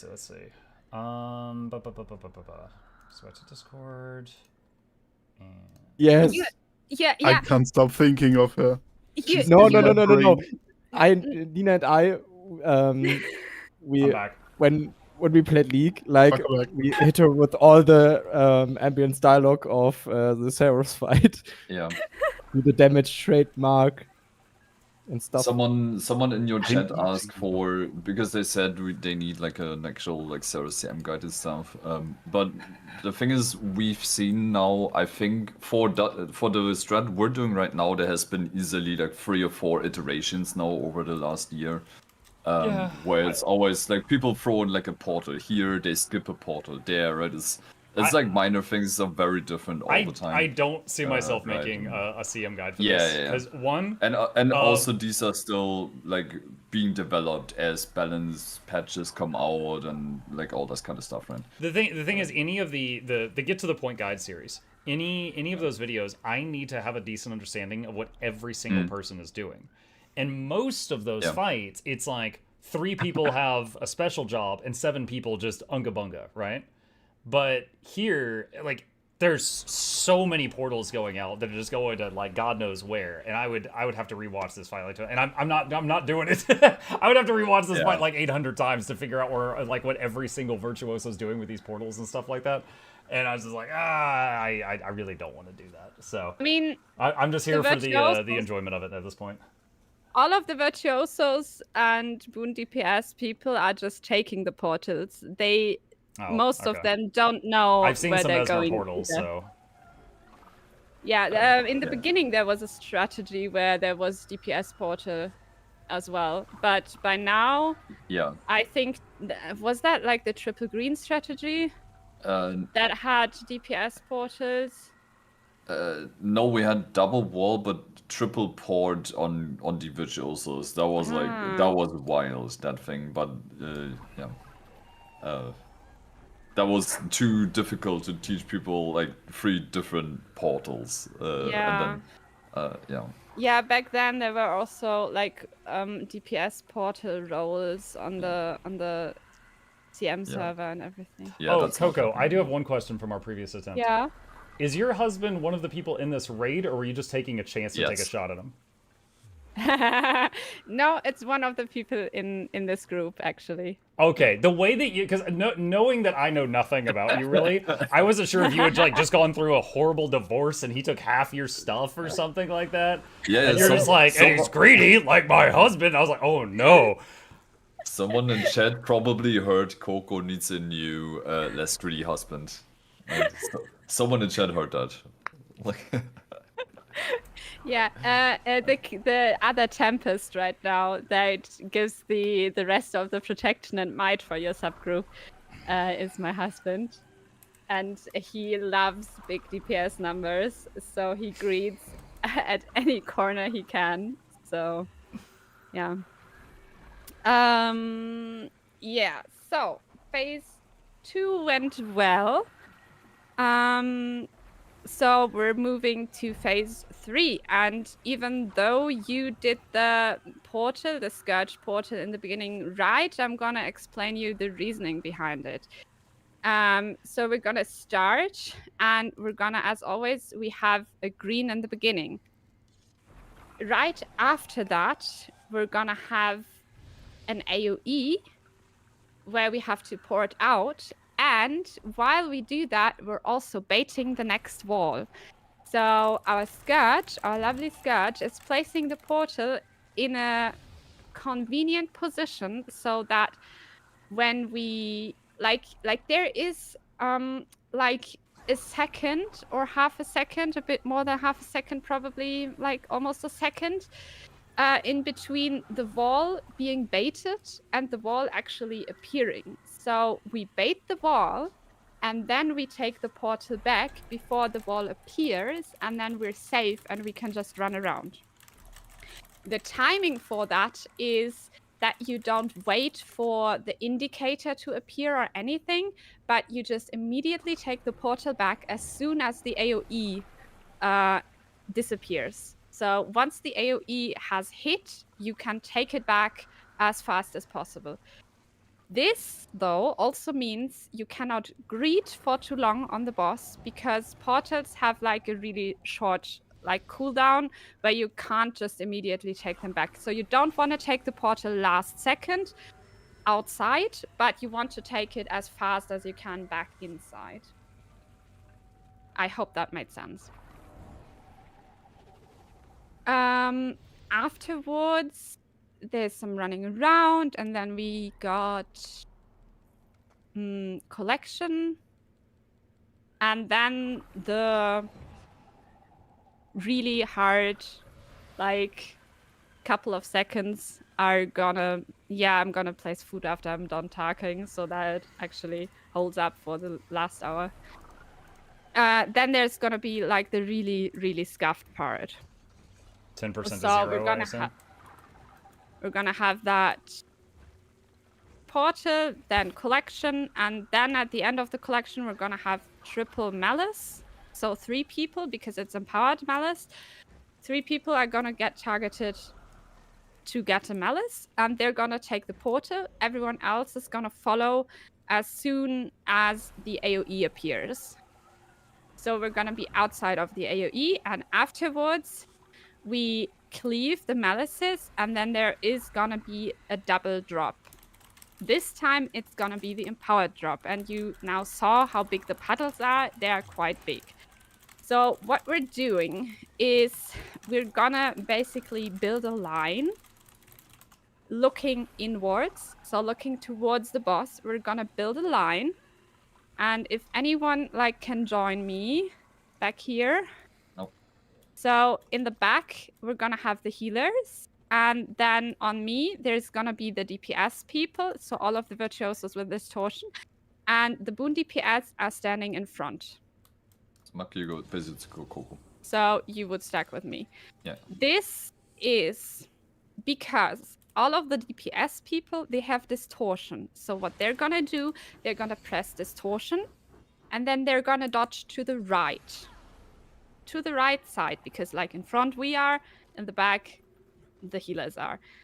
They're gonna dodge to the right side. On the right side, approximately here, there's gonna be, maybe a bit more to the right, there's gonna be like the square marker. So they're gonna dodge directly onto the square marker. We are stacking in front because at least I do not have the security of an invulnerable skill. So we will try to dodge the puddle perfectly, but we don't have to. If we fail, we're not instantly dead. So that's why we stack in front, healers stack in the back, because they don't need to be in range to do damage and everything. So we all dodge to the right side, and while we wait for the dodge, there are gonna be 3 more people getting targeted by malice. So we all dodge to the right side, and we all stack on square to drop the malices there. So this is important, especially if you have a malice. You're gonna drop the malice here, and then all of the DPS people will stay here, and they're gonna reset their distortion and press their distortion again, and blah blah blah. And we're gonna go to the right so that we have our own stack again, and this time we're gonna dodge forward. So to recap, just stick to Coco pretty much. So I mean, yeah. I did this earlier, and you even joked that she gave us no information, but I still did it. My only I understand the whole thing. My only question is, can you remind me again when this happens in the fight? Like, what percentage of the boss's health does this whole thing? 40%. 40%. 40. Thank you. Okay, I'm good. Yeah, in the third phase. So it's not percentage based. It depends on how much damage you do. So yeah, but so it's like roughly. It's type based, but it's around 40%. So it's under the it's in the 50 to 10% phase. And yeah, so you can stick with me, but I will not always go over to square if I don't have a malice. So I will sometimes directly go to the side. So if you got a malice, you have to drop it at square. That's really important. Because if they're close together, then everyone can cleave them. And if they're not close together, then cleaving doesn't work that well. That is like the whole idea of that. So I'm gonna play some food game. Yeah, oyster, sorry.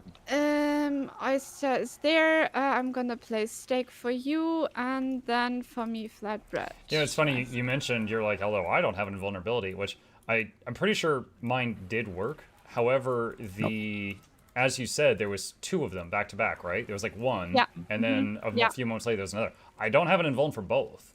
I have an invuln for one of them, so I have to dodge it just like you do. So heralds also don't have invulnerability for both. So what they usually do is they dodge the first one because they can stand in front safely, and then for the second one they stack with the DPS people so that there's less clutter around in the arena.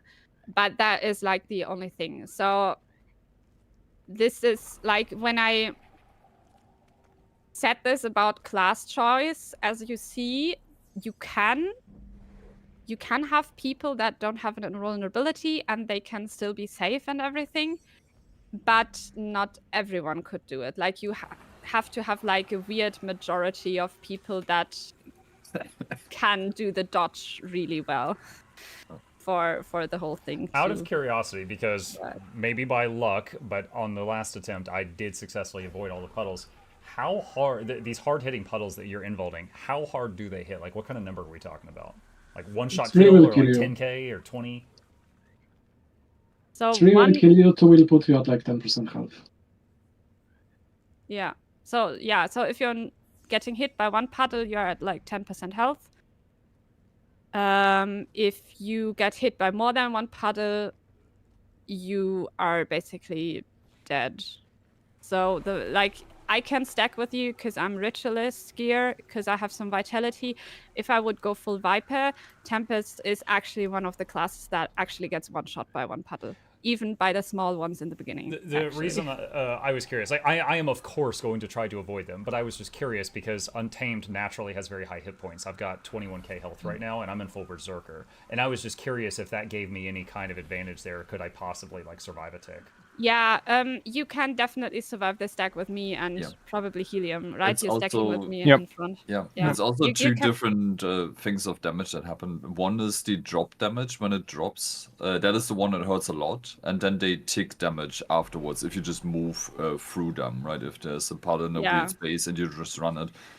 These ticks are not hurting as much, but you should still. Not But you run can through. also not distort them, actually. Yeah, they just tick Yeah. on you. Like if you touch them or something, they are not hurting as much, but ideally, right? It's just don't stand a fire pretty much, right? Okay. Okay, after we did that double drop, all the DPS people are required to cleave the malices that we dropped, and everyone else can focus on jumping the wall that spawns behind us, basically. Okay, so remember, after you dodge forwards, so after the second drop, there's going to be a wall. It's going to come from the back, and that wall is pretty hard for most people to jump, actually, because it's like in a different position and it comes from the back and everything. Yeah. But you can obviously try to jump it, and yeah. Everyone will try to jump it, basically. Let's go. Yeah. Let's go. And don't forget to take the banner. You get... we take the banner in case people get stripped from their boons, because then they are faster with this swiftness banner thingy. So they're not as slow as they... So that's the only reason we take the banner. It's basically only for if people fail and get corrupted. Okay, we got green. Next thing we got is the Scourge Portal.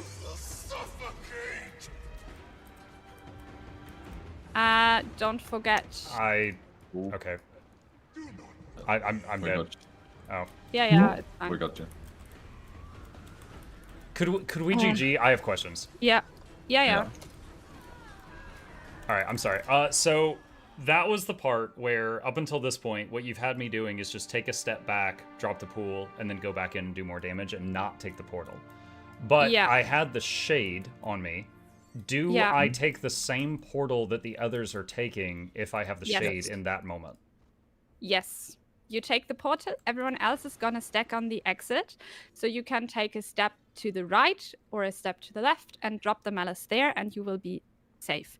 What you also can do is you take a step to the back and you dodge through the whole group, and then you can actually place the shade on the group. But that is a bit advanced, so if you're sure you know the timing, you can go behind them and dodge through the group while the puddles are appearing. If you're not that sure about it, just take one step to the right or to the left and place the malice there. Okay, understood. That was my first time getting shade while all of those things were happening, and I messed it up. Okay, I'm good. Yeah, totally fine. Fire elemental, precasting stuff, and there we go.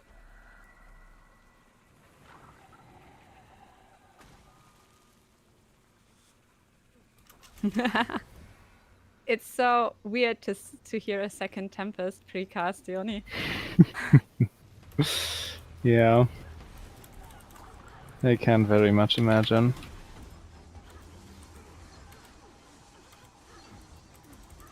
Okay, green. Afterwards, there's the Scourge Portal. Everyone that wants to breed, can just take a couple of steps back. And then build one line with the group to the left for Mukluk. Nice. Nice. Sidestep it to the left. What is Dooney doing? I don't know. Did you get Dooney's fear watching. or something? Yeah, we miss. I don't care about the 5 stacks. We're not phasing to 10% I'm just saying. anyway. Yeah, we don't have to talk about it. That's fine. So Malice takes portal again, everyone else spreads, and then we have collection. So 3 sides, a nice triangle. So make sure we get all of them. One got We did through. not get all of them. But this cloud from the ranger, it's like, please take the Scourge portal. It's I can stop using it. actually hard. No, it's fine. It's just unusual, hard to see the green and everything, but it's totally fine. Like, we all know it's there. 81%, soon CC. And CC. Okay. I'm gonna collect. They all come from your guys' side. I'm gonna give One in group. One for group. Here. Nice. You deleted it, Nemo. I saw it. My savior. Okay, we go to Arrow. After this, there is gonna be a Scourge portal, the sidestep Scourge portal. We're gonna sidestep and then dodge back inside, and afterwards prepare for the wall to sidestep it to the right. So go to the right on the wall. Go to the right on the wall. Nice. Running around, running around. And then we have the Chrono CS portal for the Malice. Everyone else collects.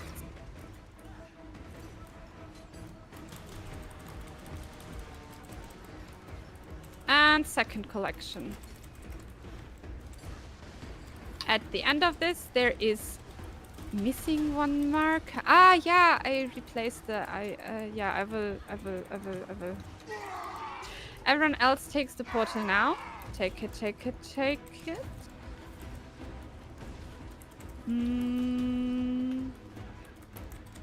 So this would be square, right? Yeah.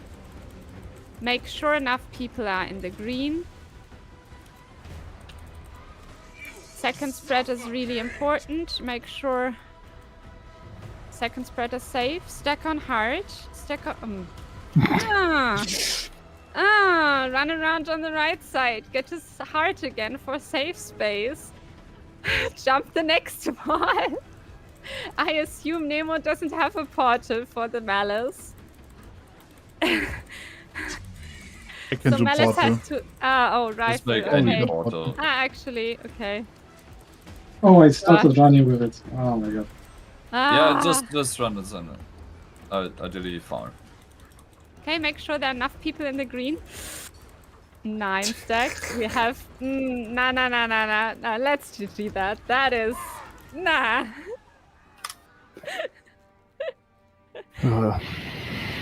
Not your mistake alone. Someone else died as well. Was it Dooney?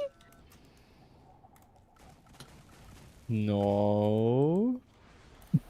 That sounds suspicious. Smooth. You're alive.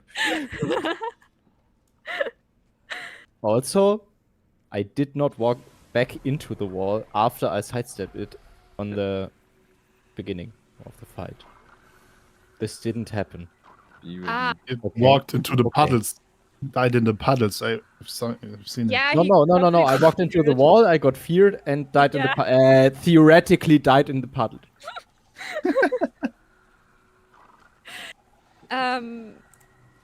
Yeah, that was. You just wanted a big hug, okay? Right? Gonna do ready check, precast my elementals, and then we can just go again.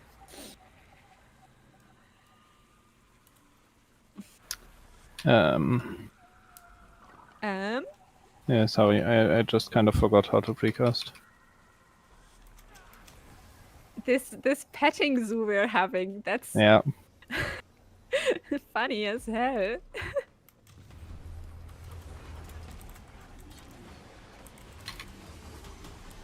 Okay, and we start from the beginning. After this, there is gonna be Scourge Portal. Unless you're melee, then you're just gonna take a couple of steps back. I've got the thing. Yeah, go to the side. So everyone has to take care that the malice is slightly to the right. Make sure you still cleave it. Make sure you're behind the malice. My dear people. I saw that. I don't care. It doesn't make a difference right now. Malice takes portal.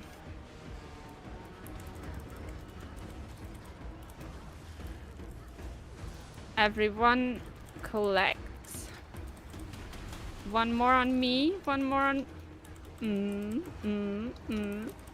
You guys need to use your own brains more. Don't just follow the squad. Don't just trust squad brain. I'm gonna be Take the honest, I squad couldn't find portal. you. There's just so much crap up there. That is fine. I'm not talking to you. I'm talking to the 8 other people. Then. Yeah, you know? guys! I was not my healer, I just want to point that out. Couldn't be me, I'm only one person. Ah, fuck me. And CC. Okay, you guys do damage, we collect. So the reason we're collecting here is that if any of the ads get stacks during the split phase, then they will carry over to the main phase. So we want to stop that, so that's why we collect orbs here. Stand in the green. Why do I have an air bullet? Take the Scourge Portal soon. This is the portal where we go slightly to the side and dodge back into it. Afterwards, there is gonna be wall, sidestep to the right, sidestep to the right, sidestep to the right. Running around. And then there is gonna be Malice. There's gonna be a CS portal for that. And everyone else collects.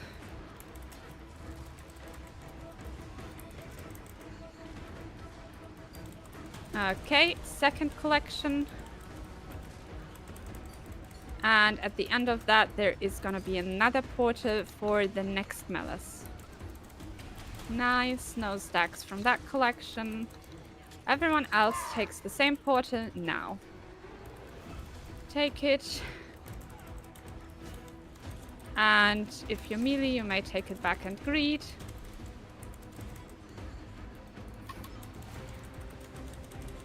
Make sure green is popped and then spread. And then second spread is really important. Yeah, focus heart, stack on heart, stack on heart. Ihr Schlümpfe. Get back to heart, run around and jump the wall. What is it with you guys? It's fun, just... No, I just mean like this is like such an easy job. Okay, I take the portal because I got Malice. Everyone You know else what they say, collects greed with killed the green. cat. Does this start? The Okay. second drop.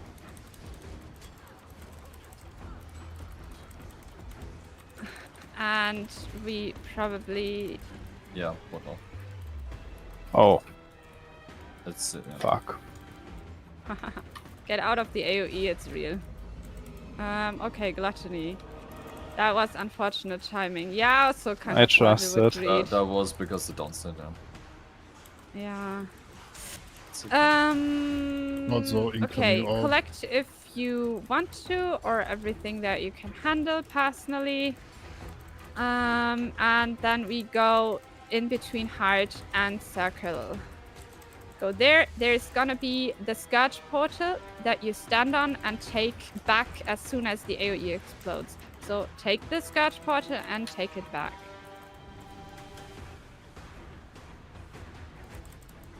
Okay. And we got collection again. At the end of this collection, which is, I believe, a double collection, there is gonna be another portal. 3 people are gonna get Malice. Can we please collect? Malices take portal. Everyone else takes portal. Now, after this, there is gonna be the big drop. So prepare to go in front and dodge right once the paddles drop. If you get the Malice, then stack it on Oh square. god, I'm so sorry. I dodged It's way too fine, early. it's fine, it's fine. We stack on the right side. Sorry. It's I did fine. not understand. The front I'm trying to paddle res him. is... Got the him. front paddle is not real anymore, guys. It's fine, it's fine, it's Just fine, shoot, it's yeah, fine. just You shoot. can go to the other side and bait the next wall. Run around on the right side. We're just gonna keep going to shit collection and then, yeah. So we run around, we run around, we run around. The next thing is gonna be a collection, which is at the same time as an AoE. So we're gonna have a chrono portal out of it. We're gonna take it. We're gonna take it very early so that we can take it back immediately as soon as the AoE explodes and collect the last orbs that are on the verge of coming in. And then we're gonna GG. I feel like when things are happening so quickly, you just have to make the short calls because you cannot keep up, with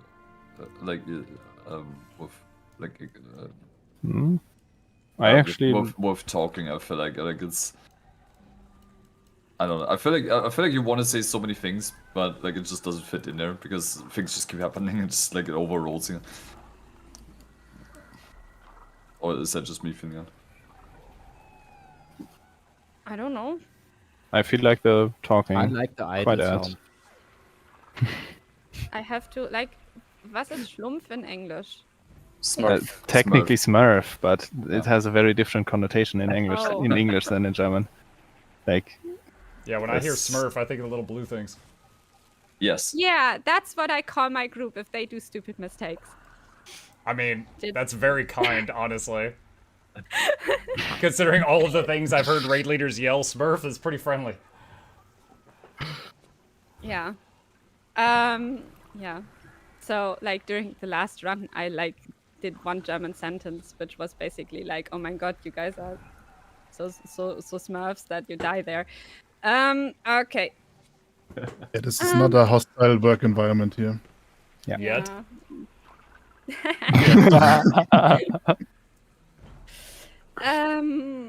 Okay, so, I want everyone that is not Mukluk to take accountability of their own brain. And if I see too many orbs getting through, I'm gonna have to explain to you guys again what exactly the orbs look like, so that I know it's not on me that you can't see them. Okay? You know I'm helping with orbs too, right? I appreciate you giving me a free Yeah, pass, but yeah. I am trying. Yeah, I assume you are trying. Is That's the why is the other healer marked as well? I mean, you have attack, right? Chrono? No. Yeah. I have attack. I mean, I go with my healer, right? I did so and collected drops and stuff. But We, I don't know. since Embodiment of Sin, we don't do groups anymore. Okay. We just assume everyone has Yeah, okay. a brain and can decide for themselves. Yeah. Yeah, but like a collection, like when raiding with 10 people, people having initiative and doing their own thing and helping out is something that is hard to get. Actually, people are really quickly turning into autopilot. It's yeah. Okay, so we're gonna go through the drop thing again. First drop is a line straight towards CERUS. That one we're gonna dodge to the right. It is not too bad if you dodge too early. It's fine in your case. Mukluk, because those puddles will be harmless like 4 to 5 seconds after they're dropped. It's a speciality of those puddles and some other puddles.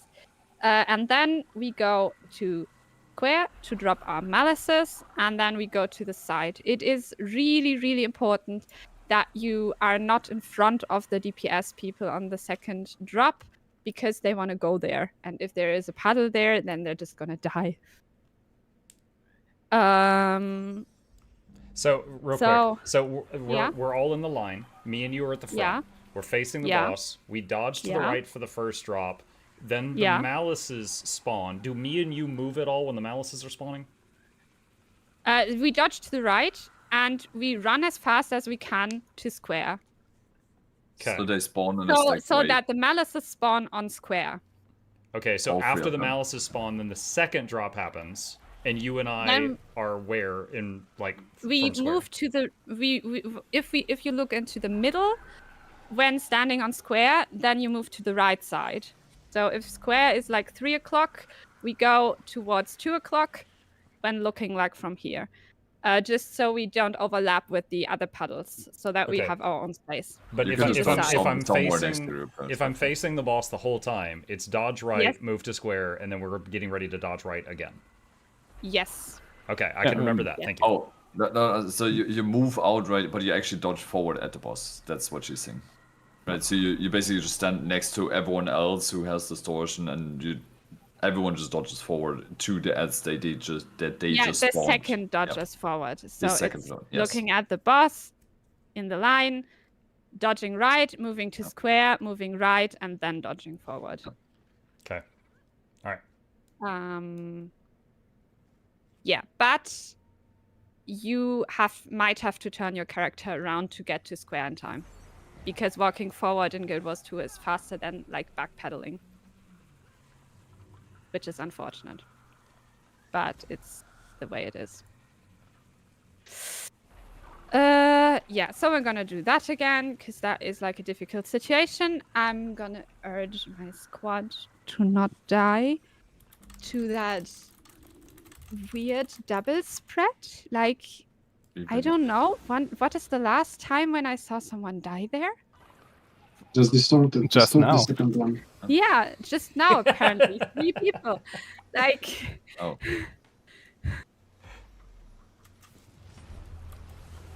okay, we have our beginning, big burst on rotation. Everyone that is not power is sad. And if you got malice or you're a virtue, you take the portal. If not, you just backpedal.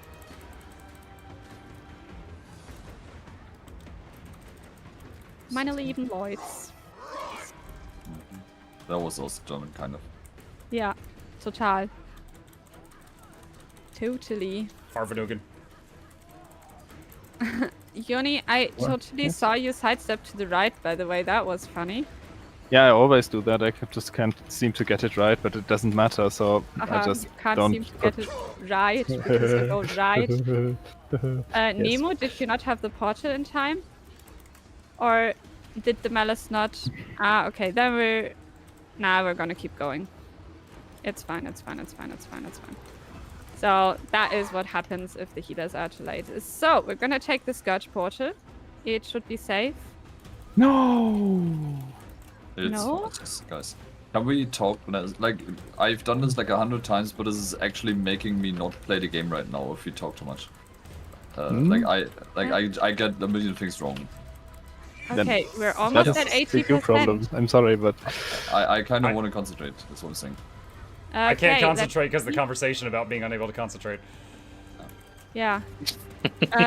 Okay, healers go to gluttony, everyone else goes in the other direction and does damage. Why are they so far apart? Get out of the AoE.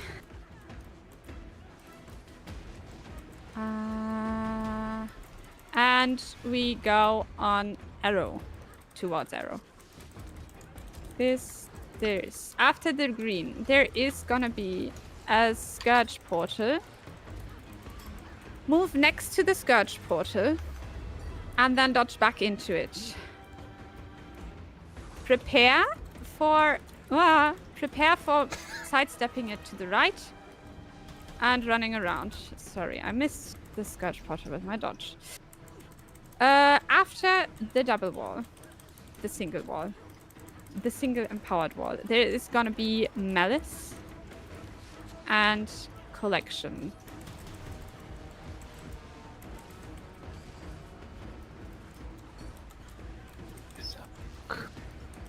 And second collection. At the end of that, there is gonna be another Malice, which we have a portal for, and everyone else is gonna take that portal now.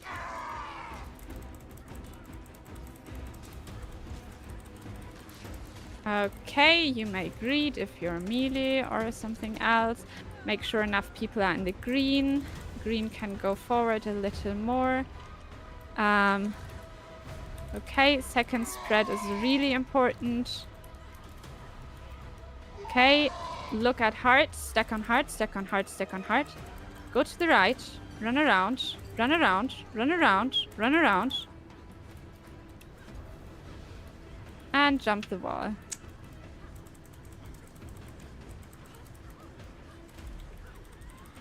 Okay, Malice takes Nemo Portal. I am Malice. Everyone else collects with green. And we should be able to phase before. So we're not gonna take... Yeah, okay, we're at 51%. Push, push, push, push, push. Sissy. Nice, and Gluttony.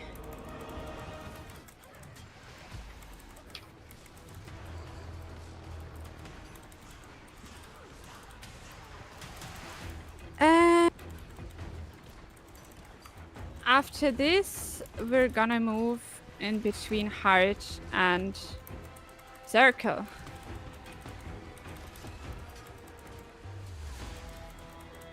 There's gonna be a Scourge portal next. Take it and take it back as soon as AoE explodes.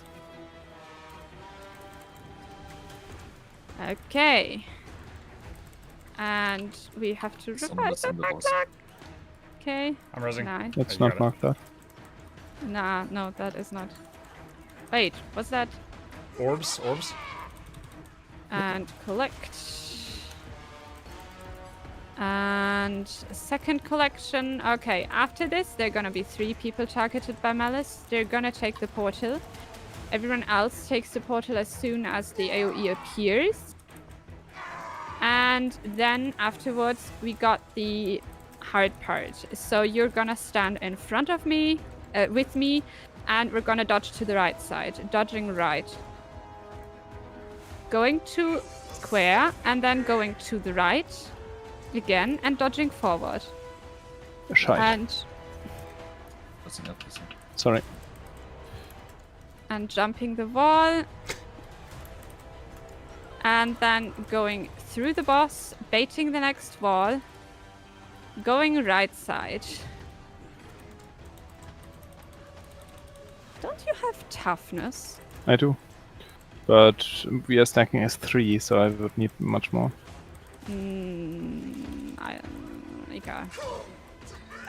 Shit collection now. So we're gonna have a portal out of this. Take it timely, and then take it back as soon as you can to collect the last orbs.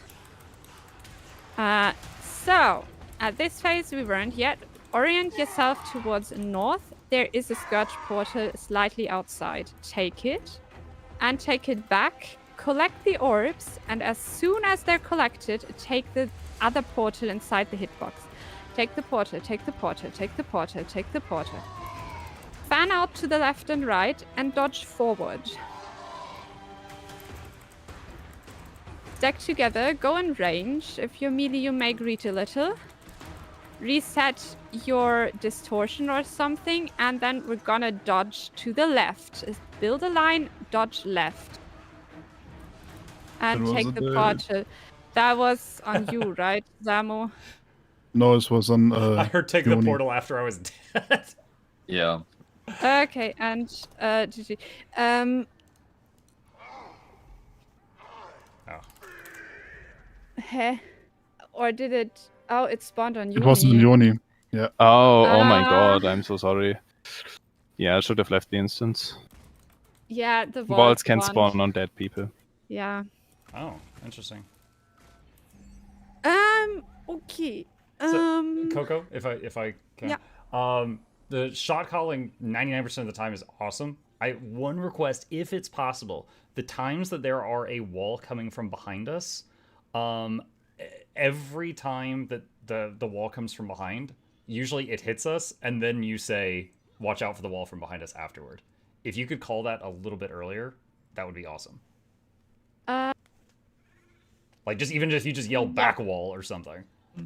Yeah. I'm just thinking about when I'm calling it then. Yeah, I think I'm gonna call it directly after the dodge. Yeah. Appreciate it. Thanks. Can do that. Okay. So, if we get the first double paddles, so the first big double paddles, right? I think the theory of that we got down now at least a little bit. After we've got that, there is the back wall that we have to jump, and afterwards we move through the boss on the other side onto arrow. So we're coming from approximately square. If you look into the arena, we're coming from square, and we move through the boss to arrow. And on arrow, we're gonna bait the next wall. We're gonna run around with that wall on the right side.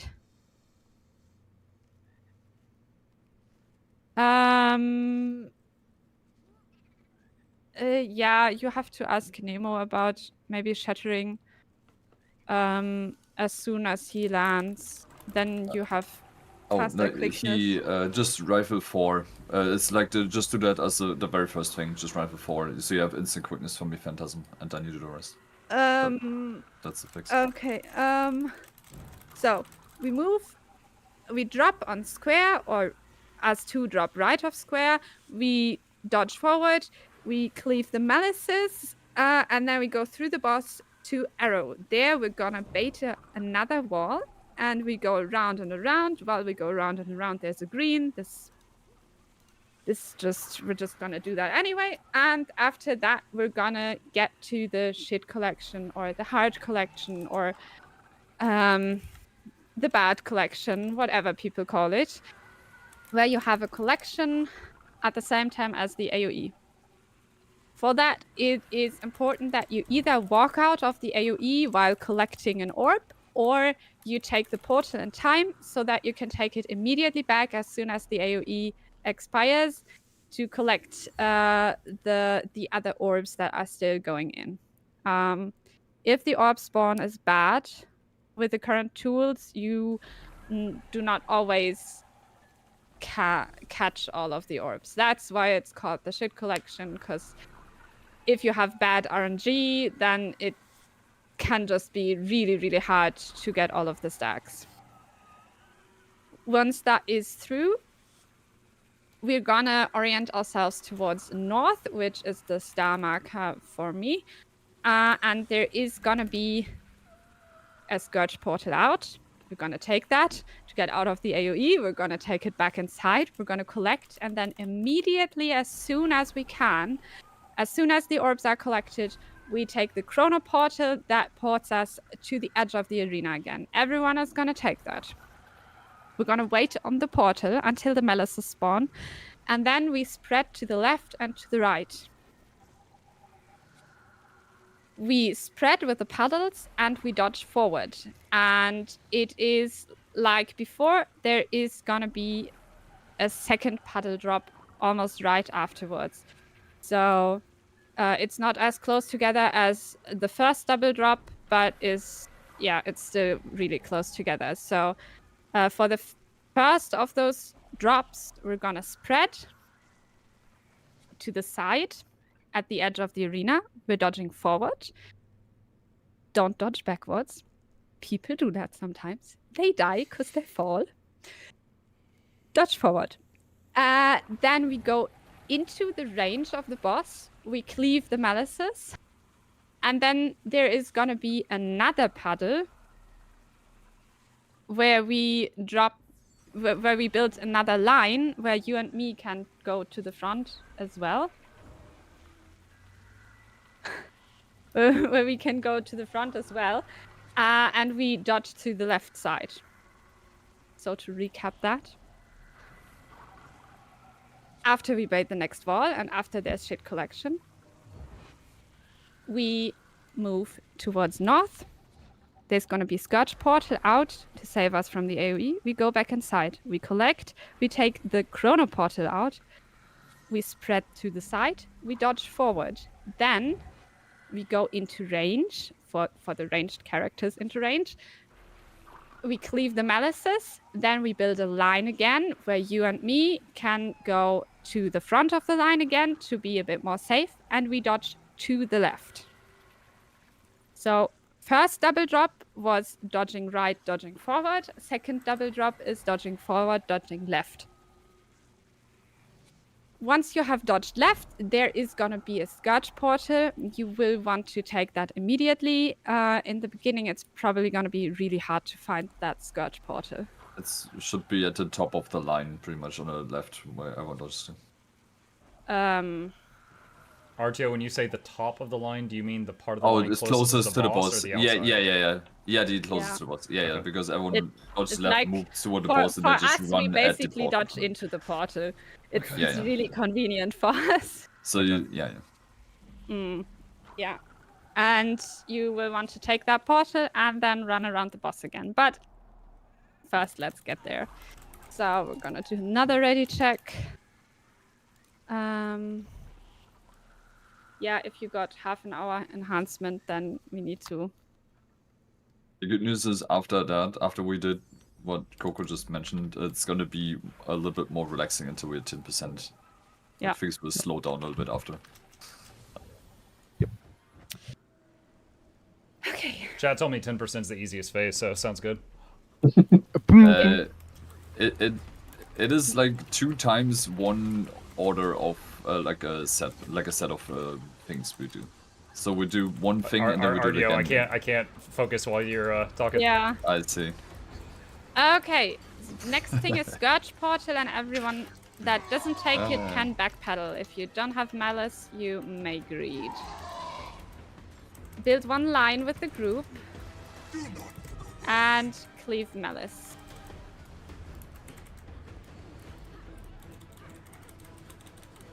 And next thing is a Nemo Portal for the next malice. Everyone else can start backpedaling to spread. After this, there is collection.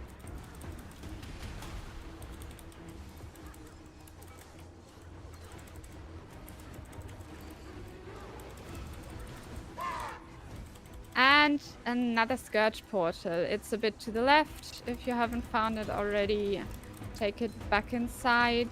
If you are melee, otherwise cleave the boss.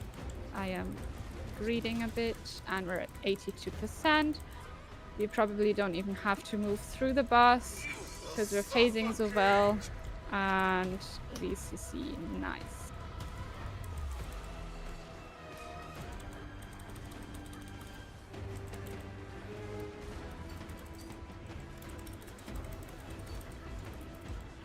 Nice, nice, nice. Ball. Jump it. Make sure it dies before it comes back. Please, please, please, please, please. Okay. Okay, okay. We have arrow stacked together for the green. That is definitely visible in this cloud. And then we got the Scourge Portal. Take the Scourge Portal, take a step to the side.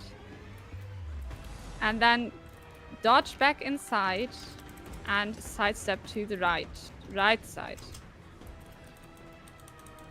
Or you can dodge through the hitbox. Sorry, I forgot to mention the right side earlier. Every wall from now on is sidestepping right.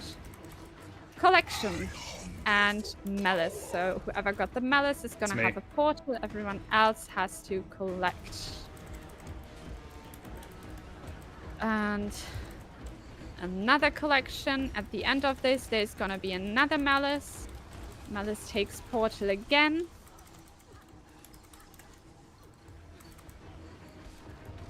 Okay, everyone else takes portal now.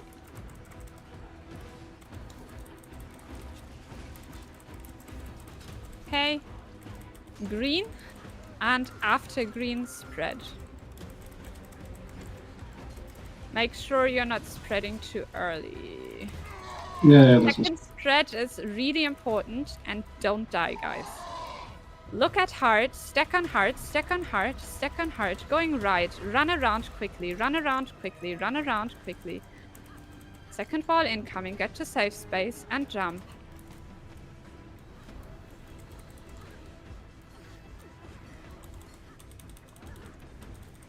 Okay. Malice takes Nemo portal again. Everyone else collects with green. We're at 54%. If we don't let any orbs through, we can easily phase. One is a bit more to the left, slightly within the puddles, which are really greedily placed. We're at 51%. Nice, nice. Good phasing, good phasing. I like it, I like it. CC, CC. And gluttony.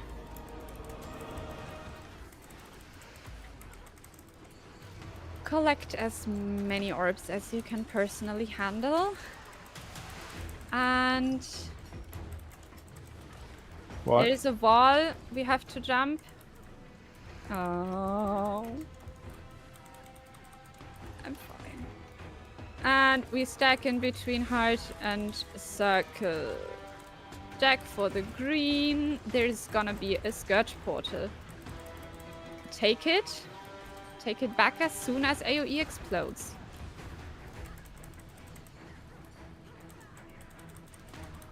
Okay. After this, there's gonna be double collection, so 6 orbs to collect. Show some initiative. Going nice so far, though. Okay, nice, nice, nice. At the end of this, there is gonna be a portal. Everyone is gonna take their portal as soon as the AoE appears. Take it, take it, take it. And after this, there is gonna be the double drop. So, come to the front with me. We're gonna dodge to the right. Placing our malices, and then going right again. This time dodging to the front, dodging to the front, dodging front. Careful, wall incoming from behind. Okay, cleaving malices. Going through boss, 2 arrow. Baiting next wall, going right, going right. Running around with green and everything. And next thing, we can stack a heart. Next thing is shit collection. So, take the portal in a timely manner so that you can take it back immediately to get the last orbs. We're at 0 stacks. Really well done. I feel like I just cursed us. Orient yourselves towards north. Take the Scourge portal here. Take it back. Collect. Through the bosses one, the others are from the side we just came from. Take the Nemo portal. Take it immediately. Take it, take it, take it, take it, take it, take it, take it. Now spread to the right and left, and then dodge forward. Okay. Next thing, okay, please can the green stack with the group? Nice. Next thing, we go a little bit in front, and we dodge left. Dodging left. I'm sorry, I went early. Taking the portal, taking the portal, taking the portal, run around quickly. Run around quickly. There's gonna be another wall. Get to safe space again. Run around quickly. Nice. And then we got to jump the wall again. Which I definitely did. Sure. Okay. Orbs, After this orbs. is over, collection immediately. And we're gonna do Scourge Portal. Oh god. Oh god. Let's Take see the at portal. Yeah. It's... Okay, then we have to do much damage. Okay, Malices, walk out. If you got Malice, just walk away from the boss as far as you can. If not, build half a circle. A really big half circle, a really big half circle, a really big half circle, dodging forward, stacking together, stacking together. And we have to face during this now. There's orbs also. Okay. Okay. Never mind. And CC. And there is gonna be a portal now. You take this portal. Take it, take it, take it. You can go behind with us. Dodging right. Dodging right. And we run Keep around. talking, And we go to the boss. And I really want a GG. Let's GG. Okay, I didn't want to say a word because I wasn't sure if your attempt was going to continue. There was a few times there, and that last moment was one of them. We lined up, and we had never gotten to that point before, right? So I hadn't seen that before. And you said, okay, and we're dodging, dodging, dodging. And I was like, which way? And then you went right, and I was dead. So, like, it wasn't until after the hit happened that I knew which way to go, and I waited until I heard, and it was too late. Yeah, that's so interesting because I say it like 2 seconds before, and it just gets to you like with such a delay that I have to say it even earlier. That's so interesting. I believe it. I believe it because I'm just telling you what happened from my side. Is like I was waiting to hear which way to go, and then it was too late. Yeah, but I like that one time I also heard her like wall jump something. It was something like really late, and maybe it's also just this. Oh yeah, from my perspective, and again, I don't want to make it very clear. I'm not pointing the finger. It's probably just delay. But from my perspective, every single you're gonna need to jump this is after I'm already on the ground, and it's like too late. I've never had one where I heard it beforehand. Yeah, I've kind of the same, and we're like in the same country and everything. Juni? Like. Do you have your Steam updates still undrosseled? No. They are finished. Illegal downloads. I see. Okay. We have new connections since yesterday. Okay, it is actually kind of time. So if you want to, we can continue on Friday. Okay. Or the last 10%, because that's pretty much all that's left now. Yeah, I mean some explaining before 10%, because there was quite the chunk there. So, but I hope you had fun. I hope you learned something. And yeah, no, I learned a lot. I mean, we got to 6%.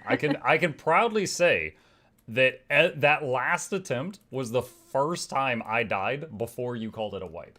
So I'm happy about that. True. Yeah. And no one's complaining about quickness in my group. That's all the other group. So I'm happy about that too.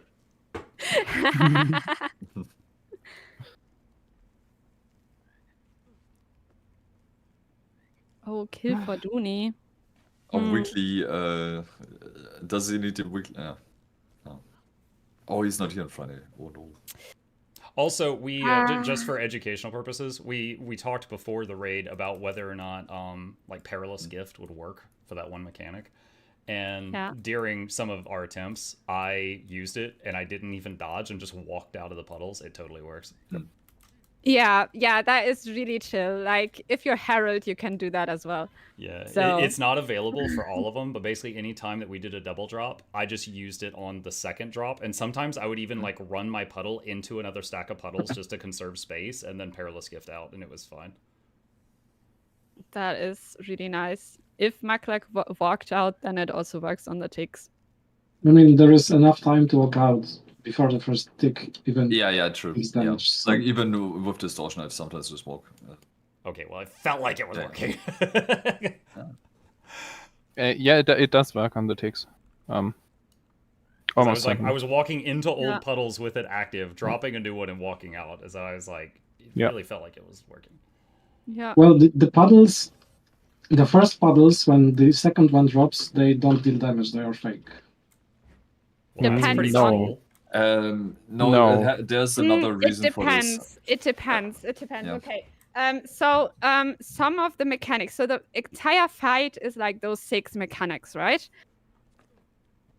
Some of the mechanics are originating from CERUS. So if an AoE almost covers the entire arena, it's from CERUS. If the AoE covers like parts of the arena, it probably originates from an ad.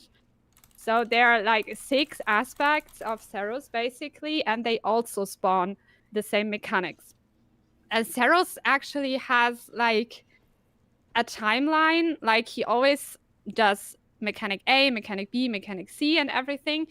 And whenever you go into the next phase, the ads appear more and more often and do their mechanics in between the CERUS mechanics. So in the beginning, I believe it is a 20-second window with which the ads do their mechanics, and it gets like in phase 2 it's 15 seconds, and phase 3 it's 10 seconds, and in the last phase it's like even less. 2 seconds.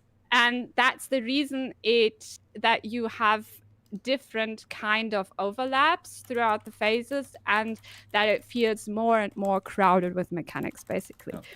So that said, that means some of the puddles that we drop are from CERUS and some of the puddles are from the ad. The puddles that are from the ad, they don't do damage anymore when the ad disappears. The puddles that are from CERUS, they will always be very dangerous. The important thing to know is that if the ad reappears during the same phase and the puddles are still there, then the puddles will start doing damage again. So that is also important to know. Specifically on the first huge double drop, the first puddles are from the ad, the second puddles are from CERUS. So once you drop the second puddles, the first puddles basically are not dangerous anymore, so you can basically walk through them. Oh. But you specifically have to know which puddles originate from where to take advantage of this, and that is like a huge load of information. Yeah. Yeah, Coco has not started her streaming career yet, I believe. I don't know if she ever will, but... I mean, since like yesterday, we do have the internet at least to make it possibly work. Oh. So... Yeah, we went from a 16K connection to a 300K connection. I'm so hyped. Is that because of Wing 8 challenge modes, so we can download faster? Is that what it is? That is because Telecom actually... And no wonder I'm hearing about these back walls so late. It's like coming over here on dial-up. She's like back wall, and it's like... It's like making like modem dial-up sound. Yeah, okay. Why are there like 5 guild banner? Who plays because you can never have enough. I can give you a cake. I would then call it a day for today, and we go again on Friday. And as it looks right now, we're easily gonna get the kill. Are we starting at the same time that we did today? Yes. Okay. Sounds good. Yeah, and if you have like any questions until Friday or anything I should explain again or something, you can just you've been great. I like you yourself said, it's a lot of information, and for me, I'm very much a, you know, once I see it and can visualize it, I do infinitely better. So like after, like when you explain some of the stuff I haven't seen yet, I freely admit I struggle sometimes trying to wrap my head around it, but after I've seen it once or twice, I'm like, okay, I got it. Like the wall thing, like the very first attempt where there's that one moment that's like a quarter of the way into the fight where there's just like, you're saying run fast, run fast, run fast, run fast, you know, and I got hit by like every freaking one of those on the first attempt, and I only lived because I have a lot of hit points. And then after that, I never had a problem again. You know, it's just like once I've seen it a time or two, I'm confident that I'm fine. I just got to get through that part. Yeah. Yeah, now after the year, like how long is this on? A year or something? It's very easy to just like dump all this information onto the new guys, pretty much, right? All of us, we did this for weeks and did like small step progressions, a little bit of phasing here, etc., etc. Oh yeah, dude, I can't imagine. Like, right? And now, like, yeah. Because like every one of you that's doing the portals, especially, like you need, like I'm sure that there was a time period where you're like, okay, well we need a portal out of here, but where do we go? We go here, whack wall. Okay, no, not that spot. You know, and then you probably had to keep figuring that out over time. I'm reminded of the first time I ever did Zera. I tanked Zera, and I didn't pull up a tanking guide on where to take her. And I was like, I'll figure it out. That was stupid. No. No, there's a very long history of people who already figured that out, and I should not be trying to wing that. Yeah, but even for the portals, like I've seen so many variations now, and I've seen groups on NA, they do like entirely different stuff even, like it's Yeah. like I still remember when we first got together, Juni and me, and he brought his computer to my place, and I didn't know Guild Wars 2, but I still remember really vividly that I woke up one day and he was doing Zera, and I was like, how are you doing that? Why would you memorize all of those patterns? And isn't that all useless information and everything? Like I couldn't fathom it. Like I had never played a game on a computer before. And now I'm so much worse. So much worse. Not now I also enjoy that, but now I have also fallen.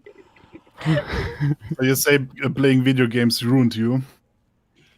Nah, it made I'm me very happy that, I'm also happy that Coco started playing. Coco, just real quick, I have a similar story. When I first started dating the woman who is now my wife, when we were dating, I was hooked on World of Warcraft. And I was very much, there was such a stereotype that, guys that are addicted to video games are like, bad for couples, right? So I was trying to keep that on the down low, right? And she would occasionally be like, what's that game I occasionally, because she'd come in and I would just like Alt F4. And I'm like, hey, what's up?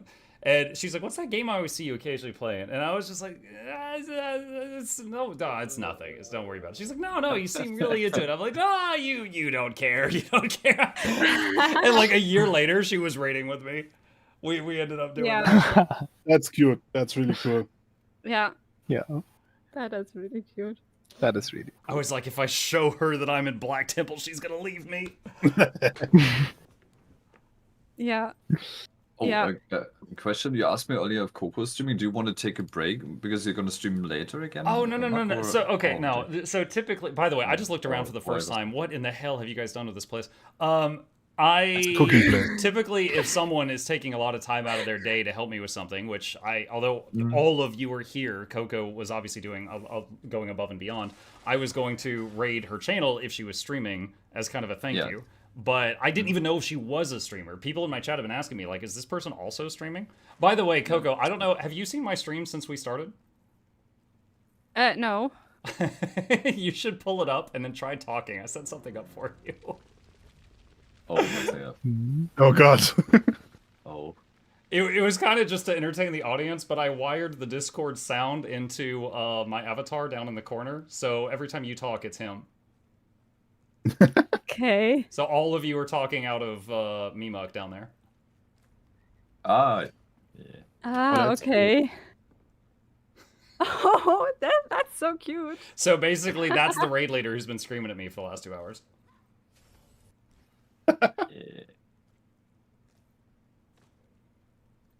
Anyway, I was asking about Coco streaming because I was just going to raid her. That was the only reason. I guess I can raid Argio.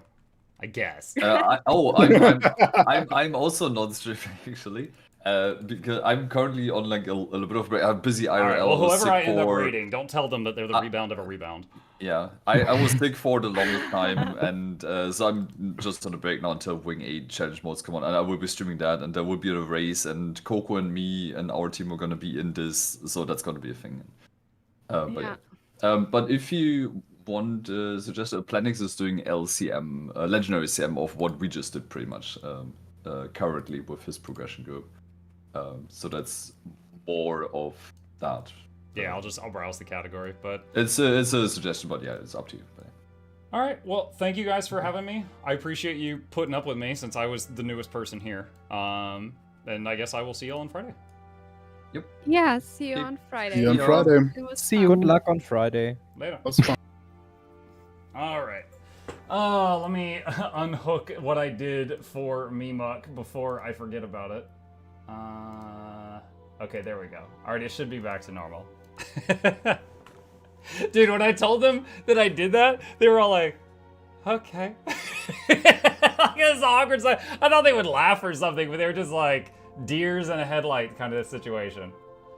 All right. Well, I think I did okay, chat. Up until the very, very last attempt, I never died before they called wipe. And when I did, it was because I was waiting to find out which way I was supposed to dodge, and I didn't get the message until after I was already dead.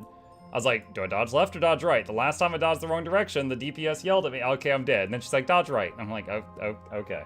So that was my only death. And additionally, quickness uptime was perfect, and I was within 1k DPS of the other quickness provider. So I'm pretty happy with how I did. My goals for this were twofold. I wanted to kill this boss, and we're really close. We got it to 6%. I wanted to kill the boss, but I also wanted to make sure that I wasn't carried. This is a personal thing. I don't know if any of y'all have this, but I would rather not do a fight than do a fight and get carried by other people.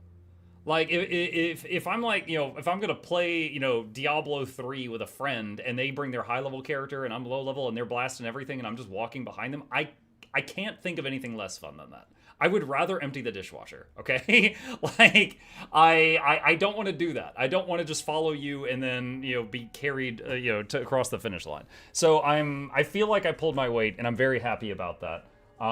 If I had not done well on this character, because they had never brought in Untamed before. If I had not done well on this character, I would have, between now and Friday, looked into other options that I could play. Like, Quickness Harbinger or Quickness Scrapper or something else. But I did okay.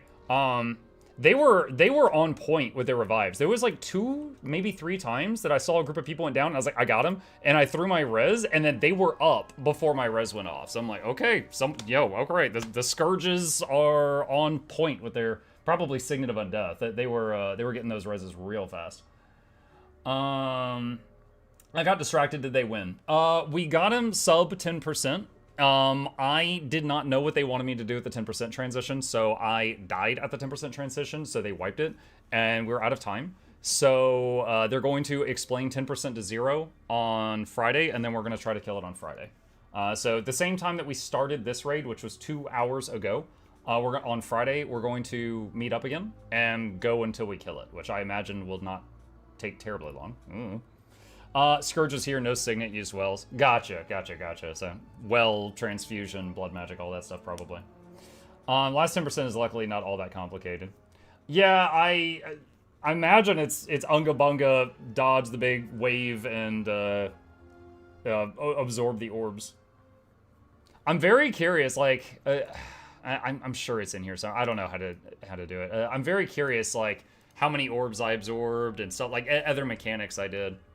But it was pretty cool finding out that this mechanic was busted for it. Like, literally, whenever I'd get a puddle, I could just turn this on, run into an old puddle, drop the new one, and then just walk out within the time.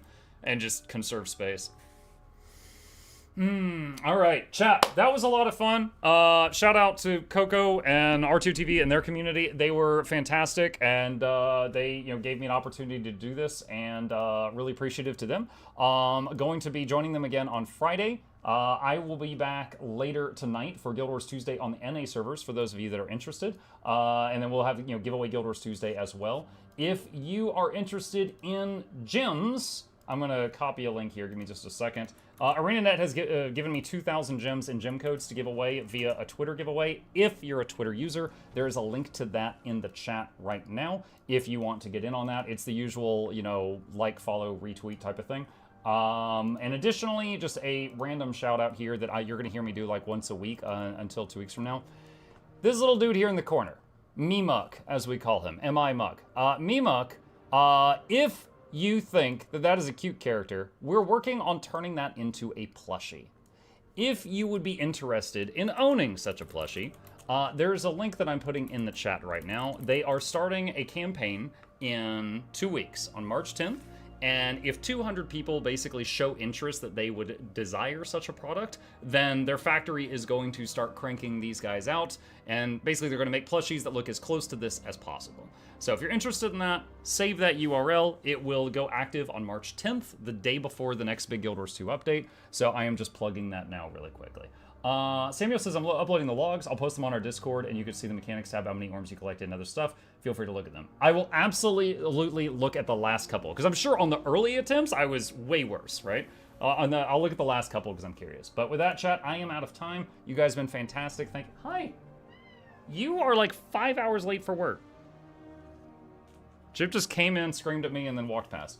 As always, hit the follow button on Twitch, like and subscribe, or if you're on YouTube, here's links to my YouTube channels. You should subscribe to both of those, and a special thank you to the patrons. Could not do what I do without their help, and there's a link to that in the chat below. Let me look at the Guild Wars 2 directory on Twitch and see who's live right now. You know, I constantly pick on Laura for being late, because her schedule says that she starts at 2 p.m., which is the exact time that my stream ends, and she's never live. But you know what? She's live now, not because she's on time, but because I'm stayed after work. So I'm gonna raid Laura. I'm gonna take advantage of this 1 day a week. Holy crap. I'm gonna take advantage of this 1 day a week where our schedules cross over, and I'm gonna hit her up here with some support. You guys have a fantastic rest of your day. Stay safe. I will be back in 4 hours for the evening stream. See ya.